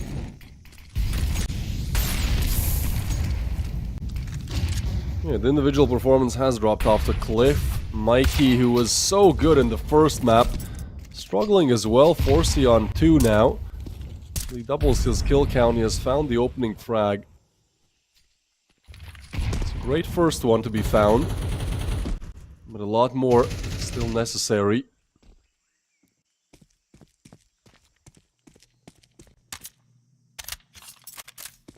Reload comes in, mid is open. They choose to play it passively. I think it's a pretty good call. You can spot the cross here, and if they go donut, that's actually the big issue here, because if they just commit fully on donut, like, you have Mikey, that's it. And as good as he was on the first map, this one has not gone his way, and that is your worst nightmare starting to come to life. The Molly, though, stops them. That gives E-Life the idea that he might need to over-aggress, push a little bit, take some map control, but instead Eklot send the resources towards mid and A. But it's going to be the B hit. Forzy up for the big task. He hasn't really got the right weapon for it either, does he? And just to add insult to injury, as Chiller blasts him through the wood. He had a rifle, sort of tee him up for a multi-kill, but in a little too deep there with the AWP, just overwhelmed by the automatic weapons. MBQ will put it back into a 3-on-3 though. I criticised him before this round for not having a kill yet. He has just delivered that, perhaps more. There you go, a second. New lease on life here. MBQ feeling confident. Mikey, of course, will be there for the backstab. Trigger discipline, though, gets a little bit awkward because ideally he'd have liked to walk all the way up and not pull the trigger until the end. The problem was he was worried about MBQ being killed in the process, so had to pull the trigger, wasn't able to take both, and Chikazmo can clutch up the round as a result of it. So 7 now for Passion UA. It's another good round, but yeah, one that could have gone wrong.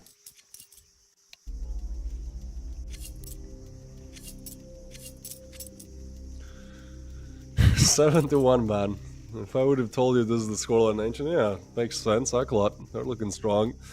Instead, Passion UA, they don't want this to happen. As the team, I believe, invited to the playoffs.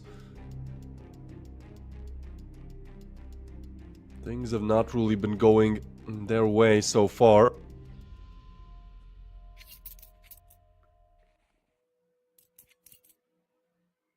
They did beat out Sashi 2-0, but that game was pretty interesting as well.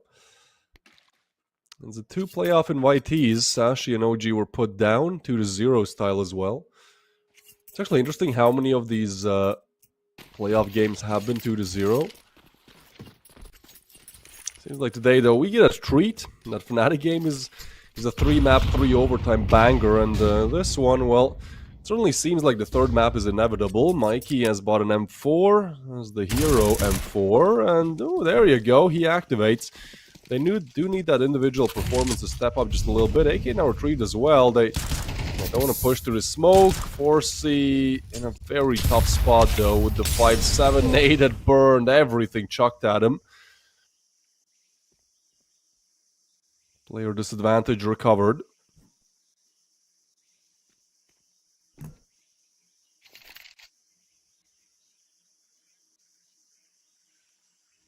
Okay, zero fix. Right down the bottom of mid, the roles have reversed it. The bomb's down in such an awkward position to recover. It's 5-7 just around the corner. MBQ holding. Pretty wild off angle as Chilla has managed to find that first onto Daitor, though. This now gets complicated as the numbers no longer favour them. The 5-7 goes down without much. And Mikey, the glue to hold it together, but bouncing around the angles. White swing makes it 4. Oh, that comes a little close for comfort, but he converts it. And again, just no reaction. A brush of the shoulder. Hero, a man of the hour right there, though. Yeah, for sure. Steps up big time. I was kind of, pointing finger at him when he was, I believe he was like 1-7, so since then he has really woken up, and his presence is definitely seen on the server as well now. Hasn't died. Second round down for Aklot. Yeah, yeah, he heard that. He took that one personally. Alright, watch this. MBQ, another that's sort of sprung to life a little bit in these last couple of rounds. He was 0-7. Now found 3 in the last 2. That's Chilla. Yeah, anticipated. Okay, this is good. This is better. Cheat on over the smoke. I was going to say MBQ might peek for a little bit of info there. Instead, the spam to the box will give him the info instead.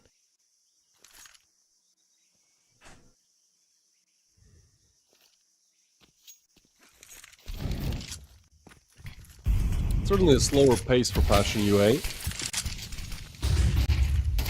As that initial player through the smoke, Didar 1. Aim could be a bit better, and Toppa actually spams him down. Eli with the refrag. Toppa finds another. This one needs to go the way of Eli, and it does. Leaving Kvem in a 1v3. Bomb dropped, 40 seconds to go, and I think he's just going to find NBQ on the side, which is a pretty difficult position to clear. Weird timing, actually. They kind of switch places, but NBQ, he's 4x3 now. He does check it. Alright, that's an interesting end to this round, but Aklot do find a third, which seems like a great recovery after that 7-1 start. It's still going to be difficult, but at least now you can start to believe a little bit.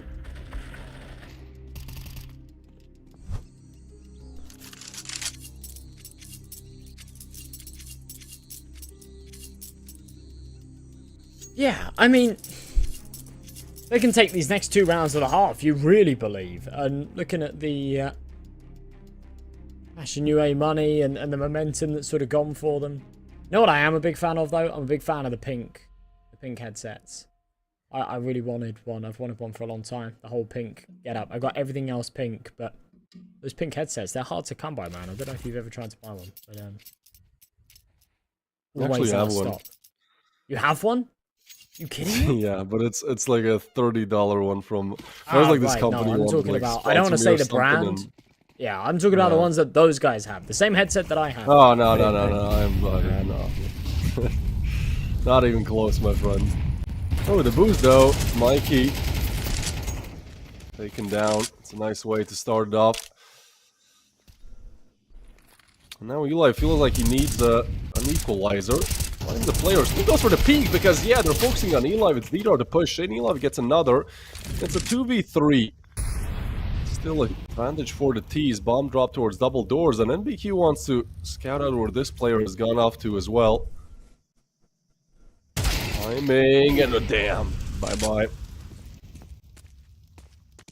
Just as we were sort of building this storyline as well of Eklot taking 5 and, you know, giving us a good half despite the terrible start.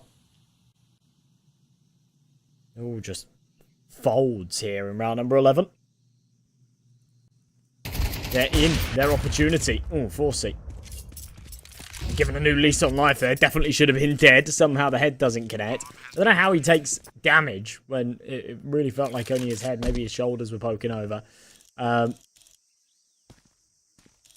But yeah, Passion U8, had they have lost this round, money would have been bad. Okay, they would have had a loss bonus, but, you know, Eklot would have had a good shot at 5. Now they sort of face the same problem. With 4C not carrying through that AWP, they do have problems. They have major problems on their hands. They've just hand-delivered one to the enemy team. They haven't really got enough to go for the full buy, so we'll see a couple of MP9s in play around these 3 M4s. Best case scenario, they're looking for 4 rounds here on the CT side of Ancient. I know it's their opponent's map pick, but yeah, this feels like they're grasping. I mean, to be fair, there have been some rounds where, like, they get the dinks in, but, you know, not the kill. I think Eklot maybe will feel more comfortable with the AKs. But, yeah, if you want to talk about some kind of a comeback, like, we need to see the 4th first, then the pistol, and then sure. I'll give Eklot the benefit of the doubt with the 4 we've seen from them recently. Eli has flashed, look at out in the open, but Quem ready for it. Neither able to finish 1, but 2 would be a robbery in broad daylight here as Quem will take him down. Mikey with another. These rounds are quick, man. Insanely quick. 15 seconds, 9 players, and so 7 players fall. And the 9th will be there for Passion UA. Very, very good half. Yeah, they are going to be happy with that for sure. We've now got the case roll, though. There's the up Krakow. Oh, man. Teasing me.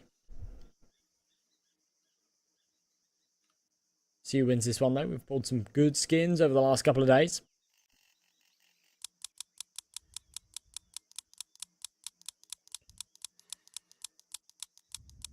Oh. Block Vogue. Fair play. Comap, congratulations. Enjoy your new skin.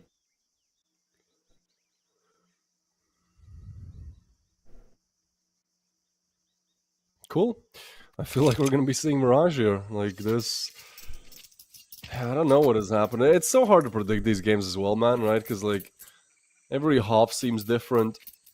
Every map seems different for sure. It is a bit, like, underwhelming where it's quarterfinals. Sure, it's not semis or, God forbid, the finals, but, like, you kind of want to see what we saw on Train. Maybe not 3 overtimes, but you want to see back and forth action. And, you know, so many of these maps we've seen today have just been, okay, well, they get their 8th round in a row. Good job, nice. So, Eklot trying to look to break that streak. And the pistols would, again, be a great way to start. Certainly down on their luck. The push is going to come in, and wow! The push is going to be stopped, just like that. Well, 4C, 0 fix. Yeah, that's that. 4K with the jewel is just so potent here in the pistol rounds, and I don't know if it's a CS2 thing. I don't know if it's just sort of how things have been just coincidentally over the last sort of few days and the last few games. But yeah, this just feels like such a recurring theme, doesn't it? And it's not even necessarily teams on their own map picks, because we saw it the other way around in the last map.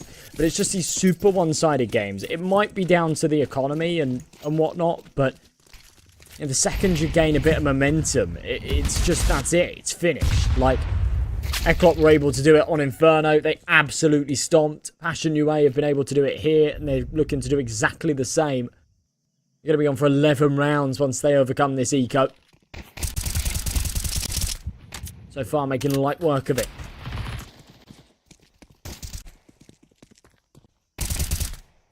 Everyone wants to farm up a little bit. He live. Could be taken down as well. That's bomb. That's around. Yeah, well, I guess in the meantime, we can start talking about Mirage. That is, again, a bit of a banger finisher. It's good for both sides, at least statistically. 58% for Passion UA, 72% for Eklot. So, no strangers to it. I mean, it's Mirage. Like, you get this map half the time on Faceit. So, it's a puggy map. It will be aim. I think Eklot still have an advantage on it, because although Passion UA are looking good on Ancient, I feel like just their kind of setups on CD side are good. Their T side executes are great as well, and they did win their gun duels. But I think like just if you just on a good day, you know, if you did this 100 times over, I feel like Eklot can still win the the gun duels more. So yeah, we'll see. 11-3. Thinking about the Mirage. For now, a rifle round that would be the last one of its sorts.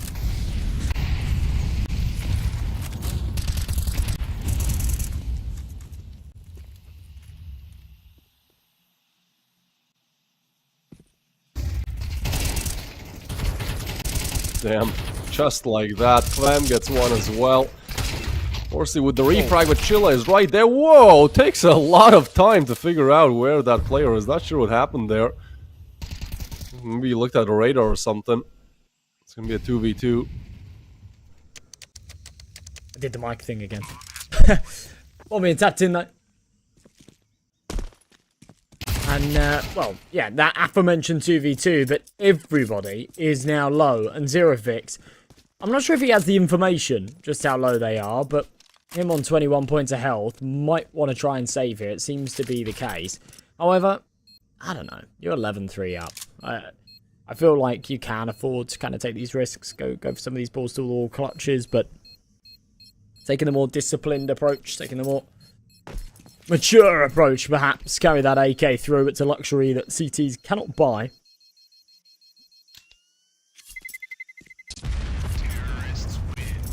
We'll give that clock a 4th round, though.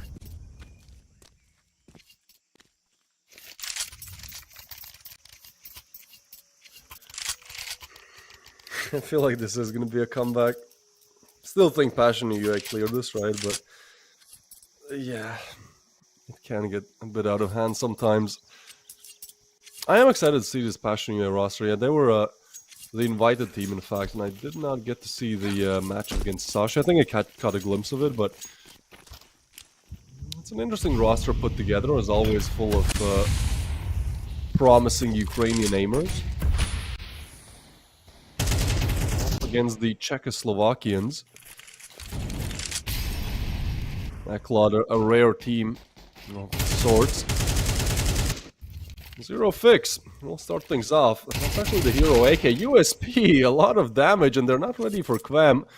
Who's... Oh, he has the Zeus out. He has the Zeus out, and he misses. That seemed like it was dead on, though. Bit of a robbery there. Still some nice damage with the Deagles. Waiting for Jacasmo to arrive. Maybe he can finish off some of them. No. Falls instantly. Zerofix retrieves the AK and another save to come through. As Zeus always feels a little temperamental.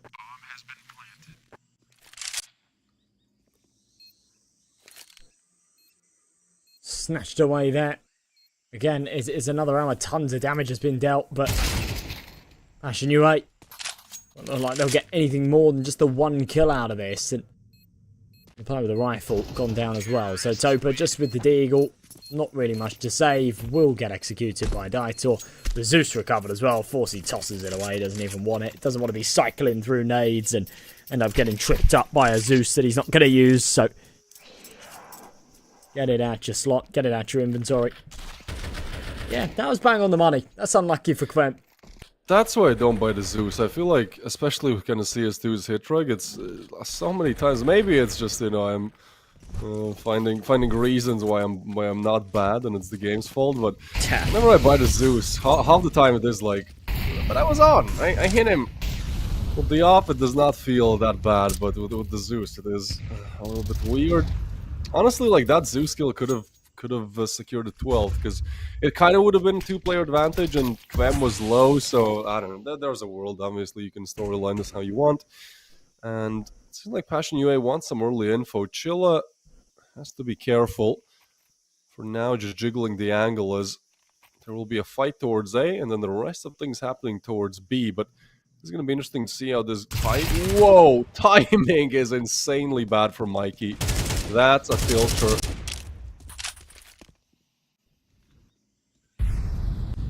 What a rough way to falling around like this as well, which is still so important. If you're Eklot, I know that they're probably kind of given up the idea of winning this map a little while ago, but now that they've got some momentum, you can't help but favour some kind of opportunity. Eli's been taken out on the rotate. Lucky they've still got a little bit of time to work with, but 2v2, Forces low. They just don't know where MBQ is. They're sort of entertaining it. Little check of the back lines. There you go, Zerafix. Seemed to be in panic mode there. Now Forces prospects at the clutch are pretty much zero.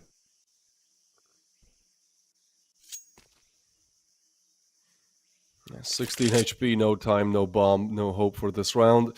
And no hope for Ancient either, as maybe we're expecting something of a comeback. I don't know, 11 to 7, 11 to 8. You kind of start to believe, you start to entertain the possibility, but it's just going to be the 12th lockdown for Passion UA. Around away. Kind of a half buy there. I mean, they'll throw in all the money at it, but I think you either have money for the AKs and Kevlar or the util. You kind of have to choose one. There's going to be a Galil in the mix as well. It's not bad to convert with. It's simply going to be difficult. 25 for Kvem as well. Is mad. And everyone else is kind of, floating around that 10 kill mark. It does kind of seem like the Kvem show, and it's crazy that one player with, big impact can pretty much just win this game pretty easily. Imagine if Kvem wasn't there. I mean, this could have been a pretty close game. Kvem, speak about the devil. Shot missed. Gets away from it and lays down the smoke. Kazma has to be careful.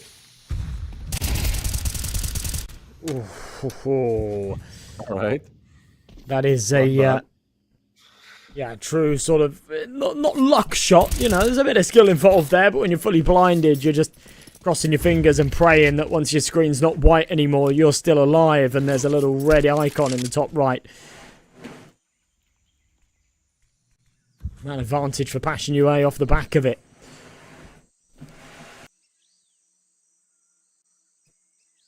Casmo just here in the CT Sport.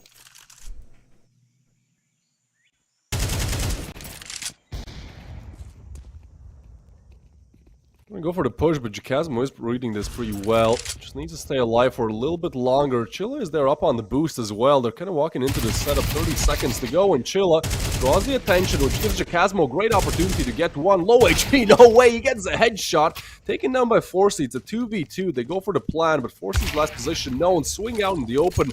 Zerafix wanted to take the opportunity, but instead Forsey punishes him for it. Both positions now known for Tapa. And I feel like he has dropped a bit of a quiet 12 bomb here. Not exactly a man for the clip montage, but this could be one to put on the highlight reel. A 1v2 clutch required as he gets on the site, clears it, but Eli is there. And Eklot remain alive for a round longer.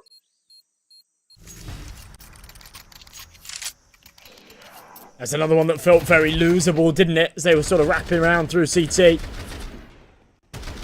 Good position from Jacasmo and some great shots hit, but yeah, Forsey just able to sort of plug that bleed in from behind. He had an important role to play in that round, and he executed it brilliantly. I don't think we're in the realm of sort of getting too worried for them just yet, but we may hit that territory soon. Just going to be the eco here for Passion UA. Shouldn't be too difficult for Eklot to clean up, but they have lost the early AK. That's the Eli going down with only one. Tem's got to try and clean this up. MBQ's going to run right through the fire, wants to get rid of that rifle before it manages to escape. He'll be able to upgrade, and all they actually lose is the SMG, so not too bad at all.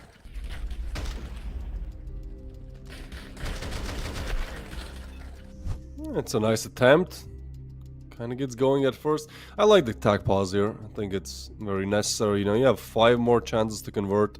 Don't want it to get too out of hand. Obviously, this round is going to be that of a lower buy, but, you know, just take it slowly. You have such a big advantage in the game still that you can choose to make everyone play at your own pace. I'm not called Eklat. I know, I feel like for them as well, it's like, yeah, Ancient, not exactly something they want to remember exactly, but I think in their heads as well, Mirage might be the better option. This would require 5, then overtime. One thing they have going for them is that T side, and the AKs have looked at a lot more punishing than the M4s did.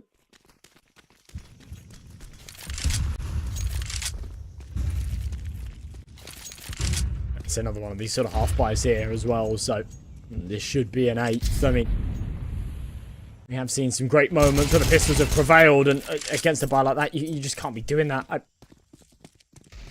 I don't want to be too critical, right? But, you know, you know that you're going to be against a weak buy here. At least they should know that they'll be against Pistols, they'll be against SMGs, to shift walk through the elbow smoke. Walk straight into the waiting barrel of a P250. The same goes into S-Chillers there with the MP9 as well. I mean, they have got space here on B, so MBQ will try and stop the rotates, but 1-for-1 certainly will not cut it. HE would go a long way here. Eklat arrives so late. It's like, okay, now we're on B, and now that is fully defended. It was a pretty nice idea to have the backstab there, but just needed double, and they're still going to commit to it, and actually CDs are kind of sparse around the map. And still hold in mind that it might be the fake. 2v4, all you need to do, you've secured the hard part here, you just need to play together. The angle is tight, and Kvem with a wall bang, most likely to shut this one down. Lidor finds an empty site. But it's the sides of it are the problem. Gets the first, punches in the digits, actually goes for the fake, but that just gives Topa more time to arrive. Because Dieter will hit the shot. Time is the issue. He wants to commit the plant, and he has spotted. Topa gets it. Not even the plant, man. 13-7, and yeah, just the complete bamboozle switcheroo. I thought again, man, we're done with 2 maps. Nope. 2 for 2. We go to that third one, and this time it will be Mirage. Before we go to that, let's talk about that individual performance, because it certainly changed from the first map. Yes, yeah, certain stars shining, right? And, yeah, Kvem certainly being the brightest of them all. 27-12, by far and away the most valuable player. Sometimes it gets a little bit skewed because it does it off the ADR, but yeah, no confusion there. He was unbelievable. Now, we saw at the start him sort of building up the kill count and building up some of the confidence off the eco frags and whatnot. But as he got deeper into the game, those kills became more and more impactful. And yeah, just an integral part of their success is there. A massive map win for Passion UA, especially after losing that first map in the way that they did.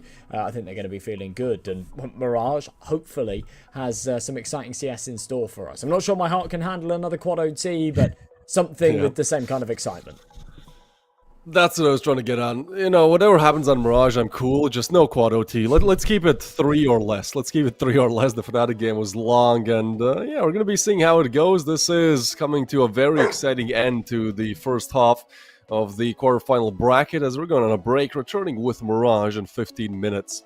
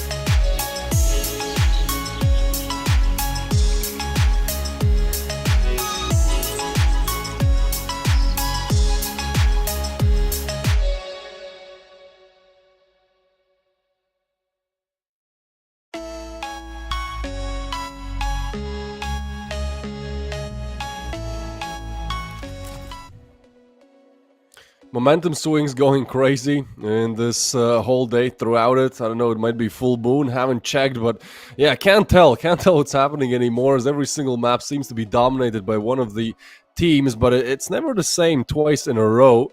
So for the second time today, we go to that third map, and if the last one was Pure Cinema, this time it's gonna be Mirage, which it's cool. It's not my favorite pick for that last map, but I feel like for these teams, it is a good pick, right? Because Eclod have looked so sharp aim-wise, and like, you know, you put 5 Ukrainians in a team, like obviously they're going to be insane aimers as well. So I feel like this could just be a showing of great individual performance. I'm expecting some, you know, not exactly clean refrag action, but just somebody pulling off 3Ks and stuff like that.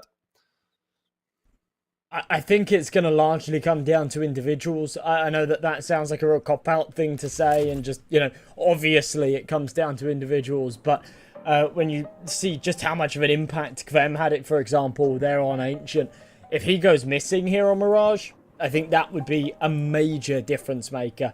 And the same goes for that sort of first map as well. I mean, Daitor has been a big piece. The Eli actually had a really good map on map 1 as well, and then yeah, went a little bit quiet there too on that second. But sorry, other way around. But yeah, we'll see. We'll see how things sort of fare as we go into this third and final map. I'm hoping for a close and contentious one as well.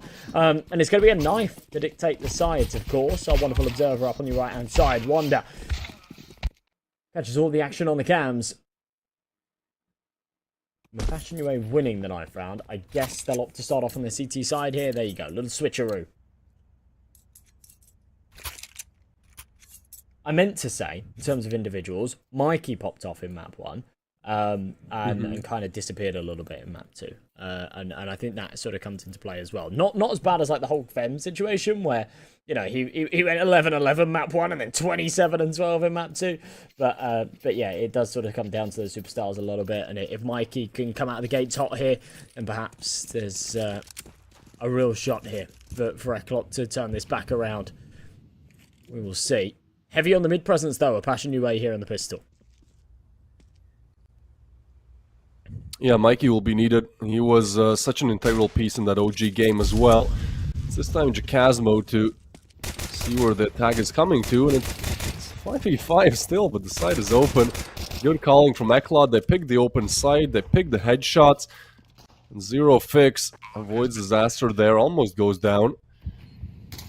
3v5, they check this, they have the info, everything going the way of Eklod. They just need to connect these last couple of bullets, and that is clean, man. 5 headshots, I believe, as well. Really clean round to start for them. Yeah, absolutely. Who you can really ask for, isn't it, in these sort of situations? Sort of start as you intend to continue. I'll come out with the rifles here, of course, for Passion UA, with really nothing out of that pistol round. It's a single kill from Zero Fix. That was it. There really is no justification to go for the force fight. There doesn't always need to be, but if you find a couple of kills, you don't just get completely rolled. Maybe there's slightly more justification for it. Let's chill up. In his way back, does get himself onto the balcony. If he goes unchecked, he could maybe get one, but I'd be very surprised if they don't check for him. It'd only really be if Krem can sort of draw some attention away. There we go. He will get for the peak. Somehow... Oh no, it was Krem that took damage on the molly. But either way. Here comes the B execute. Oh, nice shot. No! Yeah. Ooh. Not like that. It actually could have been a competitive round if Deagle's shot is connected, could still be, but no. They fall. That's a weird one, man. Jacasmo has retrieved the Galil, but he pushes in. Yeah, he's spotted, taken care of. Yeah, not much to say about it. Like, that's why you don't second guess yourself. You know, commit to it. Have some balls. You have only the USPs too, so it's like, well, what matters if it don't work? Nice nade setup. I've done this strat in like pistol rounds and like, I don't know, 10k Premier lobbies on the Smurf. It's pretty funny. You can kind of farm with it. It's certainly, yeah, in pistol round, just an overlooked position. Well, could have been a funny moment. Could have been 1.5k as well. You know, you have to think about the economical implications. Honestly, that was a close round. Eklat's economy, not exactly wiped, but not great either. Only 2 players with a substantial amount of money to buy in the next if they lose this, and that might mean that this is a really important round. Still to convert, trying to get away so much util, and Chilla just burns to a crisp. It's NBQ to gonna waste a headshot, but it's fine. They're not complaining. They have the sight, they have the plant, and they have a player advantage. As I say that, it's still there. Refrag by Detour.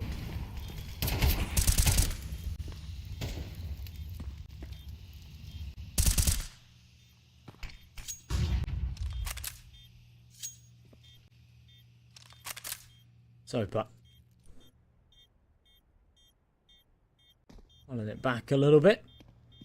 We're going to try and just save these rifles. They will be allowed to do exactly that.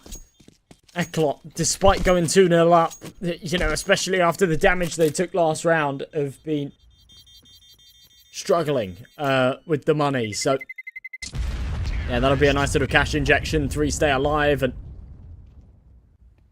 3 rounds go on the board. Good work being done here at the start of Mirage. It's a real contrast to what we saw in that last of Ancient, but we were talking about just sort of in CS2 and in MR12, how often we see teams sort of get off to a good start and then just run away with it a little bit once you've got that economy in your favour. It won't be Passion UA's chance to bite back just yet, unless they give us something crazy with the pistols.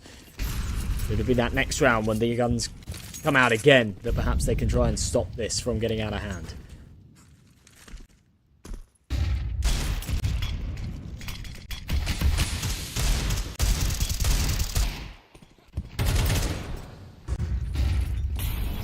Yeah, we've seen this before. Trying to get on the side, but we need to see a shot connected. Not gonna happen. NBQ with a shot on Quam, and the site now open. Oh, the util has been doing so much damage to Passion UA as well. It's like, yeah, we want to go for this. And we do kind of have the cash to rebuy, but it already feels just so empty, so lackluster and Forsey. Just W keying. Eklot have once again found their confidence as Mikey will take down Chilla as well. It's just 0 fix in this 1v5. With very little that he can say about it.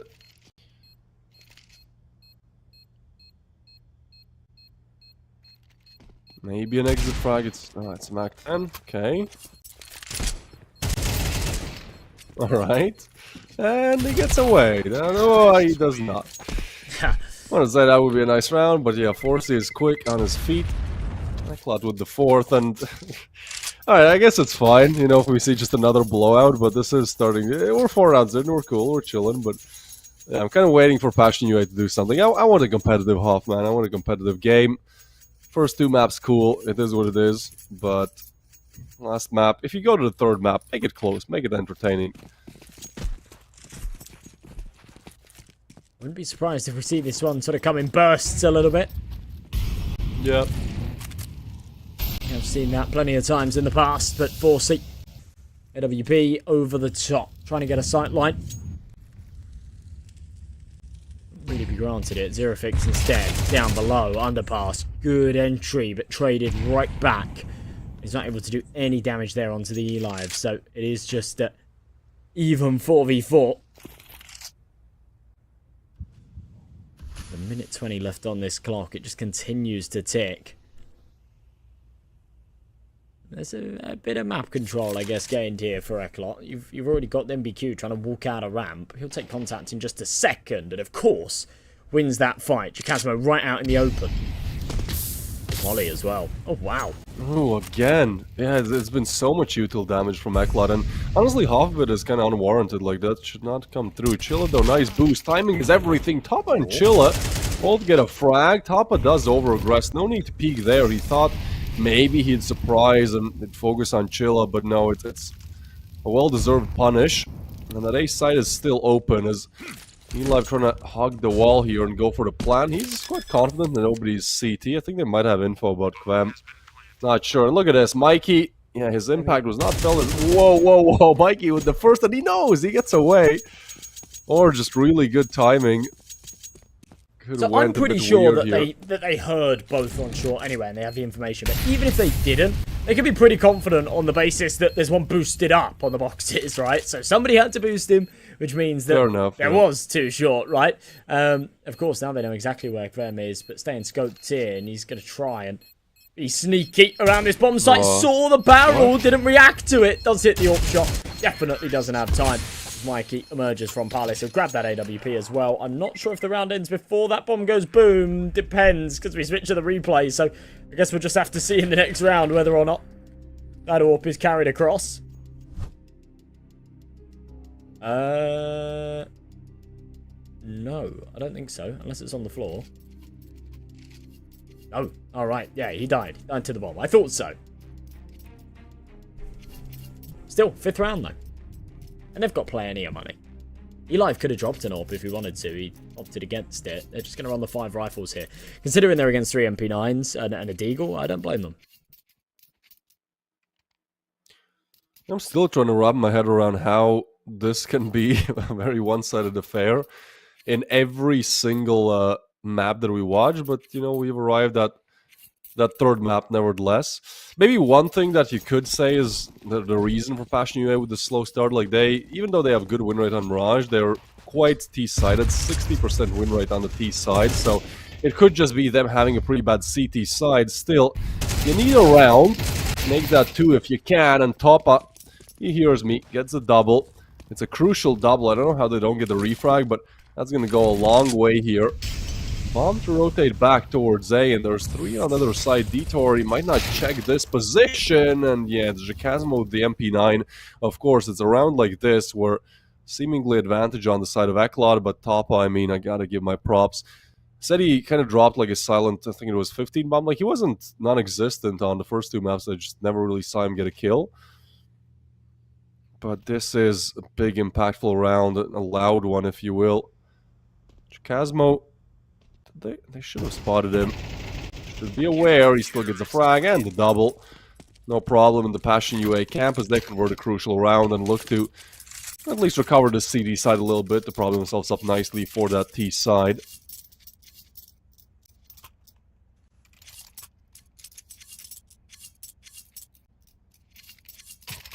And there's something. We'll kind of just got to keep our fingers crossed that more comes of it. It's that first foot on the ladder, that first step in the right direction here on Mirage for Passion UA, and it hasn't come too late. Still plenty of opportunity for them to pull this back to a decent half, and considering how much damage has been dealt in so many of these rounds, despite the fact that they lost 5 on the bounce, Eklot don't actually have very much money at all. You've got Eli on that Mac 10, 4C with the Galil, Daitor just on a Tech 9.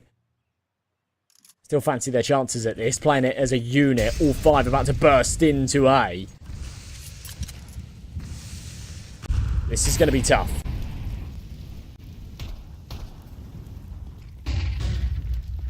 Yeah, seems so.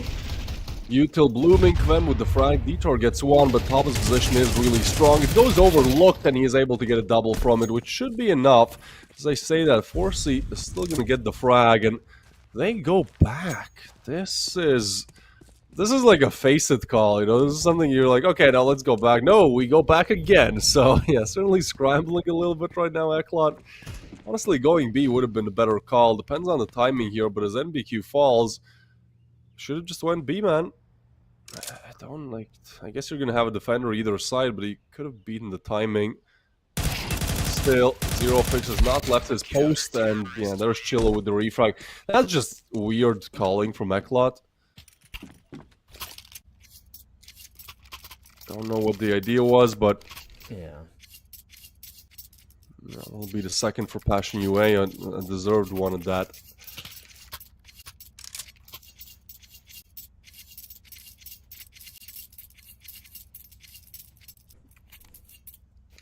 You need to give Passion UA power.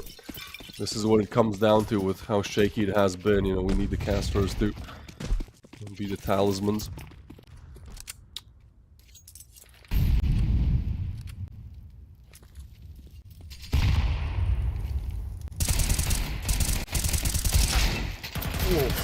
MBQ, okay. What?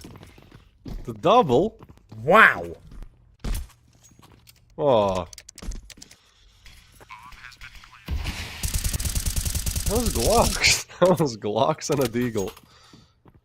Against a full buy with a full util belt, and they're already saving. Dude, you can't ride this. I guess you did not give Passion UA enough power. That is a horrible round to lose, right? When you're on the precipice of the comeback, right? And you're like, okay, boys, we can do it. This is easy. They're trash. Yeah, this happens. NBQ just does it all.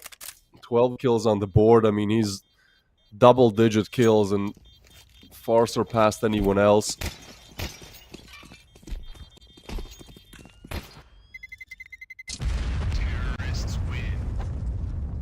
Yeah, that's actually pretty wild, especially coming out of NBQ, who wasn't great in that last map. So yeah. That's a pretty incredible turnaround. It stops Passion UA from tying things up any further. It secures them a 6th round as well, which is kind of the benchmark, what you're looking for here for your T-side of Mirage. They're definitely hungry for more. There's still 4 rounds left to be played with here, including this one in front of us. At the very least, they, hit that margin. We'll go into a full buy round mode. Passion UA with the save rifles for Eklot. It's whatever they can muster. It's Mikey down to the Galil, but does still get the entry, despite being a man down.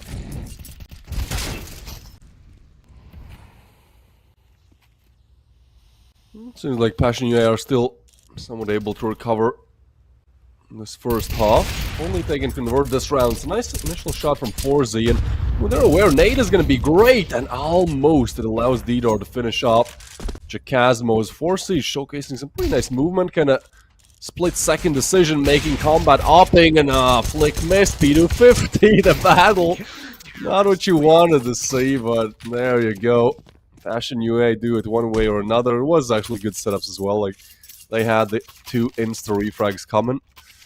So 3-6, and yeah, it would be a little bit underwhelming if we just get like 5 rounds out of Passion UA in the whole map, so I'm glad they're making the comeback. And again, 40% win rate on the CT side.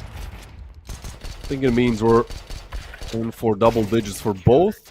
Too early to tell, but yeah, could be the case. Most likely one in my opinion.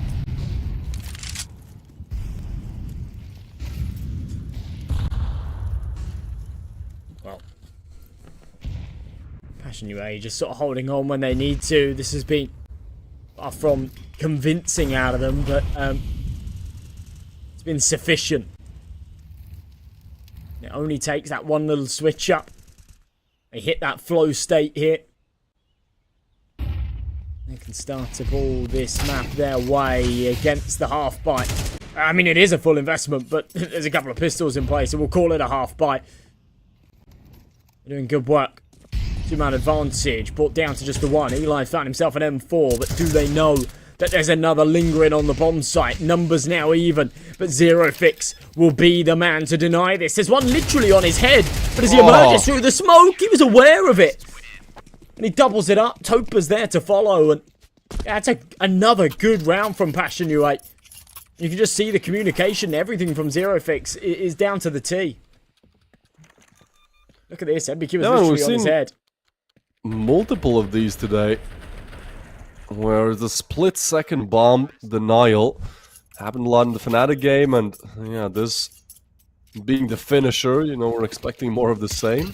A lot of parallels with that Fnatic matchup as well. 2 blowout maps to start things off. Wasn't actually map extraded, but still, certainly was blowouts. And then this, a Mirage, which, at least by the looks of it, a lot closer. Kvem with a big swing.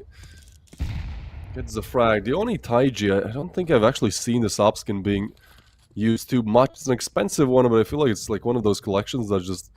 the case is expensive, so like, yeah, the red is going to be expensive. I haven't actually met a player who likes that op. So you're a opper, MJ, right? What are your thoughts on the purple? What one was it?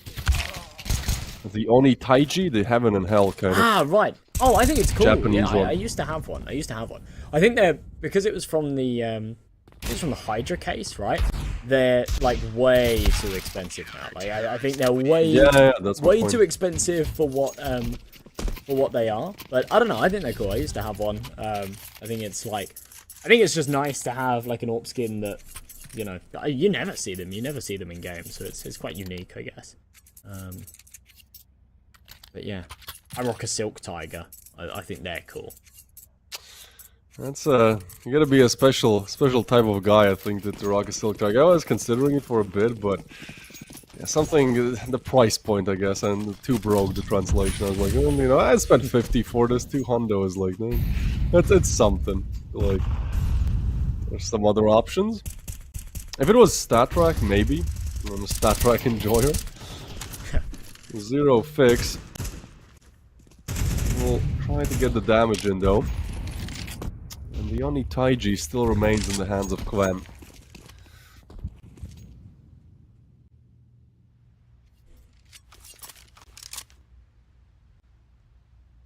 Gaito on the angle up top.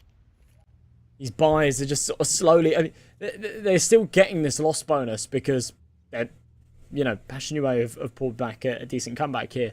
But these buys just slowly but surely for Dynamo Eclot are pulling out more and more Galils, and for the final of the half, far from perfect. Brem does at least take the early advantage. Repeats, won't be able to connect, but Topa's there for it. The Casmo.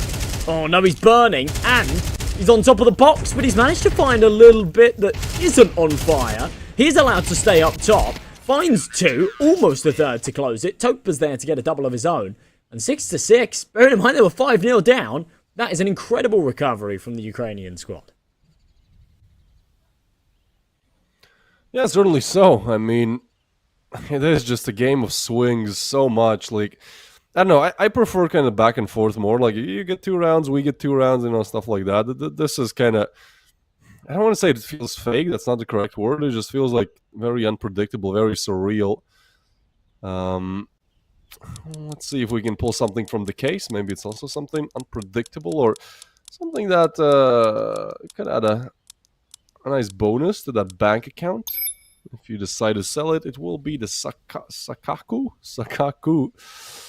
for Halsey. So it's a nice skin. Not exactly the most expensive one. 6-6, we're all tied up. And I kind of feel like, I have like a gut feeling of this being overtime.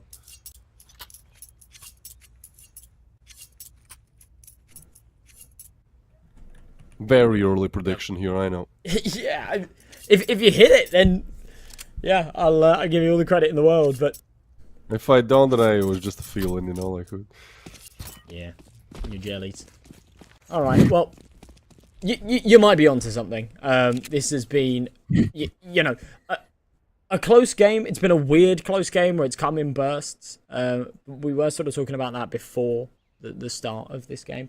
That's something that we have sort of seen. It's something that we sort of saw on Ancient as well. It's something we saw in that Fnatic game earlier on. We'll see if Eclot have just run out of steam or whether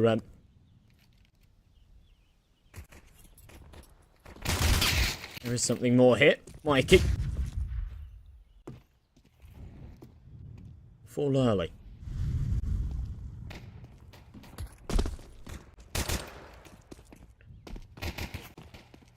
Going for the aggression. Towards the side, that's a way how to start it off. But Dieter and NBQ will refrag. Chilla gets one as well. The 2v3 needed for the Eclot boys as they find another. They know where the bomb planter is. Both positions spotted. Now just need to connect the headshots. They try to move in. It's NBQ looking for the 1v2. He has gone unnoticed, and that is a huge clutch.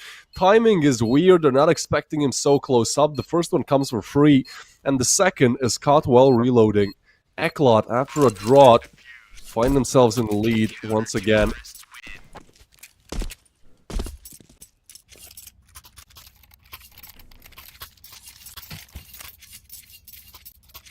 Wow, yeah, that was a pretty huge clutch up there, and at an important time as well, considering they lost control so badly towards the tail end of that first half. He doesn't connect that first head with the first bullet. You're thinking, oh, yeah, he just flicks off of it. But crisp for the second, and yeah, I don't know, not much of a reaction, but gotta stay composed. There's still a lot to be played for here.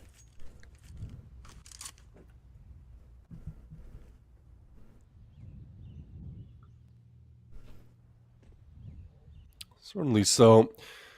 The force comes in from Passion UA. I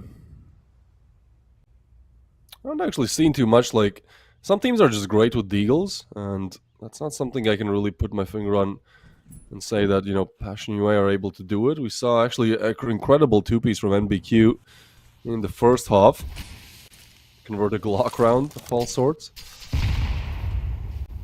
Seems like this one, though, albeit a buy. He's running a little bit dry. I do like what Toppa has done. Like, this should be expected, but I still feel like you can just catch timing here, and it's just a good position to be in. You hear info, and, you know, worst case scenario, Mikey wants to clear it, and he does. Alright. Crisis averted. Palace player spotted.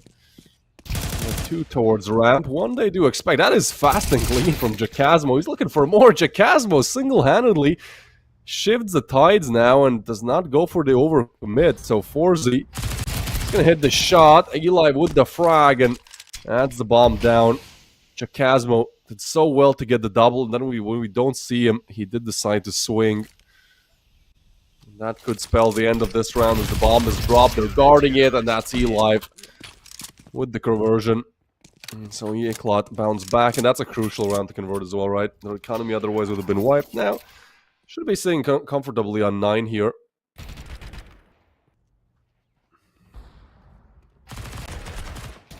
Yeah, this is a very good conversion, considering that Passion UA obviously had that force buyout for the bomb plant as well.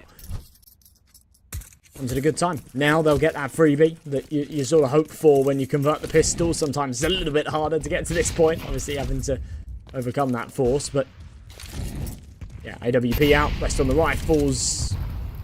Beeped incendiary. Daito will just keep jump spotting. As soon as he takes that contact, gets that info, the short man will come and help him. Flashbang's over. Tech9 might actually be able to put on a bit of pressure here. Daito just alleviating that, slowly releasing the valve. Nice couple of shots from Topa though. Hang on a minute. Oh, yeah. No chance. Unlucky. It's going to be 9. Sense. It's gonna be 9, and yeah, this is the thing. Like when it's like so one-sided until it's not, and then it switches 180. It's every time just like, okay, well, seems like Eklot now. You know, they will finish off strong, and that's just Passion UA. You know what? Like, watch this, 5 rounds in a row. I'm still expecting that bounce back, man. I think like this does not mean too much. Sure, it's conversion by Eklot, but I'm even kind of expecting them to win this round, and then there's still to be a comeback with everything that we've seen. That would make sense. At the same time, with what we have seen, nothing has made sense, so maybe it is just bad to try to find order in this chaos that we've seen. That nade, I think, should have done more damage.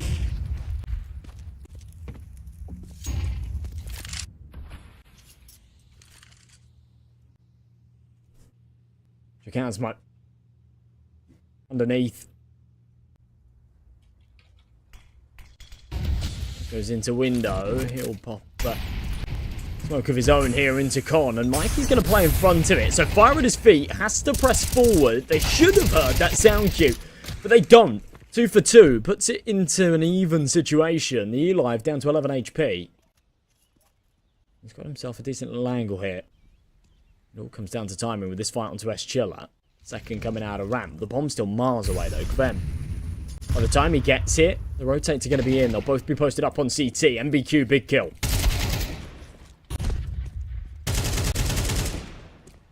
Ooh, Zero Fix. He's going to come in with the double as well. Leaving Forzy in a 1v1. This is close. 30 seconds. Out with a deagle. And in with the frag. So are the double digits for Eklot. This comes down to the wire. It's a nice clutch by Forzy, who has been a bit of a silent difference maker, but a difference maker at least. I've seen a lot of good impact from him. 14 kills. The Opper stands strong. NBQ as well, just having a really good game. Maybe Eli is a little bit quiet, but I think he had that pretty big round with the MP9 where right after the pistols there was the Force and he was able to shut it down. So yeah, everyone delivering individually from the side of Eklot, and now Passion UA called a timeout to figure out how to deal with it. This is again third map for the spot in the semi-finals against Aurora, who defeated Fnatic earlier on today.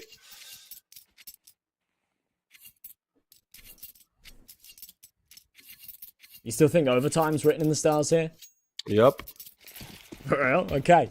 Alright, well, we saw that 5-round burst from Eklot at the start, didn't we? They went 5-0 up, and then Passion UA were able to pull it back to a 6-6 half. We've seen 4 in a row here in this second half. Perhaps things go back the other way. My main concern is that Passion UA are managing this economy a little bit strange. They've gone for the back-to-back Force buys. Right here, they really don't have a lot to work with, but they're dealing a bit of damage with it. I still don't think they'll be able to convert here. The 3v3 nonetheless. Topa managed to slip the net through jungle. Maybe they do. Maybe I'm made to eat my words. They're anticipating this flank as well. Daitor's been loud and proud about it. And he's not going to clear the corner. Clem denies. And alright, that's going to be a 7th. And again, I'm just made to eat my words. I sort of criticised the Force bite. They pull it off. Massive double kills out of Kvem and Topa. That's all on them. Nate tickles him. Oh, alright. I do like that sometimes, like, you know the round is over, so we can see some of the players just kind of going for some funny business, you know, why not? Sometimes you wanna kind of tilt your opponents a little bit. I don't think we've seen a knife kill today, have we? I feel like with everything that has gone down, it would be only right to have seen like a knife kill or two as well, but there was that setup on B, but that didn't come through.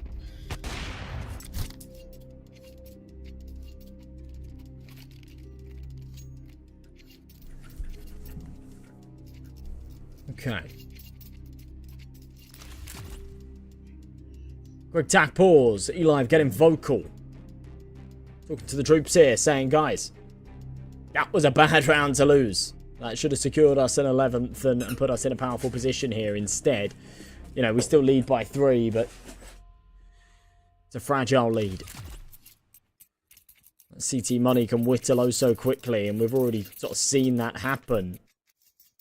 The buy round consists of an AWP and an M4, a Deagle, a 5.7 and an MP9. If they can't get it done, they'll have to eco. Passion UA will hit 9 before you know it. Don't blink. Stay focused. Get this one over the line, because Passion UA are coming in hot and heavy.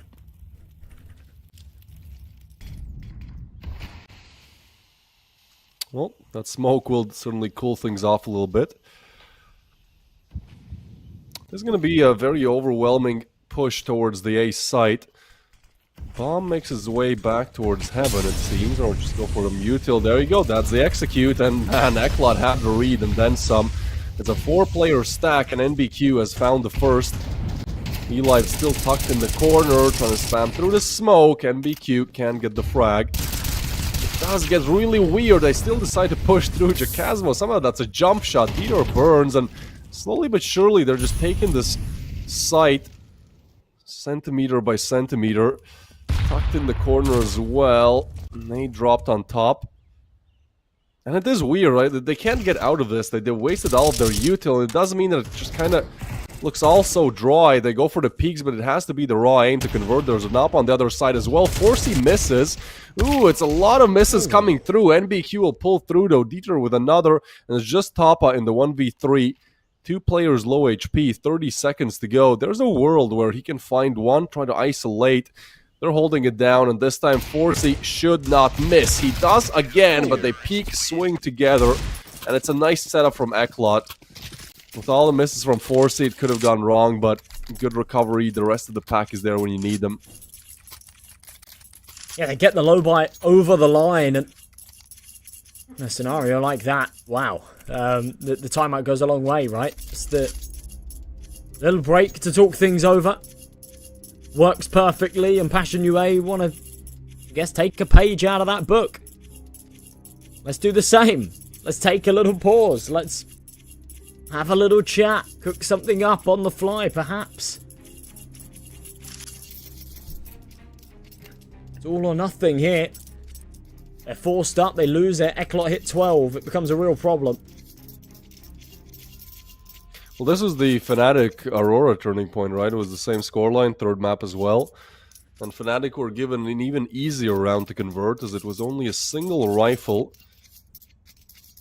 Didn't exactly work out. DR looks, I don't know, a bit of a facepalm action there, maybe just a bit tired as well. It's fine though, you win this, you can chill out, relax, prepare for the semis. That's where you want to be playing against Aurora. Through the smoke, top up. Make it quick. Wow. Flies up short. Doesn't get much out of it, but he's the man calling the shots. And, yeah, hopefully sort of getting vocal there in that timeout. Everybody else knows what they're doing. He's sold that distraction up short. There's now 3 players here posted up towards that B bomb site with Mikey and Con. Smokes cutting him off. The lifeline is the E-Live. Here in CT, he needs to either stay alive or take a couple down with him. If he goes down without a fight, then there's a problem. But Mikey playing through the smoke. Eventually, Clem falls. Or makes him fall, sorry.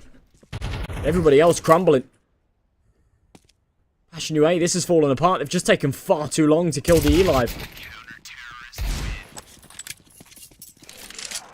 That's going to be 12. Eklot now, they're the ones on the streak. This was a bit of a weird call. I guess you want to go quick, but there's no refrags. Like, that's the weird part. Sure, you have the Tech 9. Go first, by all means. But have somebody at least in a position to go for the refrag. It's a nice attempt, but Eklot just hold down the line, deal with it, and it's a nice AK as well. This could be delivering that finishing blow. 2 AKs and up. All the util in the world up against Galil's. Things looking grim here for Passion UA. Unless they can find a way, find an opportunity to convert, but it's Quem taking down MBQ. Good start.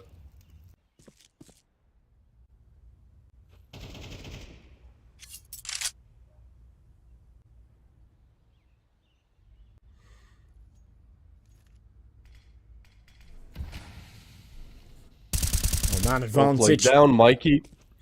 Then we have crazy timings, my friend. Yeah, perfect. We always wait the same amount of time. They're like, okay, yeah, now we're both gonna go at the same time. So are Passion UA, but they are gonna be shut down. For more, it's chaotic. Yeah, knew he was running into something. Just didn't know what. Forcing. At least does take one back, but yeah, it's gonna be 8 here for Passion UA. 5 in a row seems like a lot, seems like maybe too much, but it really does tie up so quickly, especially when you're on your T side and, you know, Eklot, the money whittles very fast. Orsi's had a great map, and if he can hold on to this AWP, then it could definitely have some big impacts in the next. He's 18 and 8 right now. And Honcho. Sort of looking for exits. I think someone will drop right into him. Did he just see that foot? He kind of adjusted the crosshair a little bit to the right, so I thought maybe, but obviously we can see it on the X-ray. Maybe just heard a sound cue. Either way, here's him above him and around him. Now just up on short. So no one's going to get close enough to get rid of that AWP. It will go 12-8. Passion UA still have a little bit of fight left in them.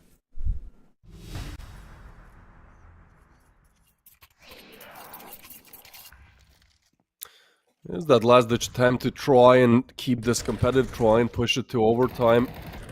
Good aggression punished. Eklot still decided to play this one very aggressively. A lot of teams, like when they have the map point, just, you know, start to play super slow, start to, like, just try to avoid mistakes as much as possible and, you know, hope that your opponent will be the one to make it. Instead, Eklot took the initiative, got punished for it, but I don't blame them for it too much. Still have 4 more rounds to convert. Still have possibilities all around the map to, yeah, like this, go and explore B a little bit, find out that there's nobody there, and then you can put more defense on A. MBQ, though, mollied out in the meanwhile. Zero Fix catches 1. The bomb is looking to be picked up. I think they want to go mid to be split here.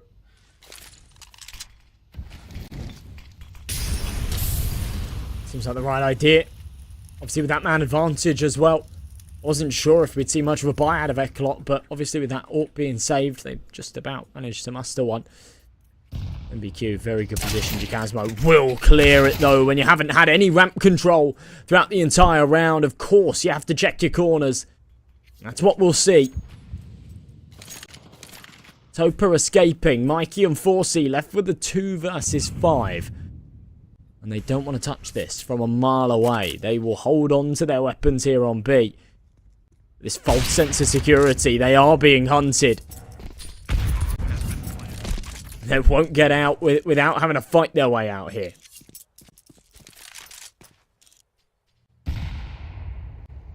Cash wiped as well. Don't get to hold on those 3 rifles that you would have wanted to maybe justify a force. I mean, it is getting a little bit dicey now, right? You're going to have 3 more rounds to convert. One of them pretty much non-existent. You're going to have like 1 good round, 1.5 good rounds, really. So, Nike picks up 1. They're hunting for it, and they might not even get to save the op. Yeah, this is done. Goodbye. And hello, 9th. Hello, most likely double digits here for Passion UA. Yeah, at least make this one look doable. 2K on the board for Eklot.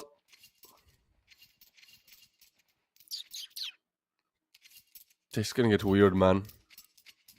Don't know, I told you I have a gut feeling. I mean, it was a very bold and early prediction, and it's actually starting to materialise, isn't it? I mean, the full eco here from Eklot. This will then go 12-10, and then it is pretty much 1 proper buy round, isn't it? I mean, they've timed it sort of quite nicely. I guess that they'll have the full buy in round number 23, and then if they can't convert it, then they'll just have to sort of scrape together whatever they can with the loss bonus in 24, but here we go. USPs mowed down. Topa spent again light work of it. Topa will pick up a 3k, 0 fix with that last, and yeah, nice little bit of stat padding as he hits 21. The in-game leader putting up the numbers here for Passion UA. On the other side of things, the E-Live is actually the one having a bit of a stinker. He's having a slow map. Yeah, I mean, you could justify it a little bit, right, in the early stages of the second half where he did deliver that impactful MP9 round. Like, that was kind of a round converted off his bag. But, yeah, man, it's time to step up a little bit, right? Like, he is not having a good game. I think that can be felt as well. It does seem the chair is just battle-scarred. Not, yeah, not a specific design. Mm-hmm. I've questioned it before.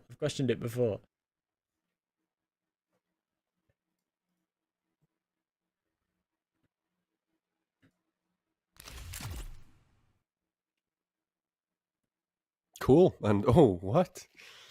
Eklot, what is this buy? That is not eye candy, not exactly. I mean, it's just about trying to keep enough money to, you know, buy into the next round, but yeah, I don't know. Just looks weird. I do get you.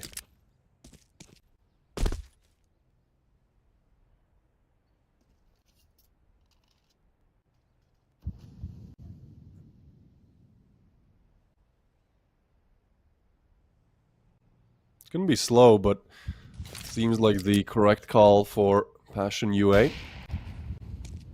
I spotted E-Live. Again, he has been the one who needs to step up just a little bit. Just, you know, just a kill and a half to close out the game. That's what's needed of him.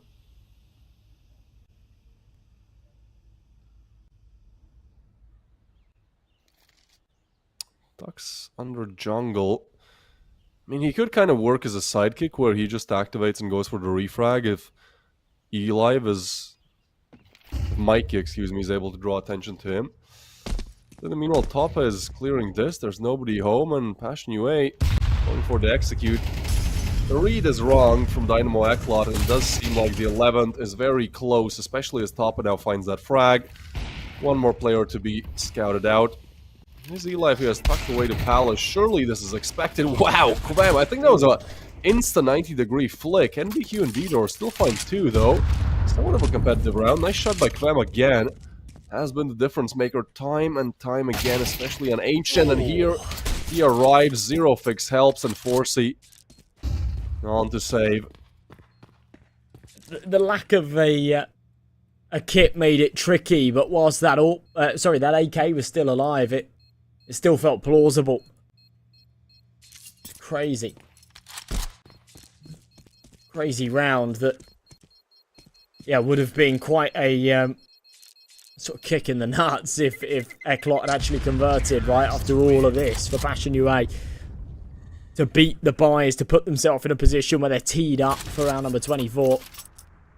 Just a sort of crazy force buy with a couple of MP9s, a couple of pistols and a scout to get it over the line would have been, yeah, pretty brutal. But final round of regulation, overtime on the horizon here perhaps for Passion UA. They fought hard to get to this point, and yeah, it was a bold prediction, but we're actually right on the edge of it.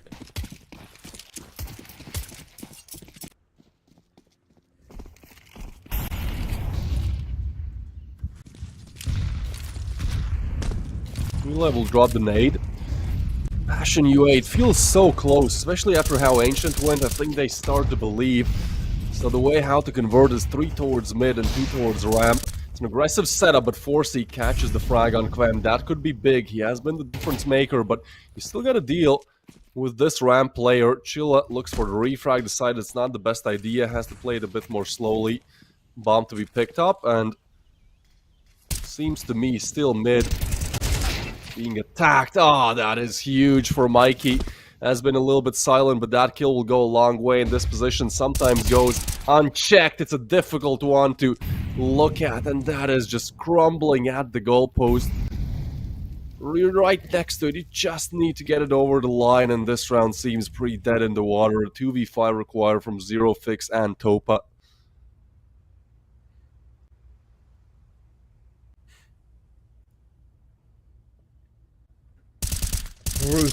Brutal way to end what has been one hell of a comeback here in this map, and one hell of a series. We've talked about, you know, single elimination here in the playoffs. Both of these teams right on the cusp.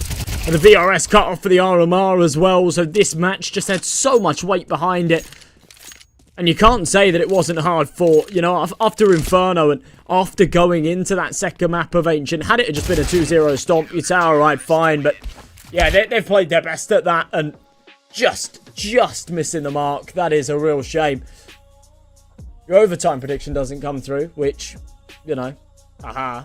But I almost was rooting for it myself, I'll be honest. I think that would have been a cool way to end things off. And either way, a lot of Dynamo Eklat fans in the chat, and I think they'll be happy because your team are moving forward to that semi-finals, which is going to be an exciting game, that's for sure. They'll have to face up against Aurora, I believe. So yeah, that's going to be a banger. Sure, man. Forsey is going to get the MVP. I don't know, he missed a couple of shots. Like, yeah, it's fine. I'll give it to him. I think we're still giving it to the highest ADR player, but it's cool. It makes sense. Like, you could have picked multiple players there to give the MVP to. So yeah, congratulations to Eklat here. They're able to convert, and yeah, my bad. I said overtime. I'm checking the script here. It actually said I mixed it up. It's actually in the script that tomorrow it's Ecstatic's comeback against Rush B, where there's going to be the overtime. So that's what it is. We're still going to be looking at the playoff bracket. I do believe we got to talk about it because now we have.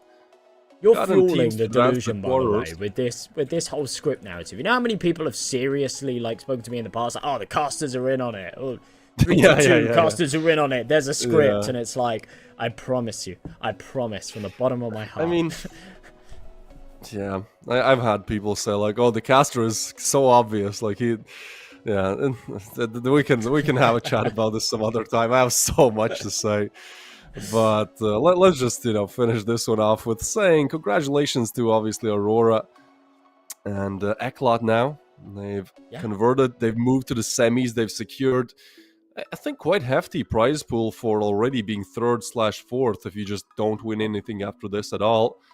So it certainly is But a it's great those start. points that they want. It's those points that they want. The prize money's That's fantastic. true, But yeah, I think, you know, two very contentious matchups today. We cast our mind back to Aurora Fnatic. They traded map picks. It went quad OT on the third map. This one here, they won their own map picks, both convincingly, and then the 424 on the third map. So if things are as exciting tomorrow as they were today here in the other side of the bracket in the quarterfinals, and I think we'll be in for another banger day of Counter-Strike. However, as you said before, I do think that this side of the bracket is a little bit heavier than what we have on the right. So we'll see. I really couldn't call who's going to be in that semi-finals and who will actually have in the grand finals on that right-hand side of the bracket. I'm leaning towards perhaps a Static, but I'm not 100% sure. They've definitely shown weaknesses throughout the tournament so far. Yeah, I don't know. There's so many different possibilities. It does seem like, you know, the CIS teams are doing very well as well. So that's something interesting to look at as well. But yeah, ultimately, like, time will tell. Like, we could have done all the predictions that we could have wanted yesterday, and like nothing would have been even close to what we saw.